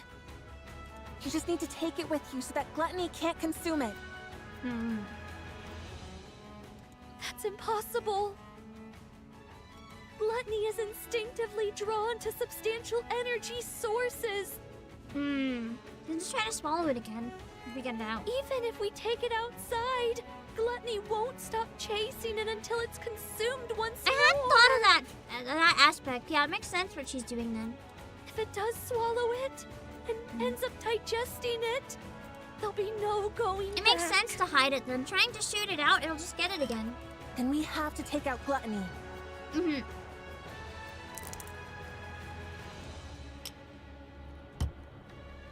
I'm sorry. I can't go up against Gluttony now. Not with my powers weakened as they are. But she can. She's got a secret weapon. Look! We can use this. Mori holds out the glass bottle and shows it to Little Mermaid. What is that?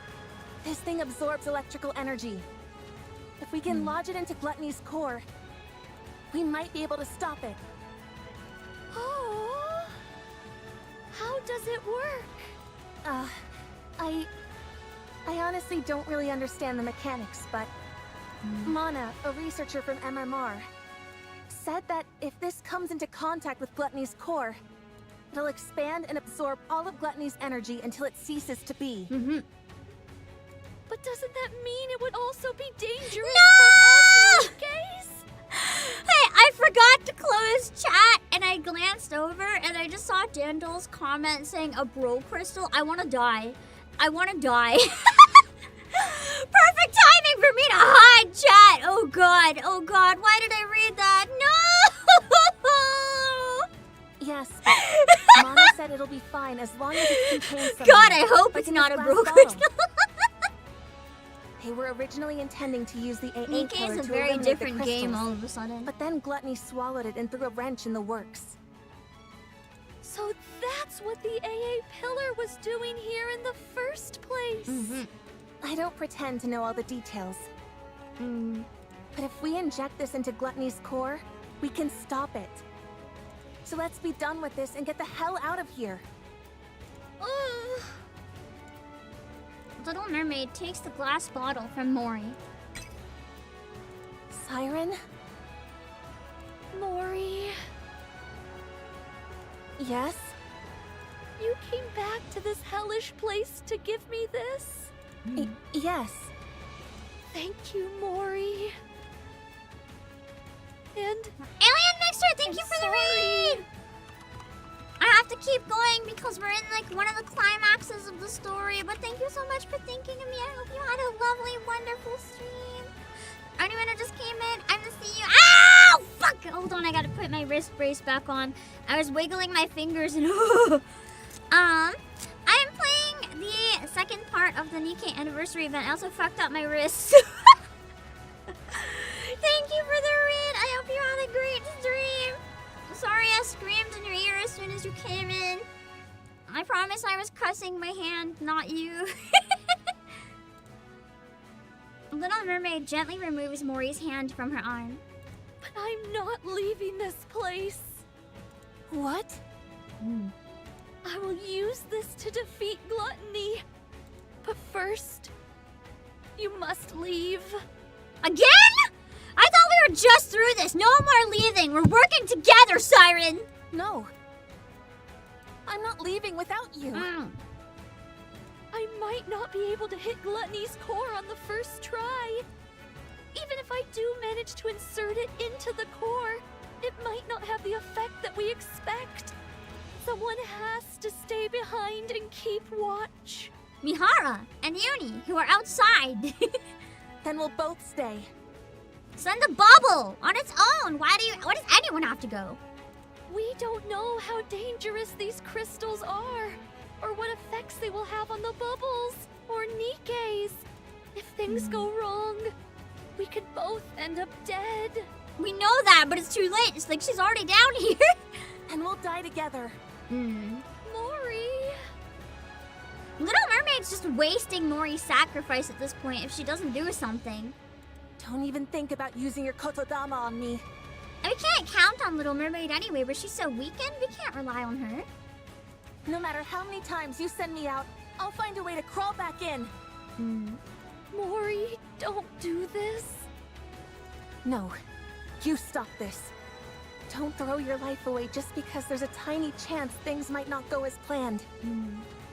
If there's even the slightest possibility, you need to cling to it. Stay alive. Mori! I know that I can't be of any help here. I'm not a goddess of victory like you. And even getting Gluttony to swallow me was a struggle. I can't even shoot well enough to block all the debris flying at me and my friends. There's no way I can lodge these crystals into Gluttony's core either. Not with my pathetic strength. I'm just a useless NIKKE with nothing but this body. An incompetent member of the incubator squad who's about to be scrapped. I can't make a single impact in this filthy, cruel world. A heavy line. I know that. There's been a lot of really heavy lines in this event. Really, I think the part of the reason that Mori hits so hard is because Mori's story is a lot more realistic. Like, obviously, people aren't just, like, born and then people are like, ah, yes, you're trash, you're worthless. But her story is still a lot more relatable to those of us who feel kind of like we're worthless or feel like we're never enough or have those kind of insecurities. It's something that a lot of people can relate to a lot more than, like, oh my god, I saved the Ark and then no one gave me credit. Her problems feel like something that we can understand in a lot of ways. Maybe not to the same, like, mortal extent, but we get it. It's like we feel that too when we watch her. Mori stares straight at Little Mermaid with tear-filled eyes. I want to save you! I want to do that much. At least. You told me to live. That you were glad I was born. You saved my life. I want to see a world where you can be happy. So live. Show me that it's possible. Prove to me that the world is a kind and beautiful place. That as long as you keep living, someday happiness will come. Mori... Prove to me that kindness should be repaid with kindness. That this is how we can find happiness. That good people will be rewarded someday. In the Ark? It's only the bad people rewarded down here. You're the only person who's ever celebrated my existence. Well, down there, I guess we're not in the Ark right now. You're still the valid. One and only true goddess of victory. Goddess of victory. That's all she ever wanted to be. I don't want to live in a world where you're not around. I'll lose all semblance of hope. How could I go on living in a world where no one celebrates my being there?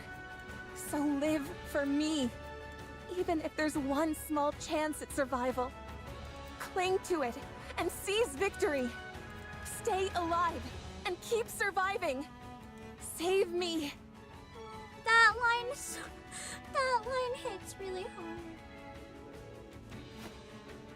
Mori extends her hand towards Little Mermaid. My goddess of victory! She is a lot like Pina. It's like what could have been with Dorothy if Pina didn't fucking die.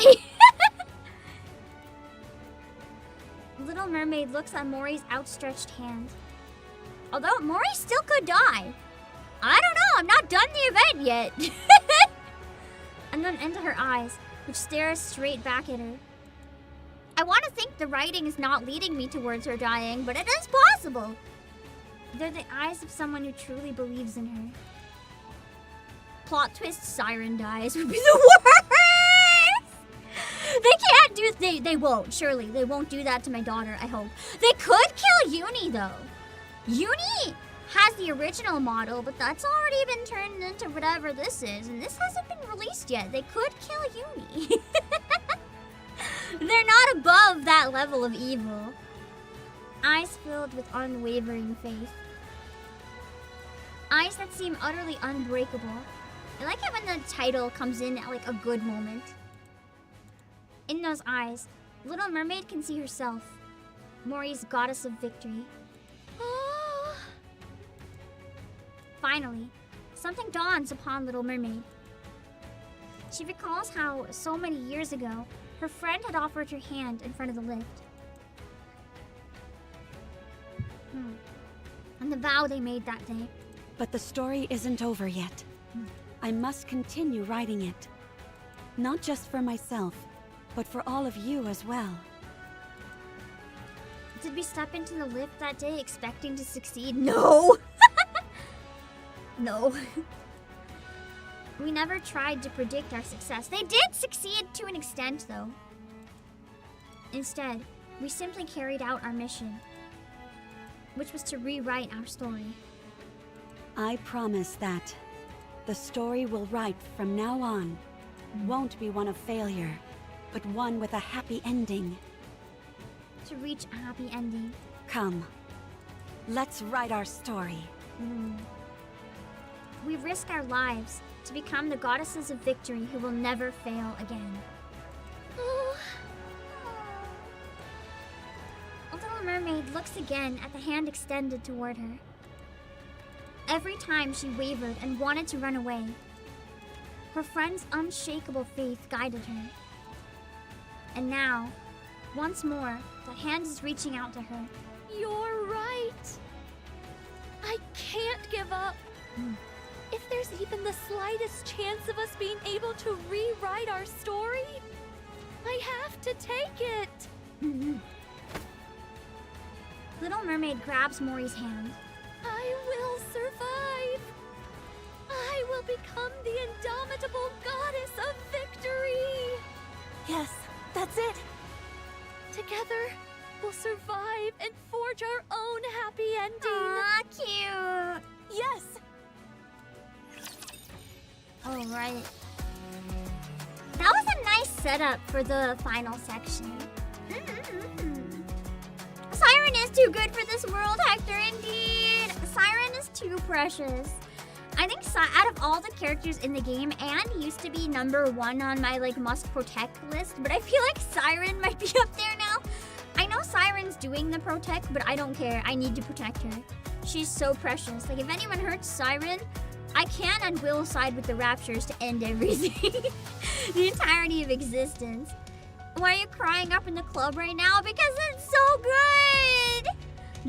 I'm not crying simply because I find it really motivating and exciting. I more want to cheer for them, I guess. It's just really nice. I wouldn't even say it's sad. This part, there was crying, but it's also happy at the same time because Mori found her purpose through Siren, and Siren rediscovered her purpose and will to go on through Mori.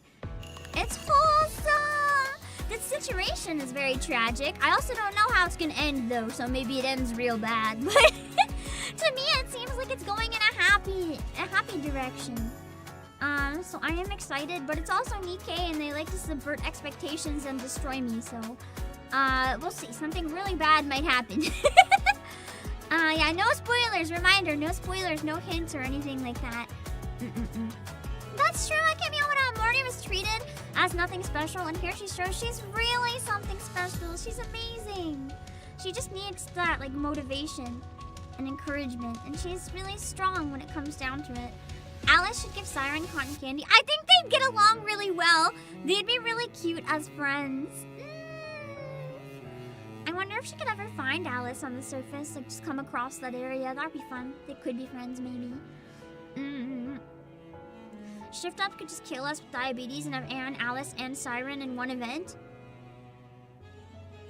Okay, but here's the thing. All of those characters that are just listed, they're all characters that, sure, would be really cute and wonderful to have together in one event. But I would like to contrast, they all have very, very tragic things surrounding them. Do you really want to put that much tragic in one place together? What if Shift Up doesn't cook in the way you think because you think it'll be cute and they like to subvert expectations? Do you really want them to do that? Also, Tira, I guess we do. We kind of do want them to do that. We enjoy the suffering. That's why we're here. We laugh at Mihara for being a masochist, but the real masochist is us for playing this game at all.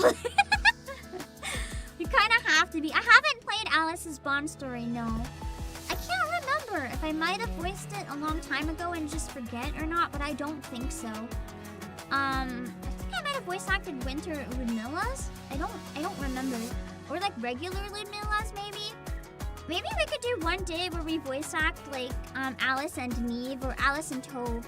Some people on the squad, because I don't think, no, Alice doesn't have an alter, yeah. What? We'll see. We're also more sadistic than Uni for enjoying the suffering that they go through. I don't know. I still see that as masochistic because we kind of like, we don't go like, hey, they're suffering. We suffer with them. It's kind of more like we just switch senses and we're Mihara. Unless any of you guys are watching and you're like, suffer, and just like, I don't know, maybe watching them suffer does something for you in a way that's not you suffering with them. I don't know, maybe we do have some sadists and in which case I'm concerned for your humanity, but anyway, it is what it is. I gotta take off my brace and take another break. And then I think we can get through the last 3 without taking another break. We should be able to finish before 6 hours is up. And then I'll probably make a waiting room for some late night horror and read into it. But yeah. Stretch real quick. Okay. I will be back. I like how I can bookmark. That's crazy. Okay. I'll be back in a few minutes. Human's beautiful voice can serenade you while I'm gone. And Mihara's, yeah.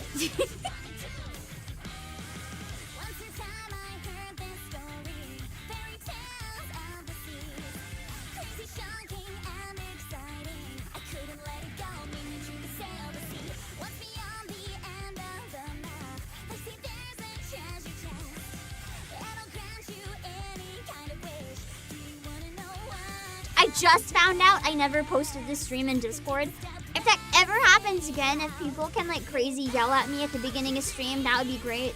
Because I know some people might have alerts on only the one channel where I post when I go live. So I really hate when I miss it. I'm sorry to anyone who is getting this late because I missed it. I'm sorry. I'll be right back. The way you're looking at me, it's like you want to devour me. If you're going to make a move, take it slow and savor every moment.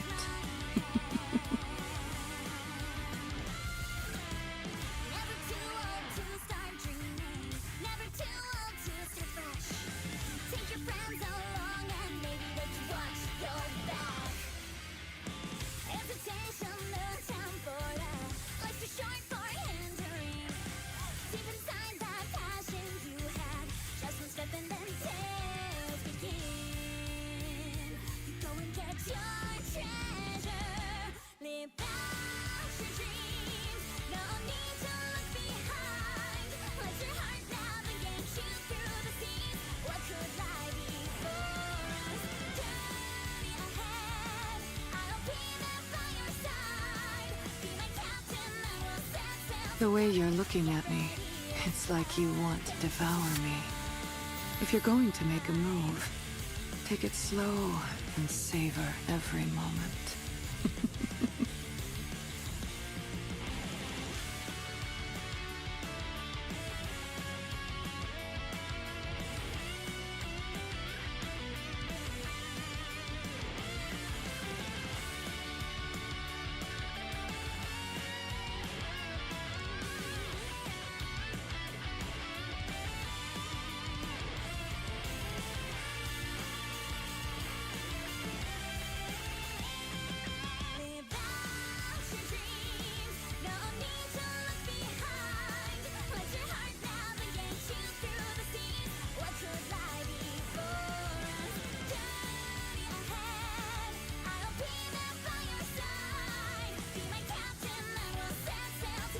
The way you're looking at me, it's like you want to devour me.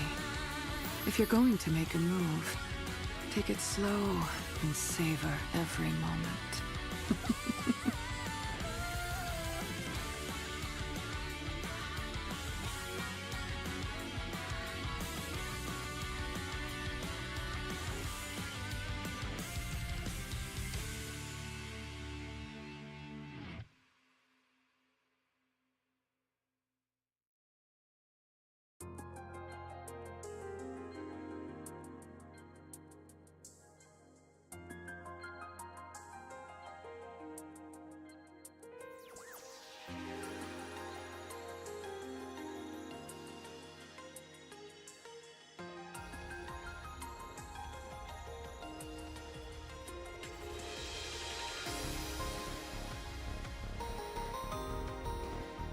The way you're looking at me, it's like you want to devour me. If you're going to make a move, take it slow and savor every moment.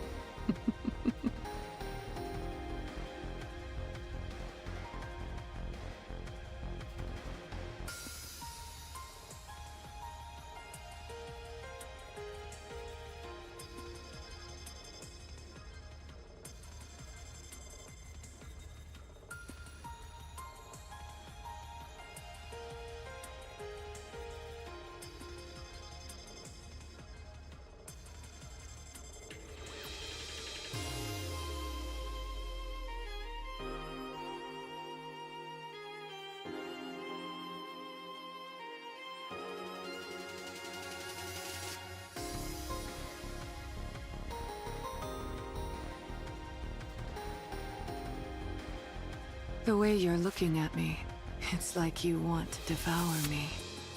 If you're going to make a move, take it slow and savor every moment.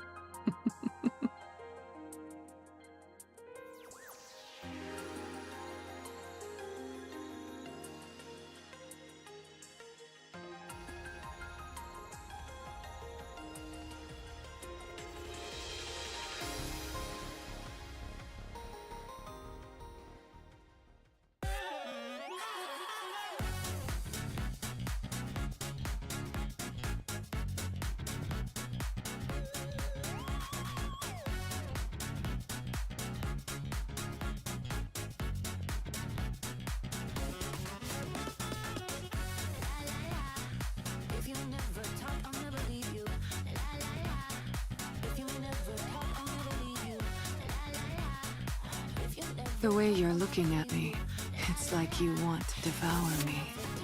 If you're going to make a move, take it slow and savor every moment.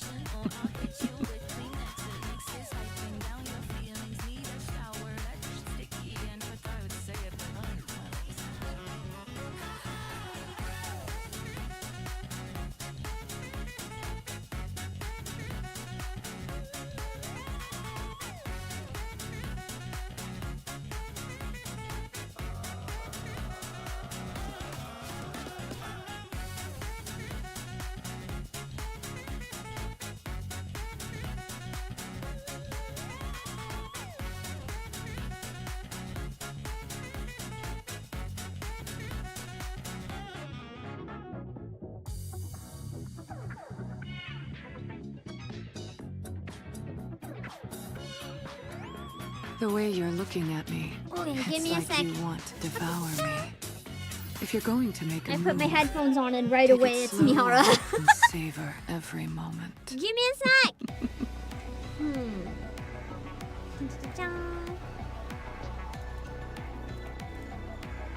Okay. My body Let's do has our become social quite poll. sensitive. I'm gonna take away the timer because I keep don't see going. us going long enough to have another break. So I'm just gonna remove the timer. I forgot to ever check. Hold on. Okay, good. I didn't miss any. Social poll time. I forgot to check if there was any polls sent in it. Luckily there wasn't, so I haven't missed any. Let's see. Okay. Mihara's horny posting again. She's always horny posting. One of these days it'll jump scare I us may with be a the mass gold and it'll production be model. crazy. Let's see. Back into the event.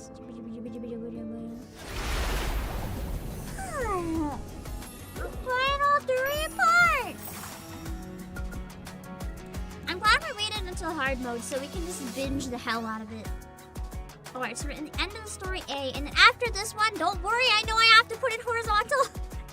But we're not there yet, so for now we keep it. For the next one, we'll do it. Don't worry. Don't worry. I know there's a cutscene. Okay! Stretch. Oh god, don't mention Doritos. I'll be tempted to buy Doritos. I finally started buying cucumbers instead of Doritos because I told myself I can't keep eating like a bag of Doritos every other day just because I want to. There's really good ones that are like garlic ramen flavored. And they're so fucking good that I can just sit and eat the entire bag in one sitting. And I need to stop getting them. I finally stopped. I got cucumber. Now I want the Doritos. Okay. Let's go into the final A and B.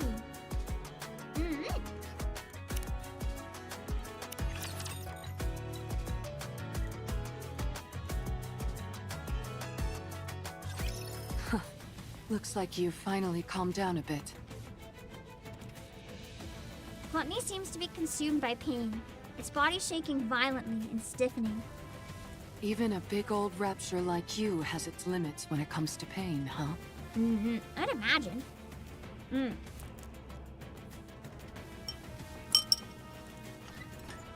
Ow. Oh no.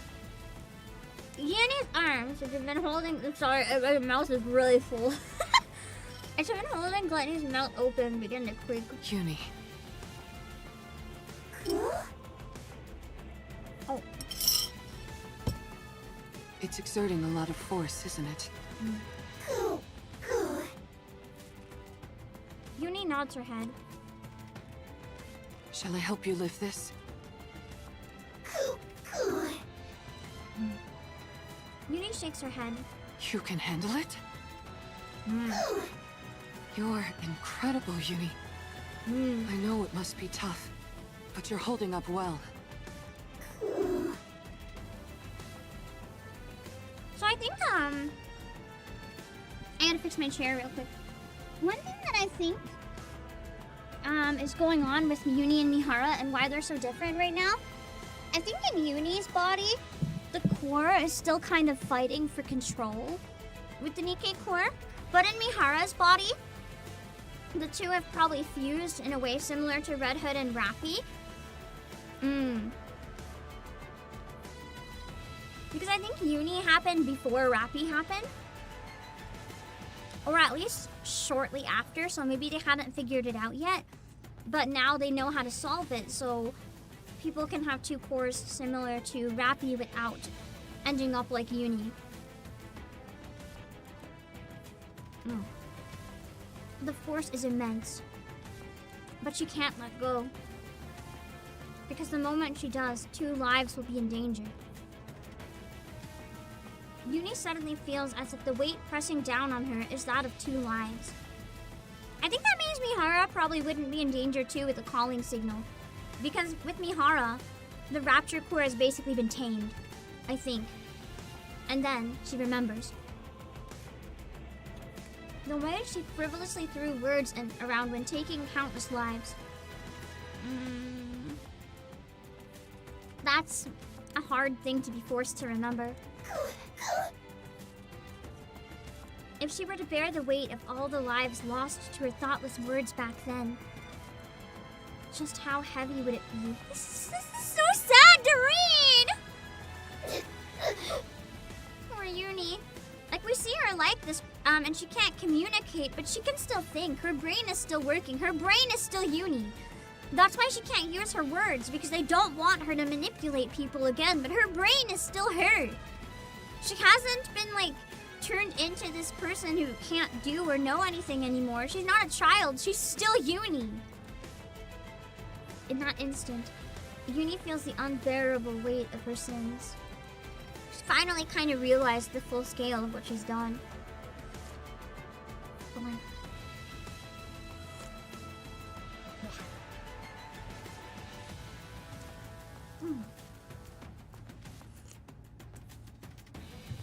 She now realizes the full weight of that promise she made then.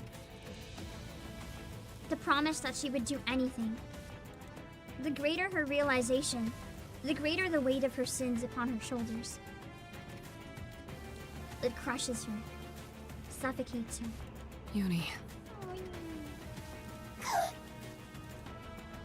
Uni looks at Mihara. It's okay. You're not alone. I'm here to bear the burden with you. That's why I gain this strength. So, let's save them.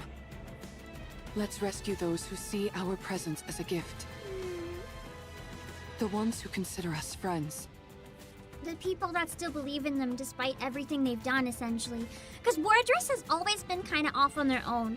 Like, sure, they flirt with the commander, but I don't think they really had any friends. They kind of just had each other. It's the first time they've really made good friends outside of the duo. They've always been in their own little world. If we keep saving them all, one by one, maybe someday, we'll be able to find the path to redemption. I'll be right there with you, Uni, until we reach the end of that path. So don't be afraid. Anyway, I wonder if Mori managed to convince Siren. What's with all this shaking? Something's working. From inside Gluttony's mouth, 2 small bubbles pop out. Nice! Bubbles? She's getting to work. The 2 tiny bubbles float towards Uni and Mihara's ears. They can communicate! Uni! Mihara! Siren?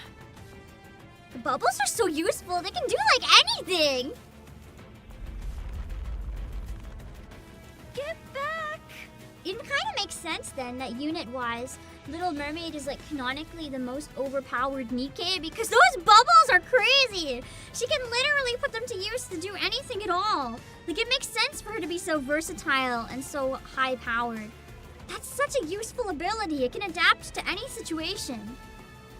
Uni!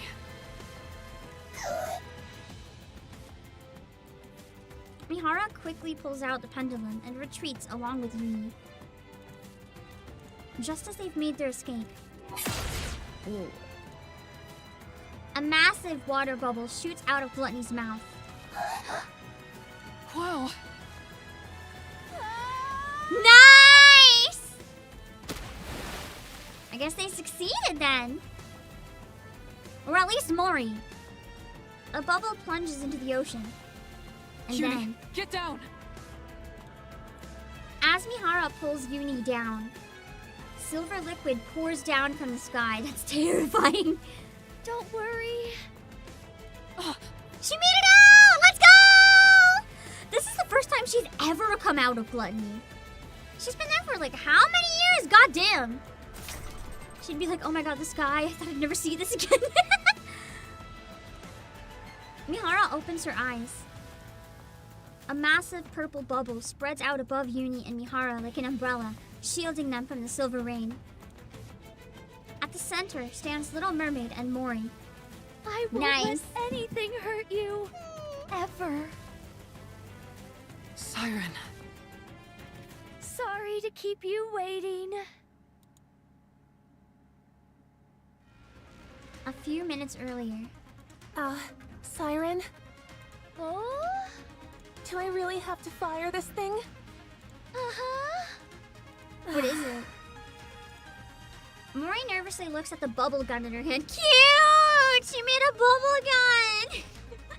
I just imagine it being a bubble and it shoots more bubbles. That's so cute. Saggy Yellow, thank you so much for the read! I can't stay for too long, just because I have chat turned off. We're in the middle of the major climax cutscene, so I have to get back to the story. I can't chat too long, but thank you so much for the read. I really appreciate it, and I hope you had a great stream. For anyone who doesn't know who I am, I'm the CEO of PlayAsia, Obake Pam. If you like NIKKE, if you don't want spoilers, run away. But we're doing the very end of the anniversary event, so if you're interested in stories that will make you cry and hot women, this is the best game for you. Yeah. Let me make sure I've got this right. The bubble bullet containing the crystals is loaded in here. And once I pull the trigger, it'll fly straight towards the core, right? Aha! Nice. That's a smart way to do it. And while you do that, I'll send this entire space up to the surface. Oh, wow! She was able to get the AT pillar out as well then, by literally just sending the whole space out. That would be crazy, the amount of strength that would take. I thought she didn't have any left. That way, we can protect ourselves from any unforeseen dangers the crystals might pose. You're going to bring up this entire area? That's why I need your help. The moment I make this space float, that's when you fire that gun. That way, the bullet will hit the core at the same time we surface. But what if I mess up? What if I miss the core? It's okay. The bullet will find its mark. If it's made out of bubbles, I trust it would. As long as she fires it, it'll figure it out. I guarantee it. In other words, even if I miss, you'll use your kotodama to make sure it lands where it should. Exactly! Uh-huh. It's like a low-risk option. The only risk would be if Siren exhausts herself. All right then. Mori positions herself under the bubble tree, where she has the clearest view of Gluttony's core. I'm ready. Let me know when I need to shoot. Uh-huh. All right then. Little Mermaid closes her eyes and gives a command to every bubble in the surrounding area. All together now. Let's rise to the surface. Dang, she's powerful. I don't think we can fully fathom how strong she is. I genuinely think in the right situation, she would be stronger than Cinderella. Imagine if Red Shoes would have corrupted Siren instead of Cinderella. Holy shit. We wouldn't have had a chance in hell. As a powerful tremor, the space encased in bubbles begins to float. Mori, no! Mori locks her eyes onto Gluttony's floating red core.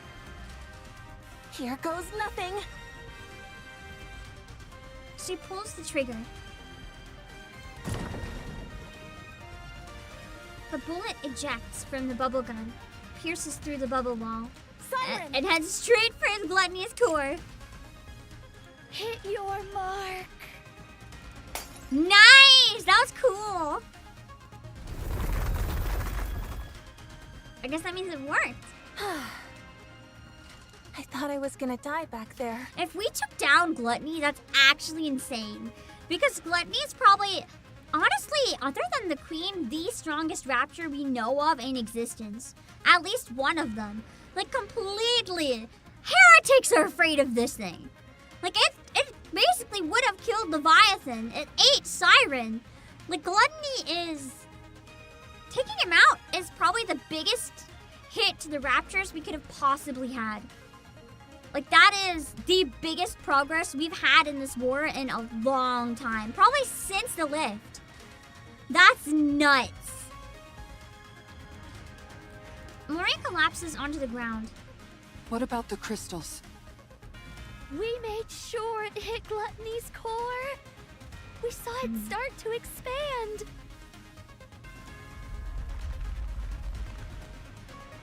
The formerly paralyzed Gluttony starts to slowly lurch about. I guess that wasn't quite enough to do the trick. Oh, shoot. Yes, but But now he might be weakened enough they can fight him normally, I wonder.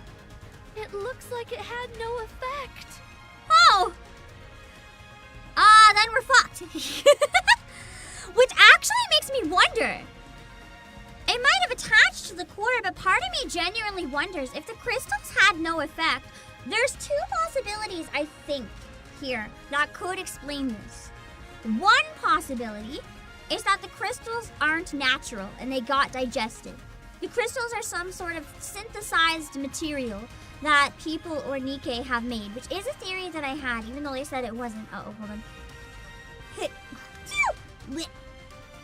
I think it's possible that the crystals are synthesized, or two, it could mean the rapture itself is a natural material and not something that's using electricity. Like, it could be biological 100%. Even if it has a core, like, maybe it breaks the core, but then Gluttony is still okay. The core could even be another rapture that it ate, for all we know. It might not be Gluttony's core. It could be possible that not all the raptures are made of machines. Because it did find that Gluttony looked oddly biological compared to a lot of the other ones. So I almost wonder if some of them could genuinely be creatures, and then most of them are mass-produced based on those creatures. I know that sounds kind of weird and crazy, but it's one thing I've been kind of wondering for a while. And that would mean the crystals would have no effect because Gluttony isn't a machine. So it could very much be a living thing. A Little Mermaid points to Gluttony's mouth. Inside its gaping maw, countless crystals continually form and dissolve into the silver liquid. Oh, okay! So this, I think it was my first theory then. So potentially, what's happening is that the crystals are forming, they're trying to eat the energy, but at the same time, one of two things. Gluttony is either eating the energy right back out of the crystal and destroying it, or the crystals are not biological or like natural. They're some sort of artificial creation. So it's able to digest them, but the more it digests them, the more powerful it gets and the more the crystals attack. So it's kind of at a bit of a stalemate right now. Like, it's weakened, but it's not getting anywhere. It's taking all of its energy to fight off the crystals. Looks like it chowed down on those crystals, all right. We must eliminate Gluttony once and for all before the silver liquid completely dissolves the crystals. So, I'd like to ask, will you fight by my side? Little Mermaid turns around. As if you had to ask. It's like I thought we were already fighting side by side. Huh? Of course we're with you. That's why we came here. Cuckoo! Yeah. Don't be silly and ask such an obvious question. I already told you. We're all coming back alive. Little Mermaid is surrounded by friends who risk their lives to save her. Friends who are unbreakable. You're right! We're all making it out of here alive. Let's... Alright. Oh, shoot. Encounter! Let's go! I knew that after the encounter, it's like the tradition, you know? They had to give us the break. We've seen that a mother whale used to eat organic life. Mother whale eats organic life. But the crystals very specifically, and Gluttony very specifically, here's the thing, Gluttony's different. They've explained that the silver liquid cannot digest organic life for Gluttony. It cannot. It only digests artificial. So that's something they went out of their way to explain multiple times. So that's kind of important to keep in mind in this case. That is something that might be important or come into play. Give me a sec. Okay. Let me try to find a layout that works good for this. Hold on.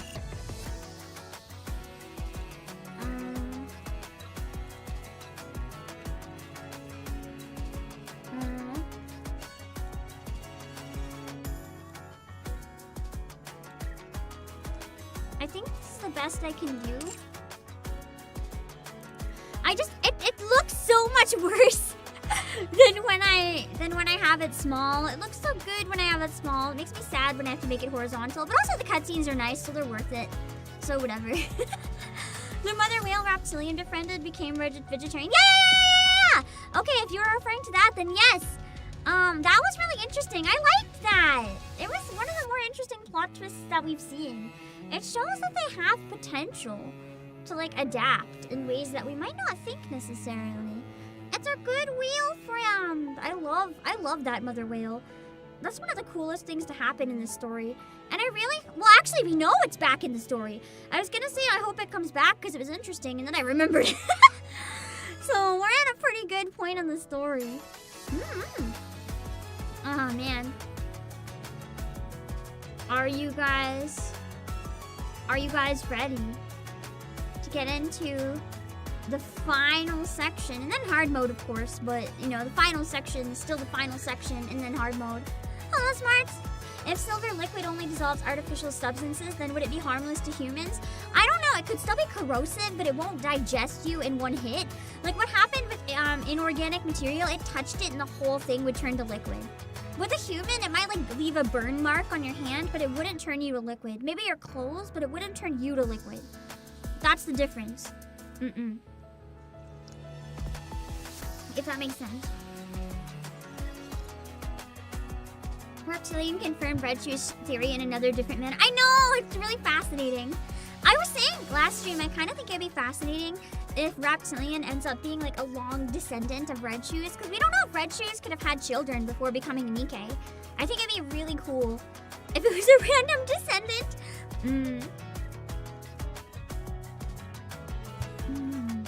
So I can make people naked. Yeah, Rappy would throw it on the commander just to see. It's like, you'll survive, right?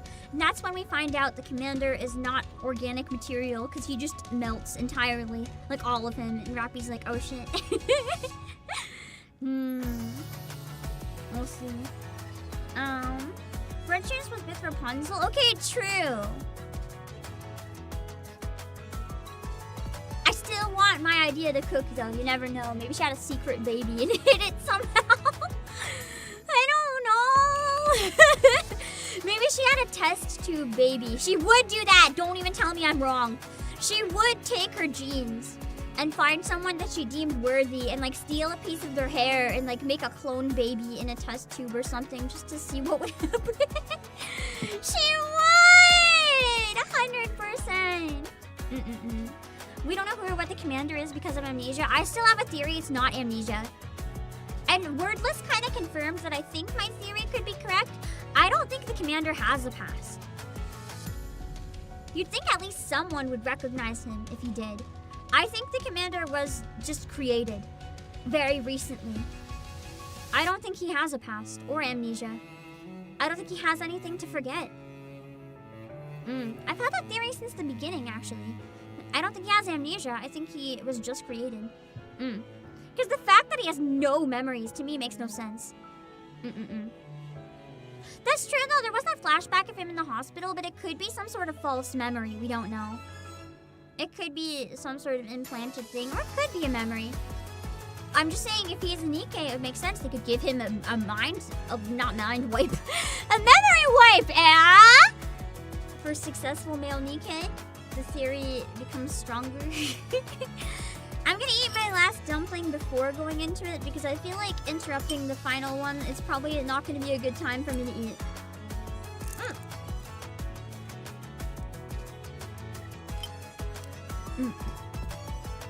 The Mana event suggests? I viewed it more as the Mana event was confirmation. I already suspected from a lot of other stuff that suggested. I just found the Mana event pretty much confirmed. Well, in one way or another.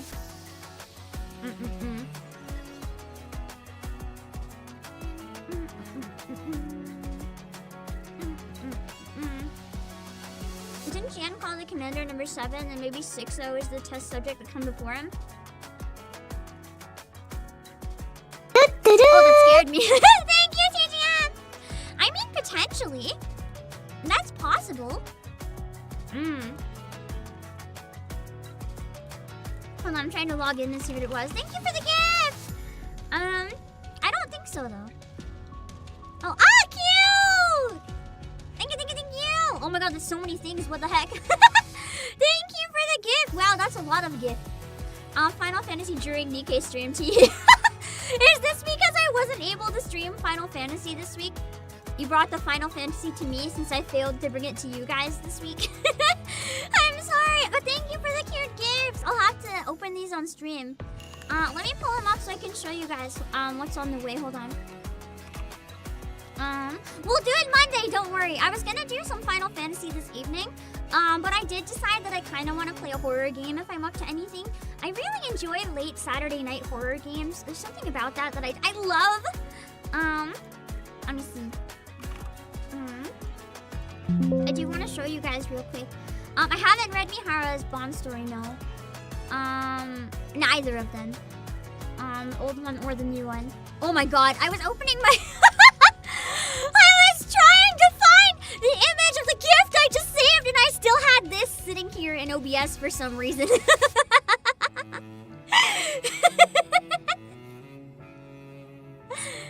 Sorry.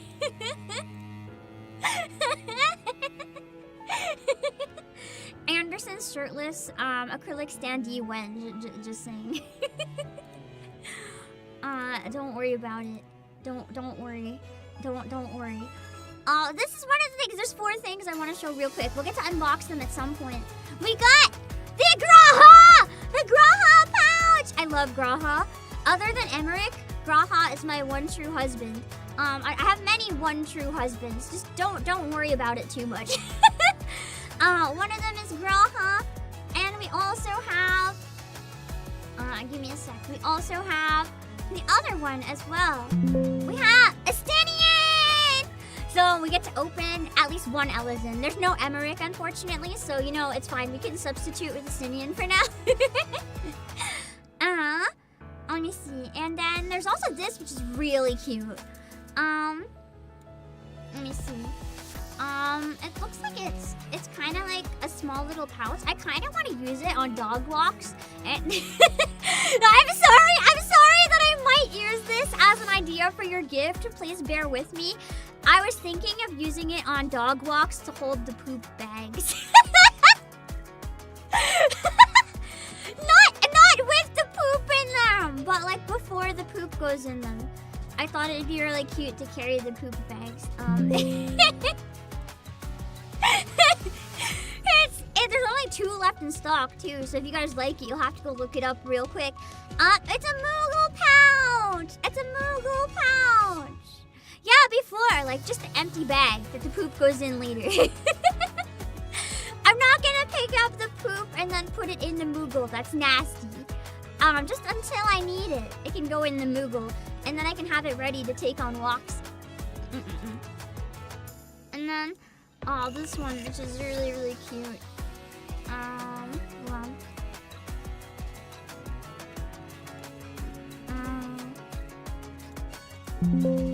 The Chocobo! It's so fluffy! I can't wait to see this one and just like pet it. It looks so fluffy. I just need to run my fingers through its fluff. Yeah, the chunky bird! And it's so cute. I want to put it with like my Easter decorations too. So next year when I put Easter decorations up, I could just have this little chocobo in it. It would be so fitting and so cute. Why do you need poo for walks? I said dog walks! My dog I'm sorry that you have to find out this way, but my dog shits on the street. I'm not gonna just leave it there. I gotta pick it up. So I have something to store the bags in. I'm not gonna shit on the street. What the heck? What? You didn't think I meant me.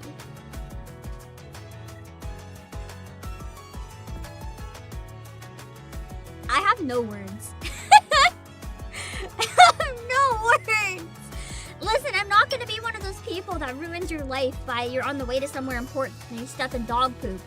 I'm gonna pick it up. I don't care if it's nasty. You know what's even nastier? Getting it on your shoe. Especially when you don't even have a dog and it's not your fault. I'm gonna pick it up! Ow.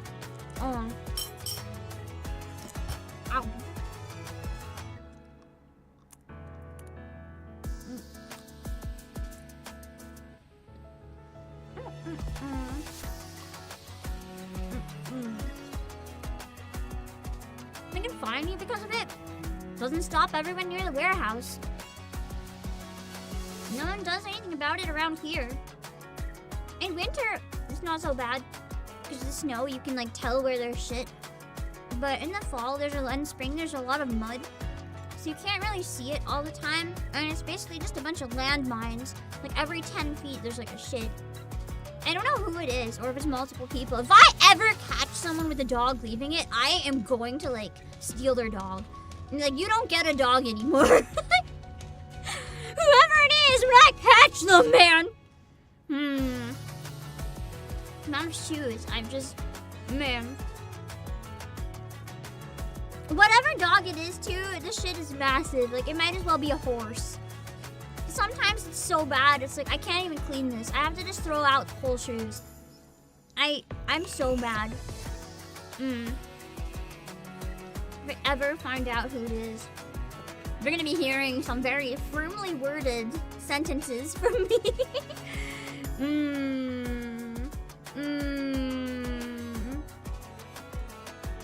Okay. Let's go into the finale! And then hard mode, so it's not really the finale, but...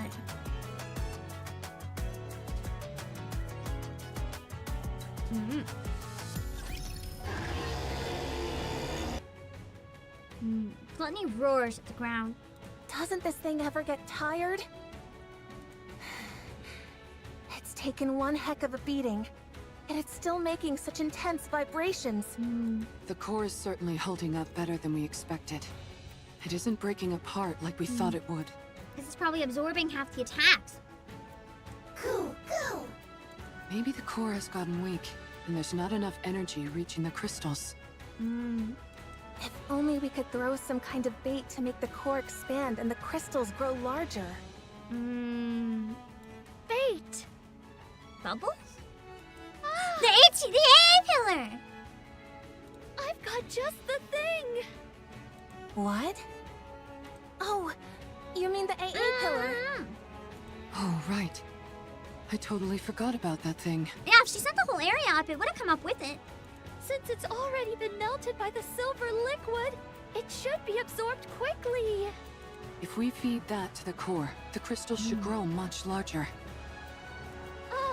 But then it's kind of a race, because if it grows enough that the crystals can't keep up, then the Rapture's gonna win.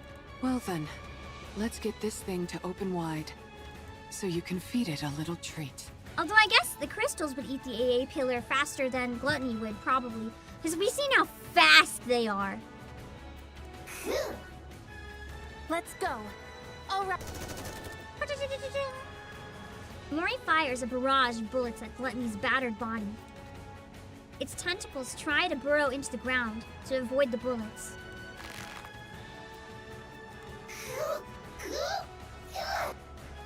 But Uni grabs a hold of them, preventing the beast from retreating underground. Nice going, Uni. Mihara swings her whip toward Gluttony. It's a nice whip sound effect. And lodges the pendulum firmly into its body. Gluttony spews silver liquid into the air. Watch out! Spread out! As Little Mermaid whispers, an array of bubbles expand and shield the group. Don't you dare go around spewing such dangerous stuff. Chain patterns appear on Mihara and Gluttony's body and begin to glow. Shall we have another go at it together? Mihara bites down on the inside of her cheek. For a brief moment, Gluttony freezes as if unable to withstand the pain. Siren! Oh! You want this pillar so badly? Ooh, you want this pillar! Ooh! As Little Mermaid stretches her arms, bubbles brimming with the AA pillar's energy bloom in the air. Everyone, step back! Okay. All right. Mihara yanks out the pendulum. Imagine being surrounded by this many bubbles. That would be beautiful. In a desperate fit, Gluttony opens its mouth wide and lunges toward Little Mermaid, its colossal body scraping against the ground. You want food? Little Mermaid swings her hand, and the bubbles all fly towards Gluttony's core. Then chew on this! Who would have thought the solution would be to feed it the exact thing we didn't want it to eat? The silver liquid within the bubbles seeps into Gluttony's core. Then... Whoa! The crystals are terrifyingly fast. The E2 crystals absorb the energy surging forth from the core, causing them to rapidly expand.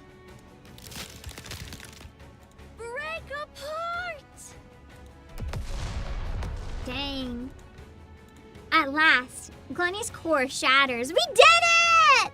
We defeated this giant beast of rapture. That would be impressive. Gluttony collapses to the ground. The crystals that filled its mouth shatter as well. Nice. Finally, Unless... Oh shoot. Underground vibrations grow fainter. Did it get away? Maybe it has more than one core and it fled. What's that? I think it's Gluttony's main body.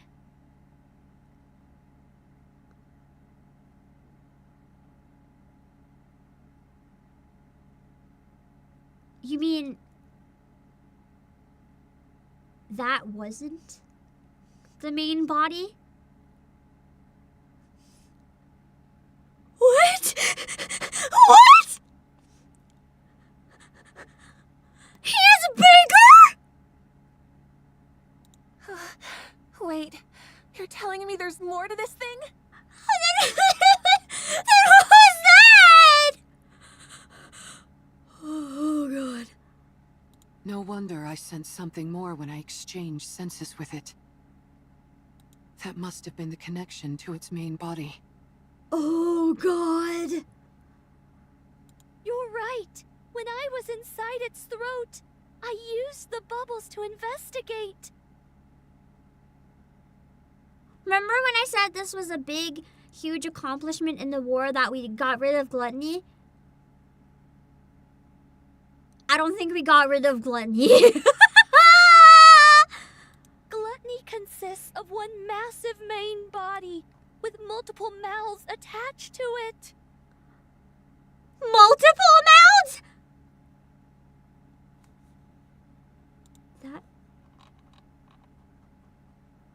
That was only one. That was only one mouth? What? The place where I was staying was inside the throat of one of those mouth organs. So, the core we just destroyed is the core of that mouth? I'm afraid so. How many cores does Gluttony have? So we didn't get rid of the threat. We only got rid of the threat of this particular AT pillar. Oh my god. So Gluttony is not only still on the loose, but even worse. Holy shit. So that's why you kept saying we were inside its throat and not its stomach. I never even caught on to that.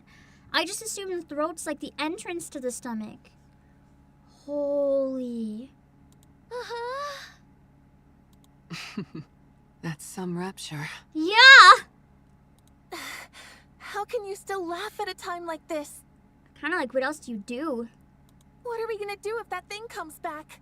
It won't. Judging by how faint those sounds are, it seems to have run away. Yeah, the mouth only! The one mouth! Oh, I guess its body ran away for now because it's not used to feeling pain, but holy shit. So it severed one of its mouths and fled? It most likely ran away because its main body was about to be swallowed by the crystal. So just like a NIKKE cutting off their leg to save it from the crystal, Gluttony basically cut off a mouth. Makes sense. But it does seem like the crystals are going to be the best way to take Gluttony out. We just need to find a way to poison all the mouths with them. Nice to know we had it against the ropes. For next time. Considering how it ran off with its tail tucked between its legs, I doubt it will be back anytime soon. It knows that this place is filled with his worst nightmare. Dang. So what then? Did we win? Yes, we did.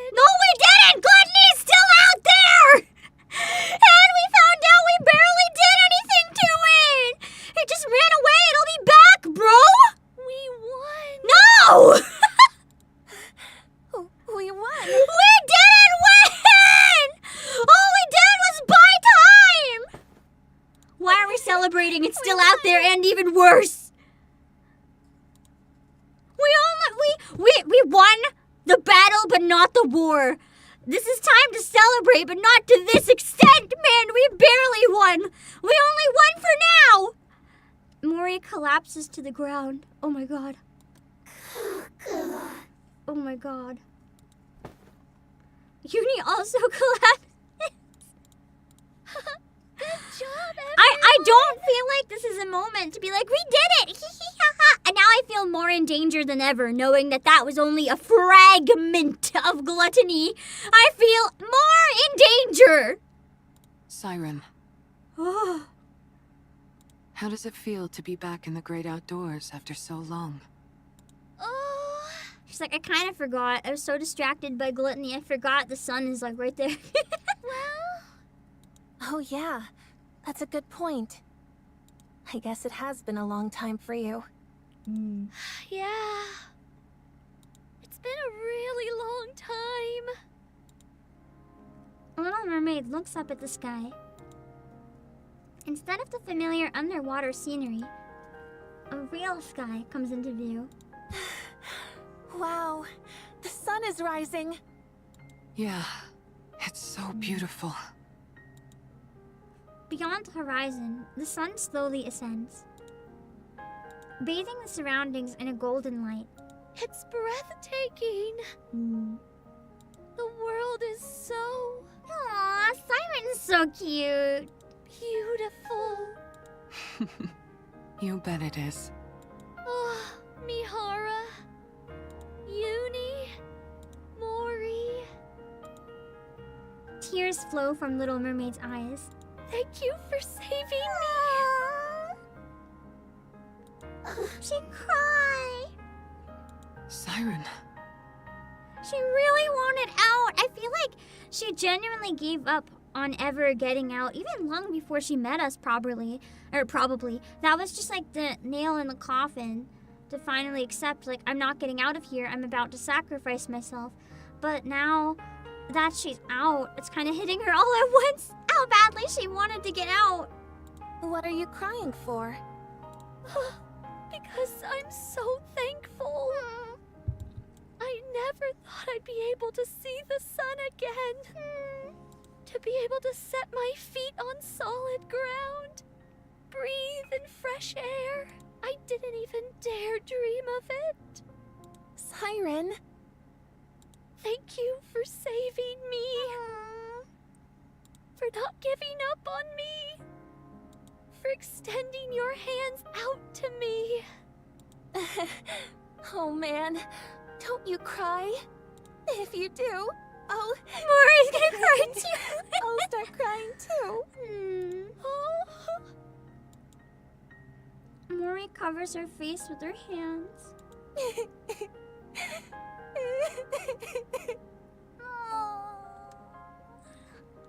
Don't cry, Mori. Don't you start laughing. Do you have any idea how worried I was? Don't you ever do that again. No more heroic sacrifices or any of that nonsense. Never again. You hear me? Yes, okay.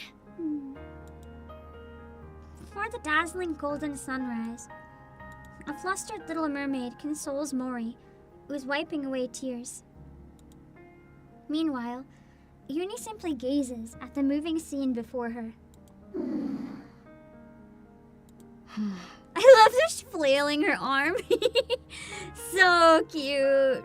Uni. Now that the danger's over, she's back to being tsundere. How are you feeling? How does it feel saving someone for the first time? Yeah, Uni's never really been one to save people. Uni looks at her battered arms, then at Mori and Little Mermaid, who are laughing together. Feels good?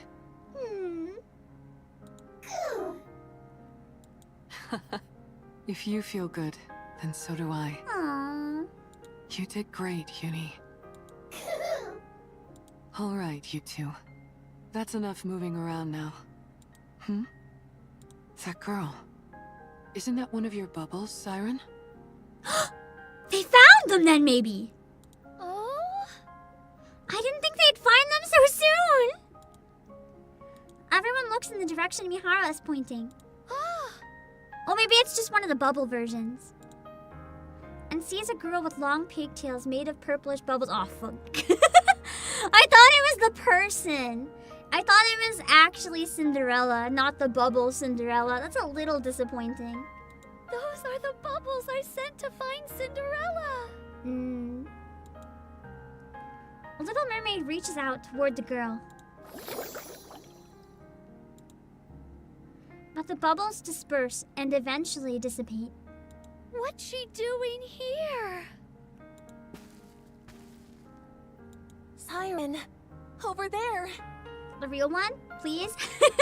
Please, the real one. Mori points behind Little Mermaid.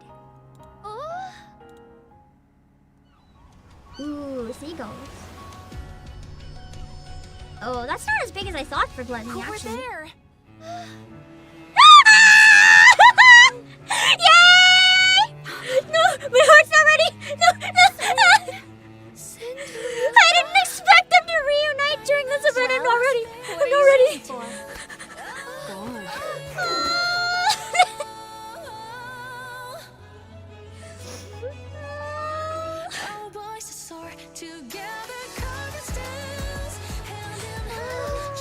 They're so awkward. I love them.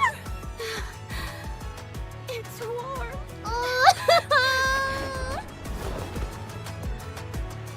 They finally found each other. Cinderella. I missed you, Siren.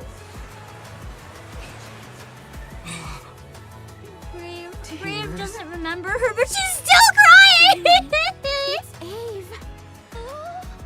Eve?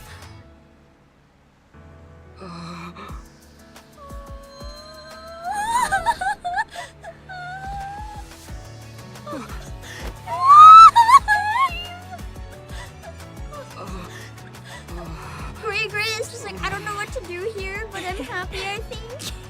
Siren. It's a good thing you decided to stay alive, huh?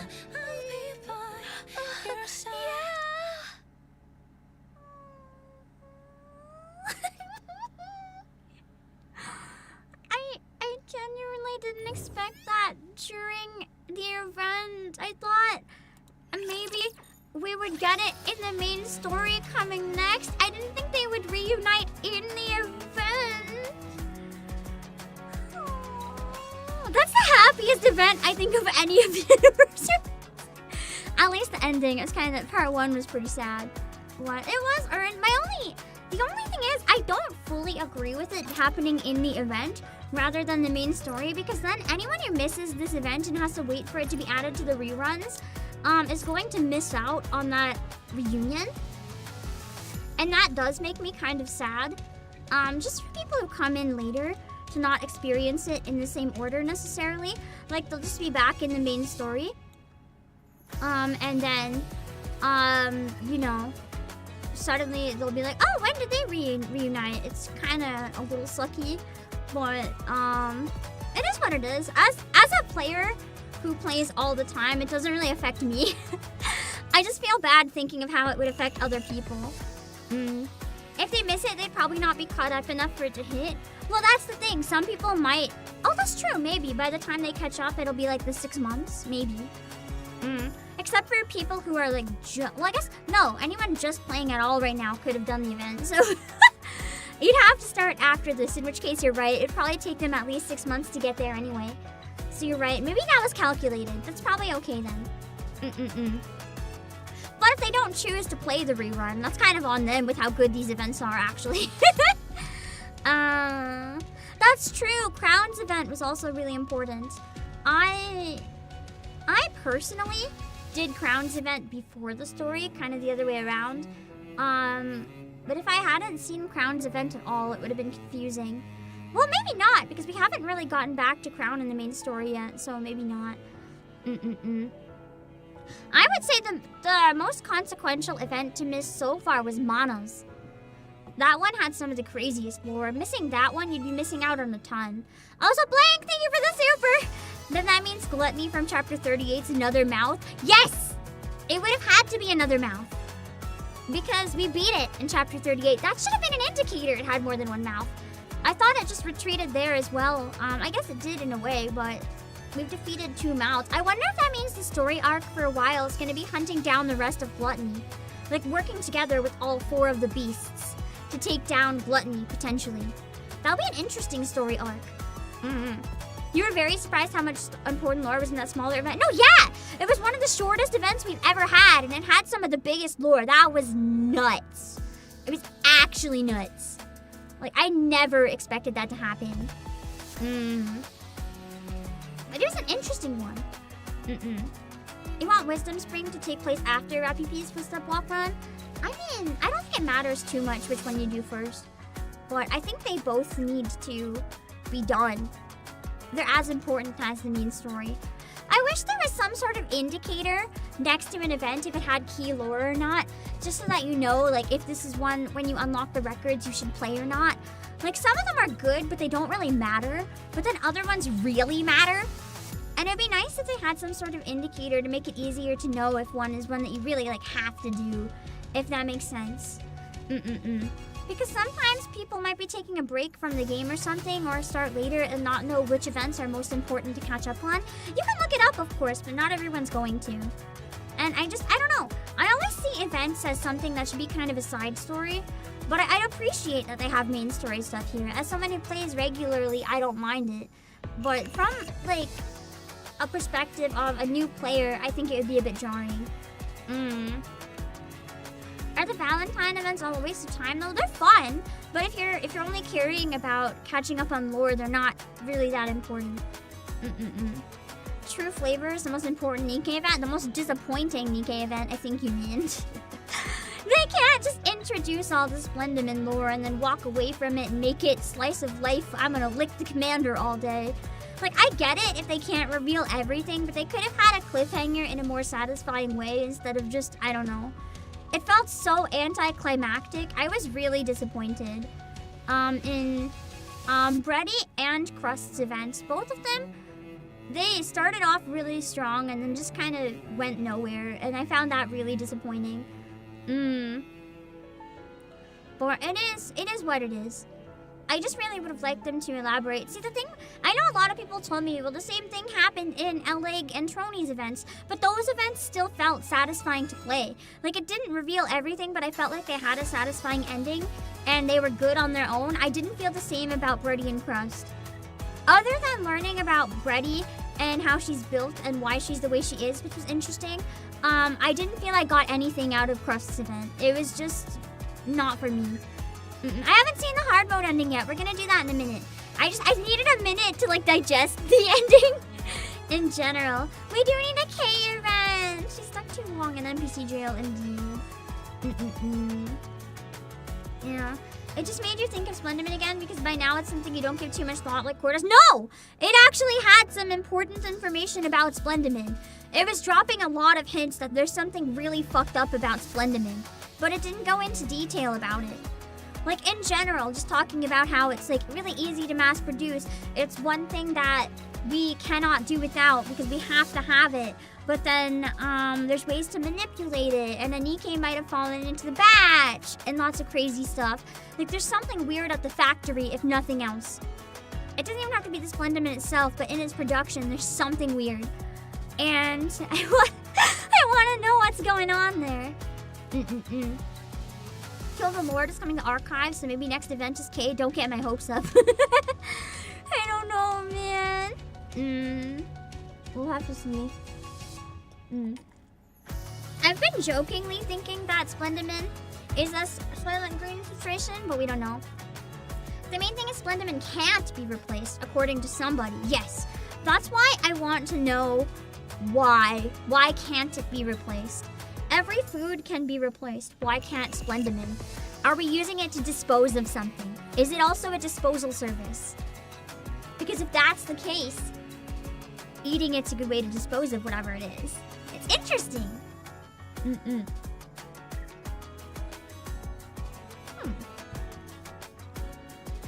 Yeah, every time we learn about the arc, Doro sounds more reasonable indeed.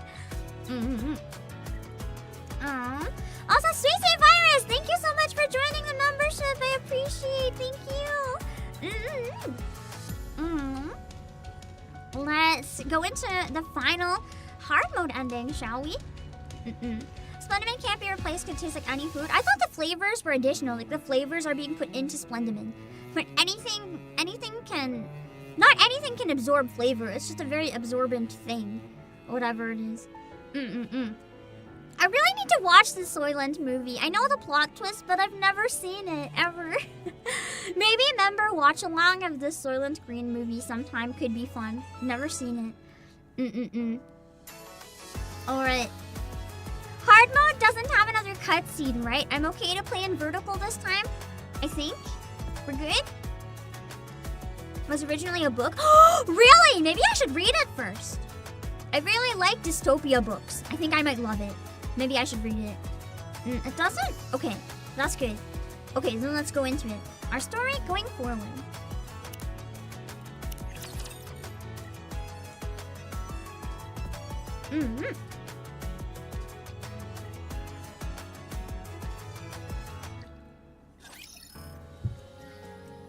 After the emotional reunion, Little Mermaid took everyone to the real ocean in a bubble. That's so cute. It's beautiful. What if we have a summer event with... We pick up at the beach and we have Swimsuit, Mihara, Uni, and Cinderella, and Grave, and Siren. Yeah. Is this a place you created?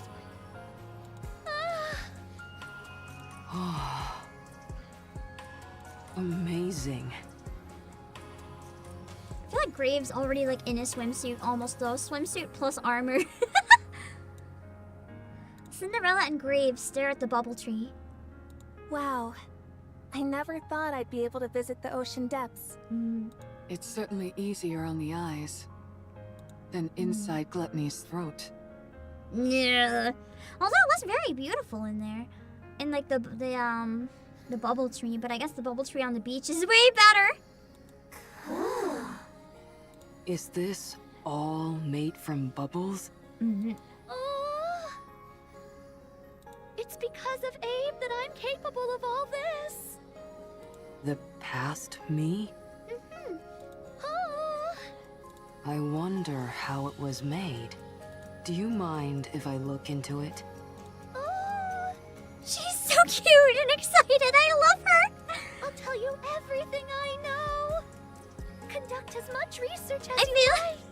I feel like me watching Little Mermaid right now, just reacting to how cute she is. It's a similar feeling whenever I watch one of my Oshis and like watch them talk about something that they're really excited and passionate and happy about.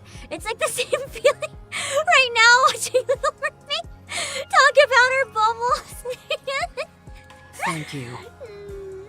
Do you want to visit the bubble workshop? Or would you rather go back to the bubbles? Little Mermaid would make such a wholesome VTuber. No, it's okay. They're both so beautiful. Mori looks at Little Mermaid's face and explains to Cinderella and Grave what she sees. Look at her. She can't even conceal her joy. I know, it's so precious! How could she have thought of dying inside Gluttony without meeting anyone? And she's that happy. Are you jealous? That's not it.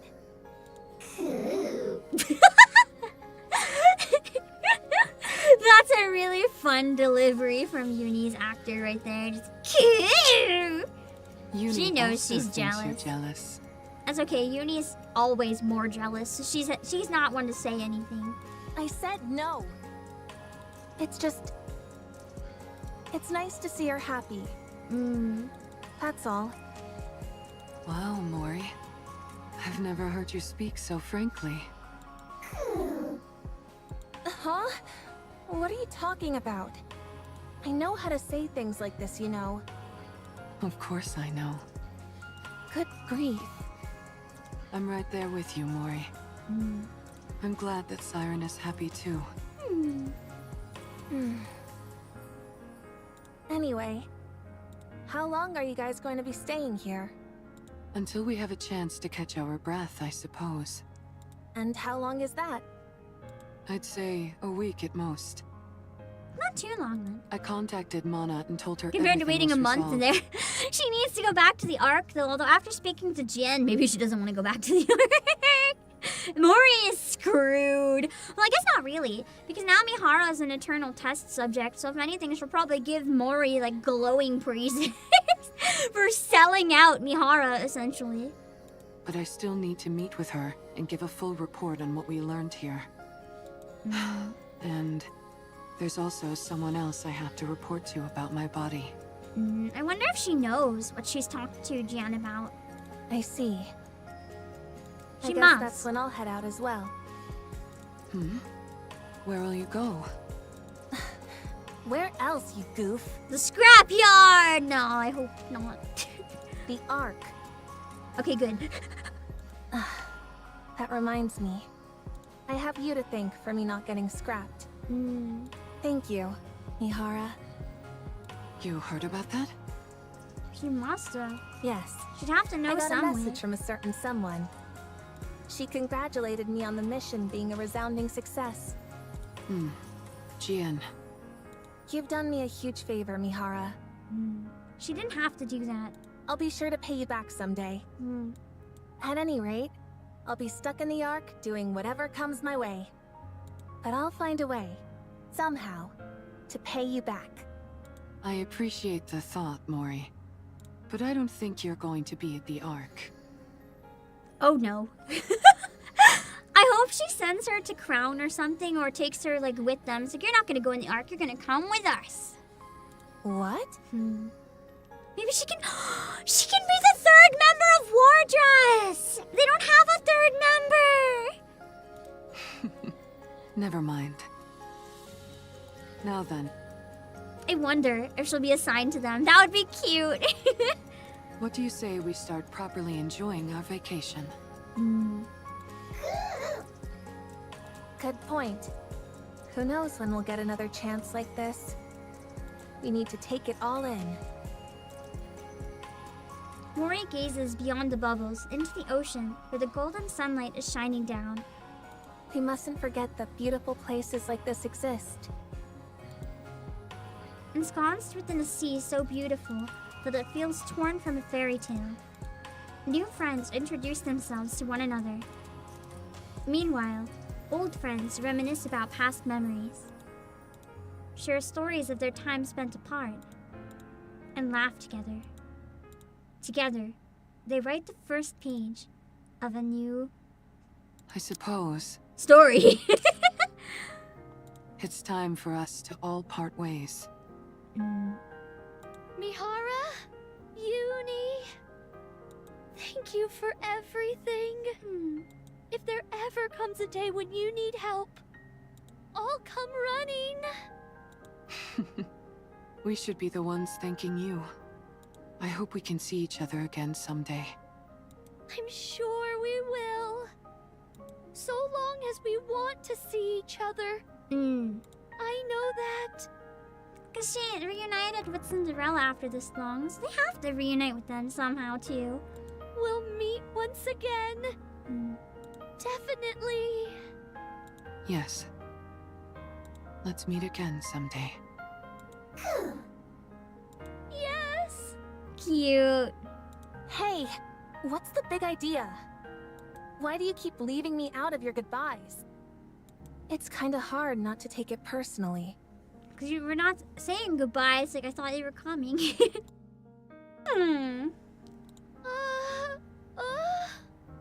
I'm leaving too. From now on, don't ever part from your friends. Live together with them and be well. She'll be like, but Mori, why aren't you coming with us? Don't foolishly try to throw your life away to save someone. Not everyone is like you. Be a little more cautious. There are a lot of okay? people that would take advantage of Little Mermaid. Oh! Don't just stand there. Say something. Where are you going? The Ark. Where else? Why? Exactly. Why would you want to go there? What do you mean by why? It's the only place I have left to go. Go with them. Weren't you coming with me? I thought so too. Yeah. What? You said it while we were both Become trapped inside pilgrim. Gluttony. That we'd both make it out of there alive and write a happy ending together. Don't you remember? I remember. I just thought you were talking about getting out of that rapture. You don't want to stay with me anymore? She sounds so sad and so crushed by it. What? No. Of course I want to stay with you. Are you sure that'd be okay?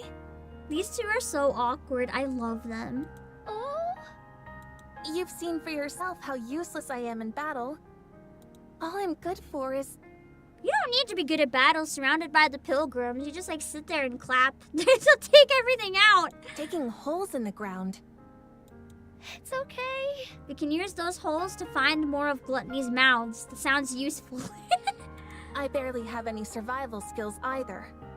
I don't really have anything that I'm good at. You have a chalky bar. You're good at carrying it for emergencies. I'm fine with that. She has a big backpack. She can be the pack mule. She can carry all the stuff. I don't know the first thing about what it means to travel on the surface. I'll only drag you down. Are you sure you're okay with that? You might be okay with it, but what about your friends? It doesn't matter. As far as I'm concerned, you became one of us the moment you risked your life to save Siren. I love Cinderella. She's too good for this world. If Cinderella is okay with it, so am I. You guys. It's okay, Mori. Really. I've gotten to know you quite well. You're thoughtful, smart, brave, and you're also my friend. So I'll take your advice to heart. From now on, I won't live recklessly and put my life in jeopardy. Something about this particular CG gives me like retro magical girl vibes. I don't know what it is, but I like it. I'll make sure my story has a happy ending. Little Mermaid reaches out her hand to Mori. Mori, will you stay with me? Mori also reaches out and holds Little Mermaid's hand. I will. I'd love to. I'd be honored to go with you guys. Are you really sure that's okay? They wouldn't lie. Of course. You're part of the team. Let's go together. So cute. Thank you. Where's the commander and stuff, though? Cinderella and Grieve, last time I remember, weren't on their own. Well, that worked out quite well, Mori. Cool. Mihara? Uni? I told you that you wouldn't be going back to the Ark, didn't I? Guess you were right. Well, put her there.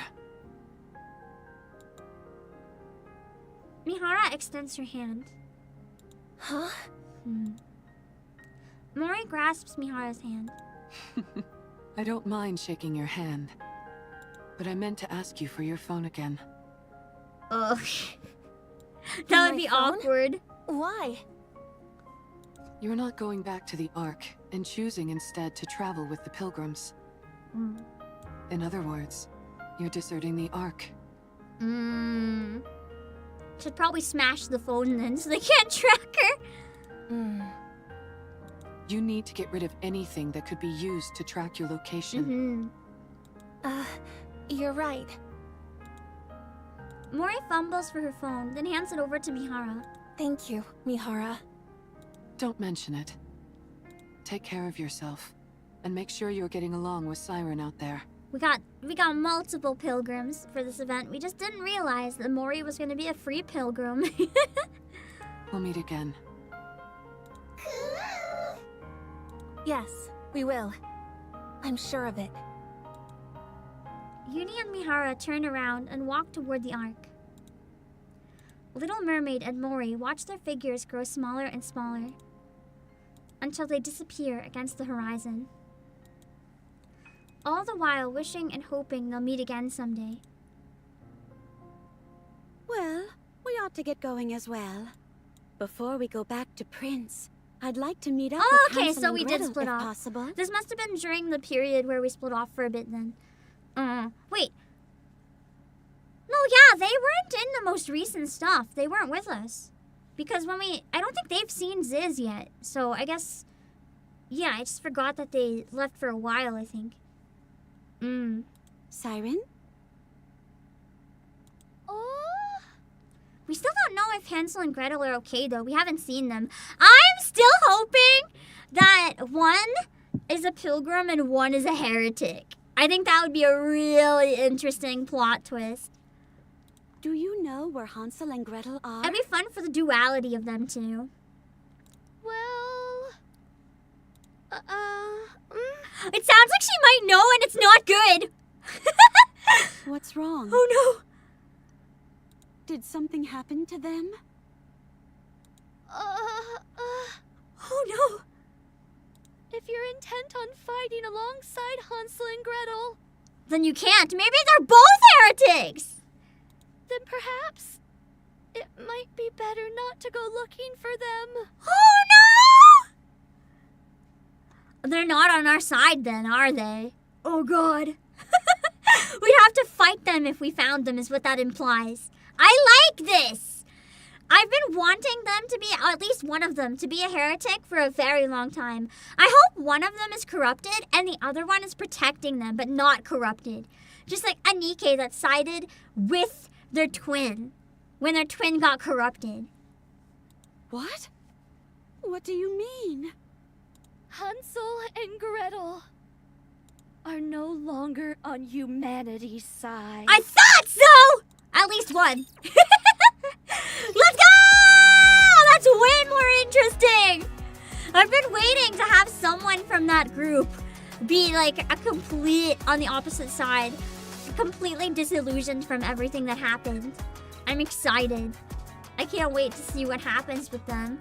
That's a twist. I'm excited, and I hope that's the 3rd anniversary. It sounds like it might be the 3rd anniversary, actually, because I don't think they would be Nihilist or in Liberalio. I don't think so. They don't look too much like them, really. I think that'd be boring if I found out it was them. I want it to be an enemy that hasn't been revealed yet. Strongly. That would be the most interesting. You've seen people suggest it's more like Doro. Nah, I want them to be full-on, like, nihilistic in a way similar to Nihilister, but much more grim. Like, hey, we failed on the lift, which means we have no chance in hell. Let's wipe out humanity ourselves. Something crazy. I don't think they're one of the 4 beasts, though. I really don't think so. I think that there's something else. And I kind of hope the 3rd anniversary goes into dealing with them more. It'd be interesting. I can't wait to see. I want them to suffer. I do want them to suffer for my entertainment. Yes. I think it would be interesting. I want them to suffer. Hello, Venomous. 3rd, any more trauma? Yes. This one was the happy event for us to let our guard down, at least the ending of it, so that we think that we're going in a direction of happiness, but actually it's a lie. We're just going hard into despair. It's gonna be wonderful. Trust. Let me see.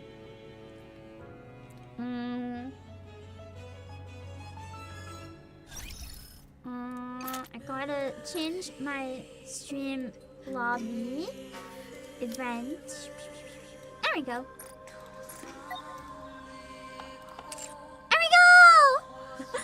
Okay, we have it ready. I like to add the new one after we clear it. It's more special that way. Same with events. And then by the time I come back to it, we can play with this one. And then when we clear the next event, we replace it. Yeah. It's nice to add the newest one into the rotation. How did you guys feel about that event, though? I really liked it. I don't know. I still think that I might have preferred Overzone and Old Tales. But I think it's definitely in my top 3. If I take a bit of time to digest it, I might feel different about the placement, but it's definitely up there for me. I did enjoy it quite a bit. It's nice. It's nice that I had her like reunite with her friends too and have a happy ending as well, because most of the events, even if it's a happy ending, I guess it wasn't a happy ending. We found out about Hansel and Gretel, so maybe that's a bad ending. Setting up for an even more painful section.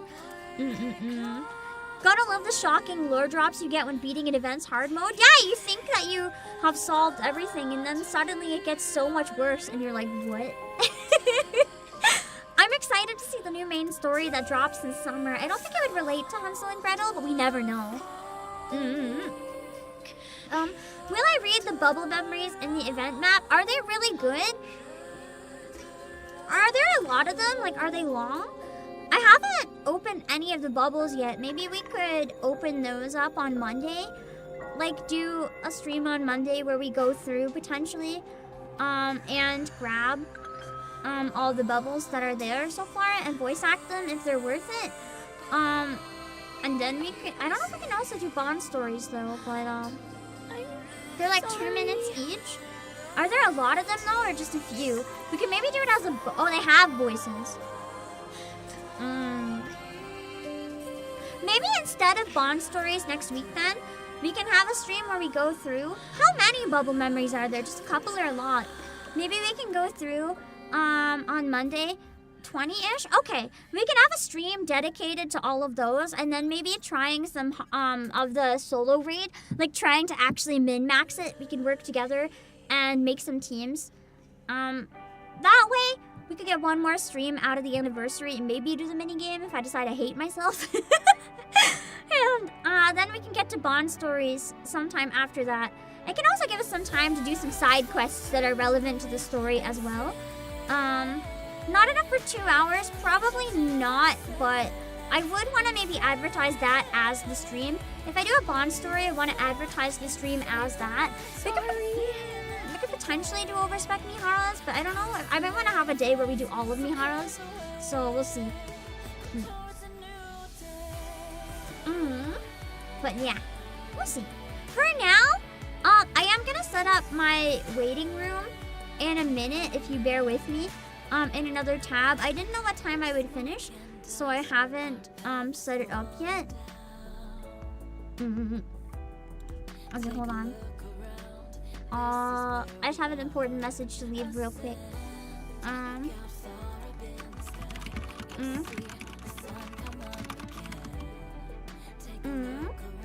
see. Okay, I have to put up my waiting room. Have any of you guys seen this horror game? I want to try to grab it, and we'll start it in like an hour or so. I want to give myself some time to cook and eat. I might even wait and start in like an hour and a half. I might just make some instant noodles. The Midnight Walk! It's a horror game that I've been really curious about, because this entire game, every 3D model was made out of clay. Like, they modeled them IRL and then scanned them into the game and animated them. And that's crazy to me. It's also, if I believe, an indie game. Yeah, the stop motion one! It's also an indie game. Between this and Claire Obscure and 100 Line, indie games are truly having like the best time ever right now. They are just winning. They cannot stop winning. And I'm so happy. This is such a good year for indie games. I'm so happy. It looks kind of like Little Nightmares. It's apparently a puzzle game that's actually stop motion. You can play in VR, but the VR reviews are bad. People are saying the frame rate makes them pretty sick. The full game is estimated to be around 4 hours. Apparently the price point is really high for 4 hours. But I'm really slow, so it'd probably take maybe one stream and then another stream next Saturday to finish it or so. But let me see, I gotta set it up.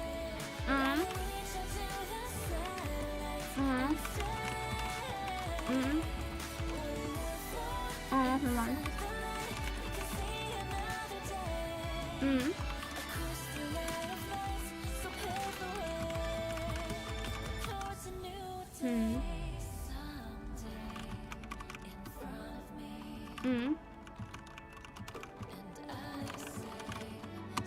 Trying to think of a good way to title the clay. The models are made of clay IRL. There's not a good way to say it. Let me see.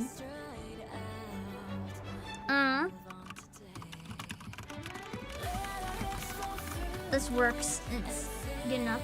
Checking out the list. Oh, the midnight walk. Hold on. Inside the light, we can see another day. Across the line of lights, so pave the way towards a new day. So pave the way towards a new day. Who's my favorite character from the event? Honestly, Mori. I already knew that I really liked Siren, but I really enjoyed the writing for Mori. I still find it kind of amusing that someone was getting so mad at me, like actually angry in chat when I was saying that Mori was being selfish. But I wasn't saying that in a bad way. It's just the writing was really well done. I really like Mori. Let me see.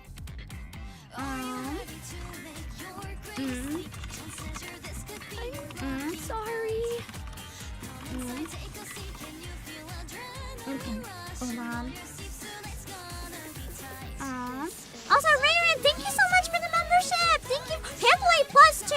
I owe you guys a Pam pack. I'm so sorry. I've been catching up on like a hellish amount of stuff I fell behind in.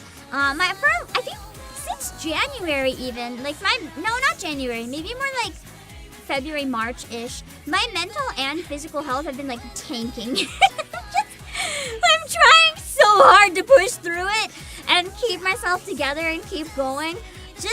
I feel like I'm getting punched in every direction by life itself. And it's, it's... I'm still dealing with phone tag too. If I can ever tell you guys what that is, you will understand why I am like in such a state. It's nothing that like, how do I word it? It's nothing that would upset you guys. You just immediately be like, that explains. I'm just trying my best to get through every day right now, and I'm catching up on stuff I am. That's why my hand's really fucked up. I caught up on three recordings that were really difficult, and I've owed for a long time today, so I'm getting there. I keep falling more behind sometimes, but I'm gonna catch up. I'm going to catch up. I will remain strong, exactly! For the Pam pack, though, I'm gonna put acapella versions of all my songs from my Sound Horizon concert. I am also going to put some,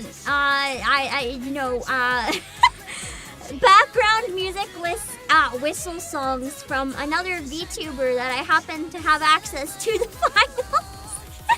Because I might as well. And some screenshots, some model images with green screens. You can do some stuff with some 3D photo shoots. I just want, no, don't worry about me. I'll be okay. I'm a very tough person. My employees can vouch that I am like the most unlucky and lucky person on the planet. I have good luck and bad luck that come together in like tsunamis of them at once. So I'm here. I'm living the life working as an anime girl. That's already crazy. I just also tend to have really bad luck. Like, people think I'm exaggerating until they realize I'm not exaggerating. Like, I have fallen trying to get, like, my first day in Hong Kong. I've told this on stream a lot of times. I took a step to get on the train. I fell into the gap between the train and the platform. And a bunch of my underlings were right there. They know I'm not exaggerating or joking. They had to witness me fall. You humiliate all of us. Like, I did not mind the gap. Sorry. I legitimately have the worst fucking luck. Like, it's so bad to the point that people have actually asked me, like, I don't believe in curses, but I think you may actually be cursed. And I'm like, I think so. I think you could be right. It's bad. Here's 5 of the Midnight Walk. It's a horror game where the models were completely made out of clay and 3D scan. I'm so excited, but all in caps. And it was terrifying. I thought I was gonna die. I didn't know what happened. All I knew is I fell, and I couldn't get myself out because I was in so much pain and shock. And I was like, I'm gonna get hit by the train when it moves. Even though I was against the train. It's like when it moves, I'm falling under and it's gonna kill me. But I was pulled out, luckily. So I was okay. But it was really scary. I also, one time, at a convention, fell down the stairs.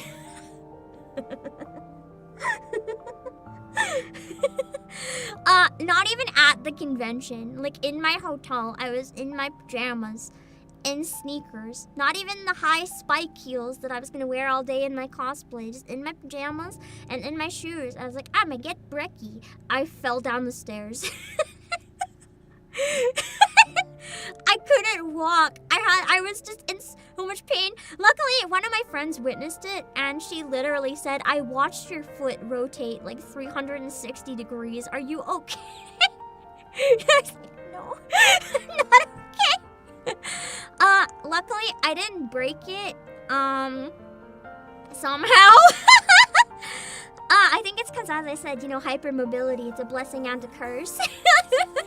It just kind of popped out and went back, but I was really swollen and bruised for quite a while, and it hurt to walk. I'm just literally a walking hazard to myself and everyone around me. It's bad, man. People have witnessed it. They genuinely don't believe me until they witness it. It's bad. Let me see.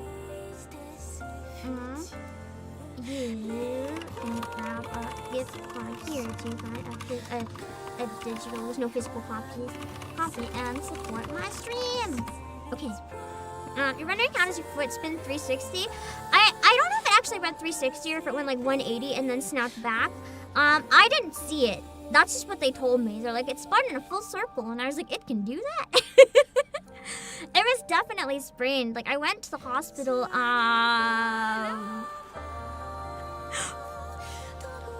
around 4 days later.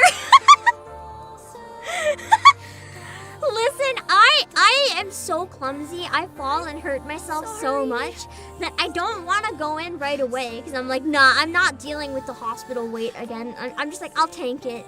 And then if it's really bad, I'll go in. If I went to the hospital every time I injured myself, I would be there every other week. It's not worth it, man. It's not worth it. Let me see.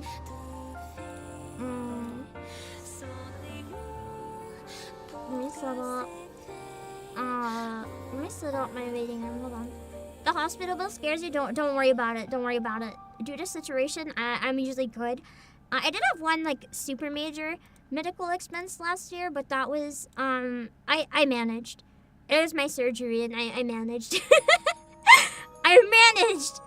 Thanks to streaming, I survived. Let me set up the waiting room. Hold on. The Midnight Walk, claymation, horror game, indie. I'm just making tags up. I don't know what tags are good. Gameplay. I haven't seen almost anyone stream this, so I'm excited to give it a look.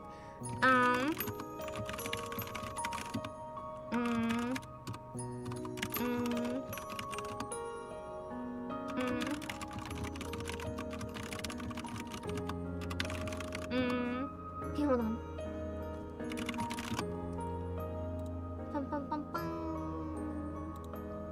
Get rid of all the words that don't matter here.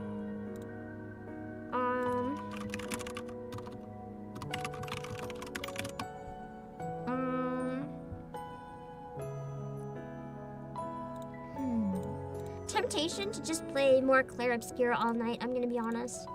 I have to not do that. I will never stop once I start. I'm sorry.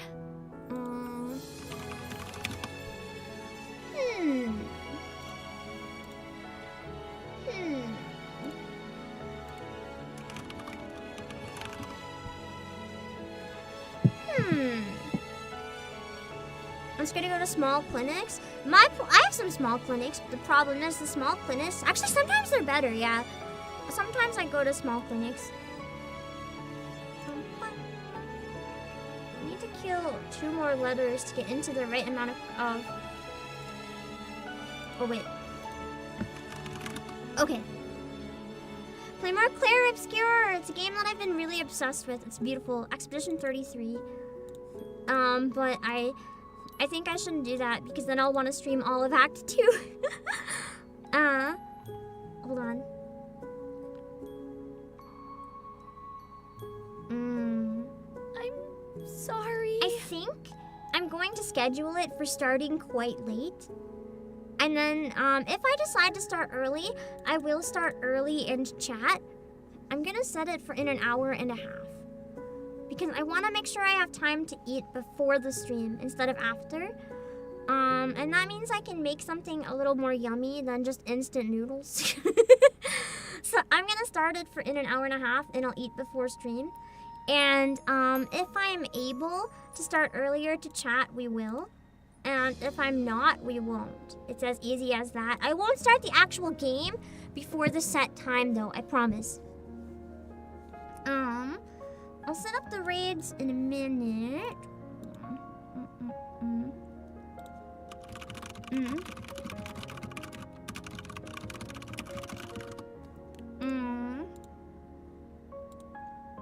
Okay. I'm sorry. Let me see. I just want to make sure the waiting room went up correctly. Alright, it went up. We're good. No, wait, that's the stream I'm currently doing. That is not my waiting room.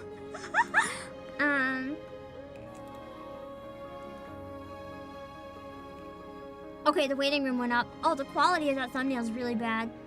You know what? That's fine. You look at thumbnails when they're tiny most of the time, right?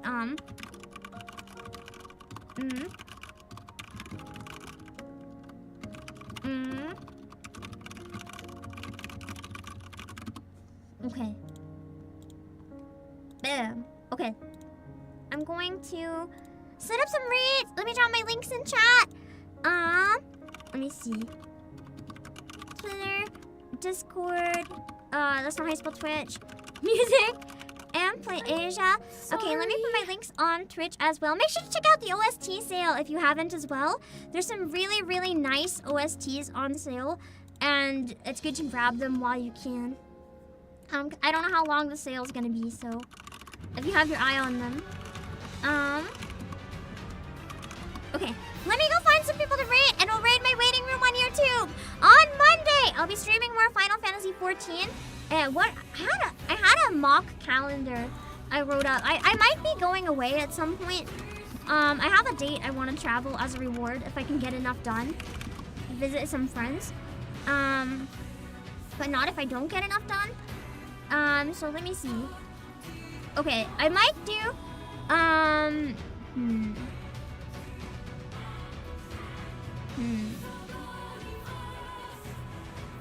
actually might do more NIKKE on Wednesday, but that would be the day the new event drops. So let me switch some stuff around a little bit. Okay. NIKKE, I'm gonna put Bubble Memories on Monday. I'll see what I can do.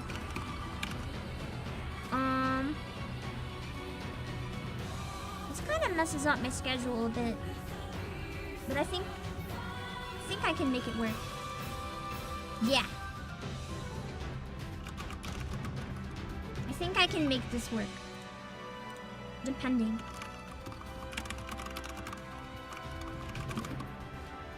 I'm making some notes. It depends on how long something else takes, but I think I can manage. Okay. I'll figure it out. Okay! I am going to set up the raids. I'll see you guys. Vacation, yeah. I might still do a couple streams while I'm away. But I think I want to travel just to not for like an obligation. I don't even want to make any plans other than like meet up with some people. I just want to have some laid back time because I think I really need it. With all the bleh that I've been through, I just really need it. It's not anything really bad. Again, like don't worry about me. It's more tiny things that are just ongoing too long, and it's completely out of my control. So it's just waiting, and I don't like waiting because I like to feel in control, and I feel out of control. So it's stressing me the fuck out. That's the best way to word it. Yeah. Anyway, I am going to... Oh god, why is it back double? Anyway, I'm gonna raid on Twitch, and then we'll raid my waiting room on YouTube. I'll see you guys later. Bye-bye! And yeah, actual rest, not just, sleep. I'm really bad at giving myself mental rest, so I think some mental rest would do me some good. But only if I get enough done. If I don't get enough done first, because the thing is, if I just run away from my problems, it's gonna get worse. I need to like finish my taxes, get the member pack up. I need to catch up on member drawings. I need to get myself out of this hole of everything I'm behind in, or going away is gonna make it worse, because then I'll just get behind more. I need to crawl myself out of the hole, not like build a deeper hole. Does that make sense?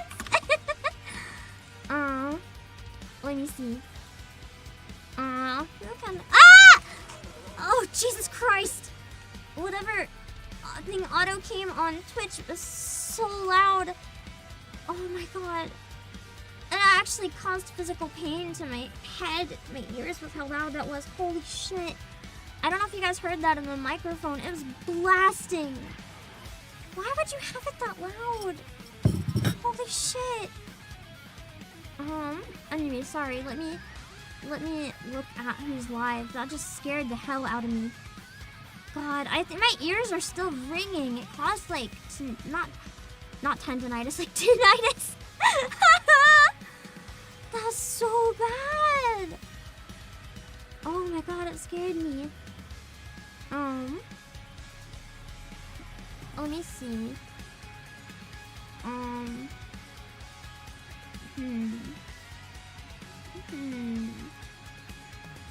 You know what? Let's check on this one. It might be a good place to go.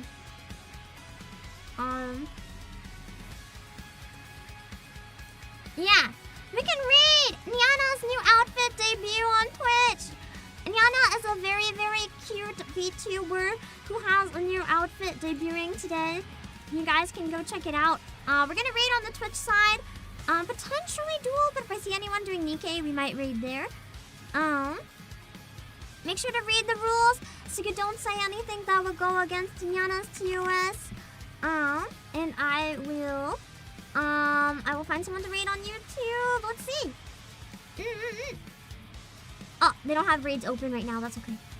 Let's see if there's anywhere else that we can go then. Hold on. I had someone else in mind. I saw someone else was doing like,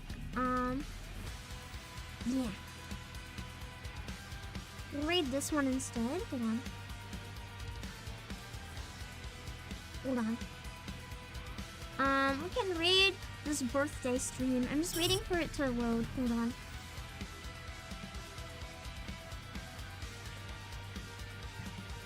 I just spilled my tea all over myself.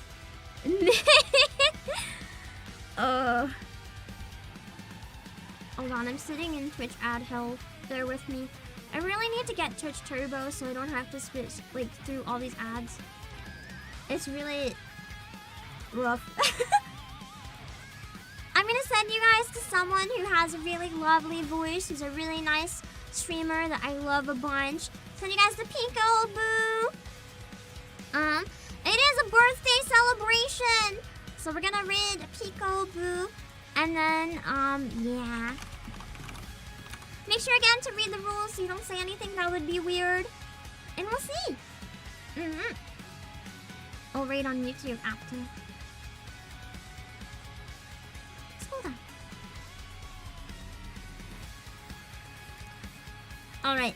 Oh yeah, we're gonna raid my waiting room on YouTube! Hold on. Okay. Let's raid my rating room on YouTube. Hold on. Twitch Turbo should be a business expense. It'll count as a business expense. I just don't want to spend on it. I'm greedy. I already pay YouTube Premium. I don't want to pay again. Hold on. All right, raiding my rating room. Oh dang! Oh my God! We went up to 300. What the fuck? Not even a big raid. We got up to 300 on YouTube on our own. That's crazy.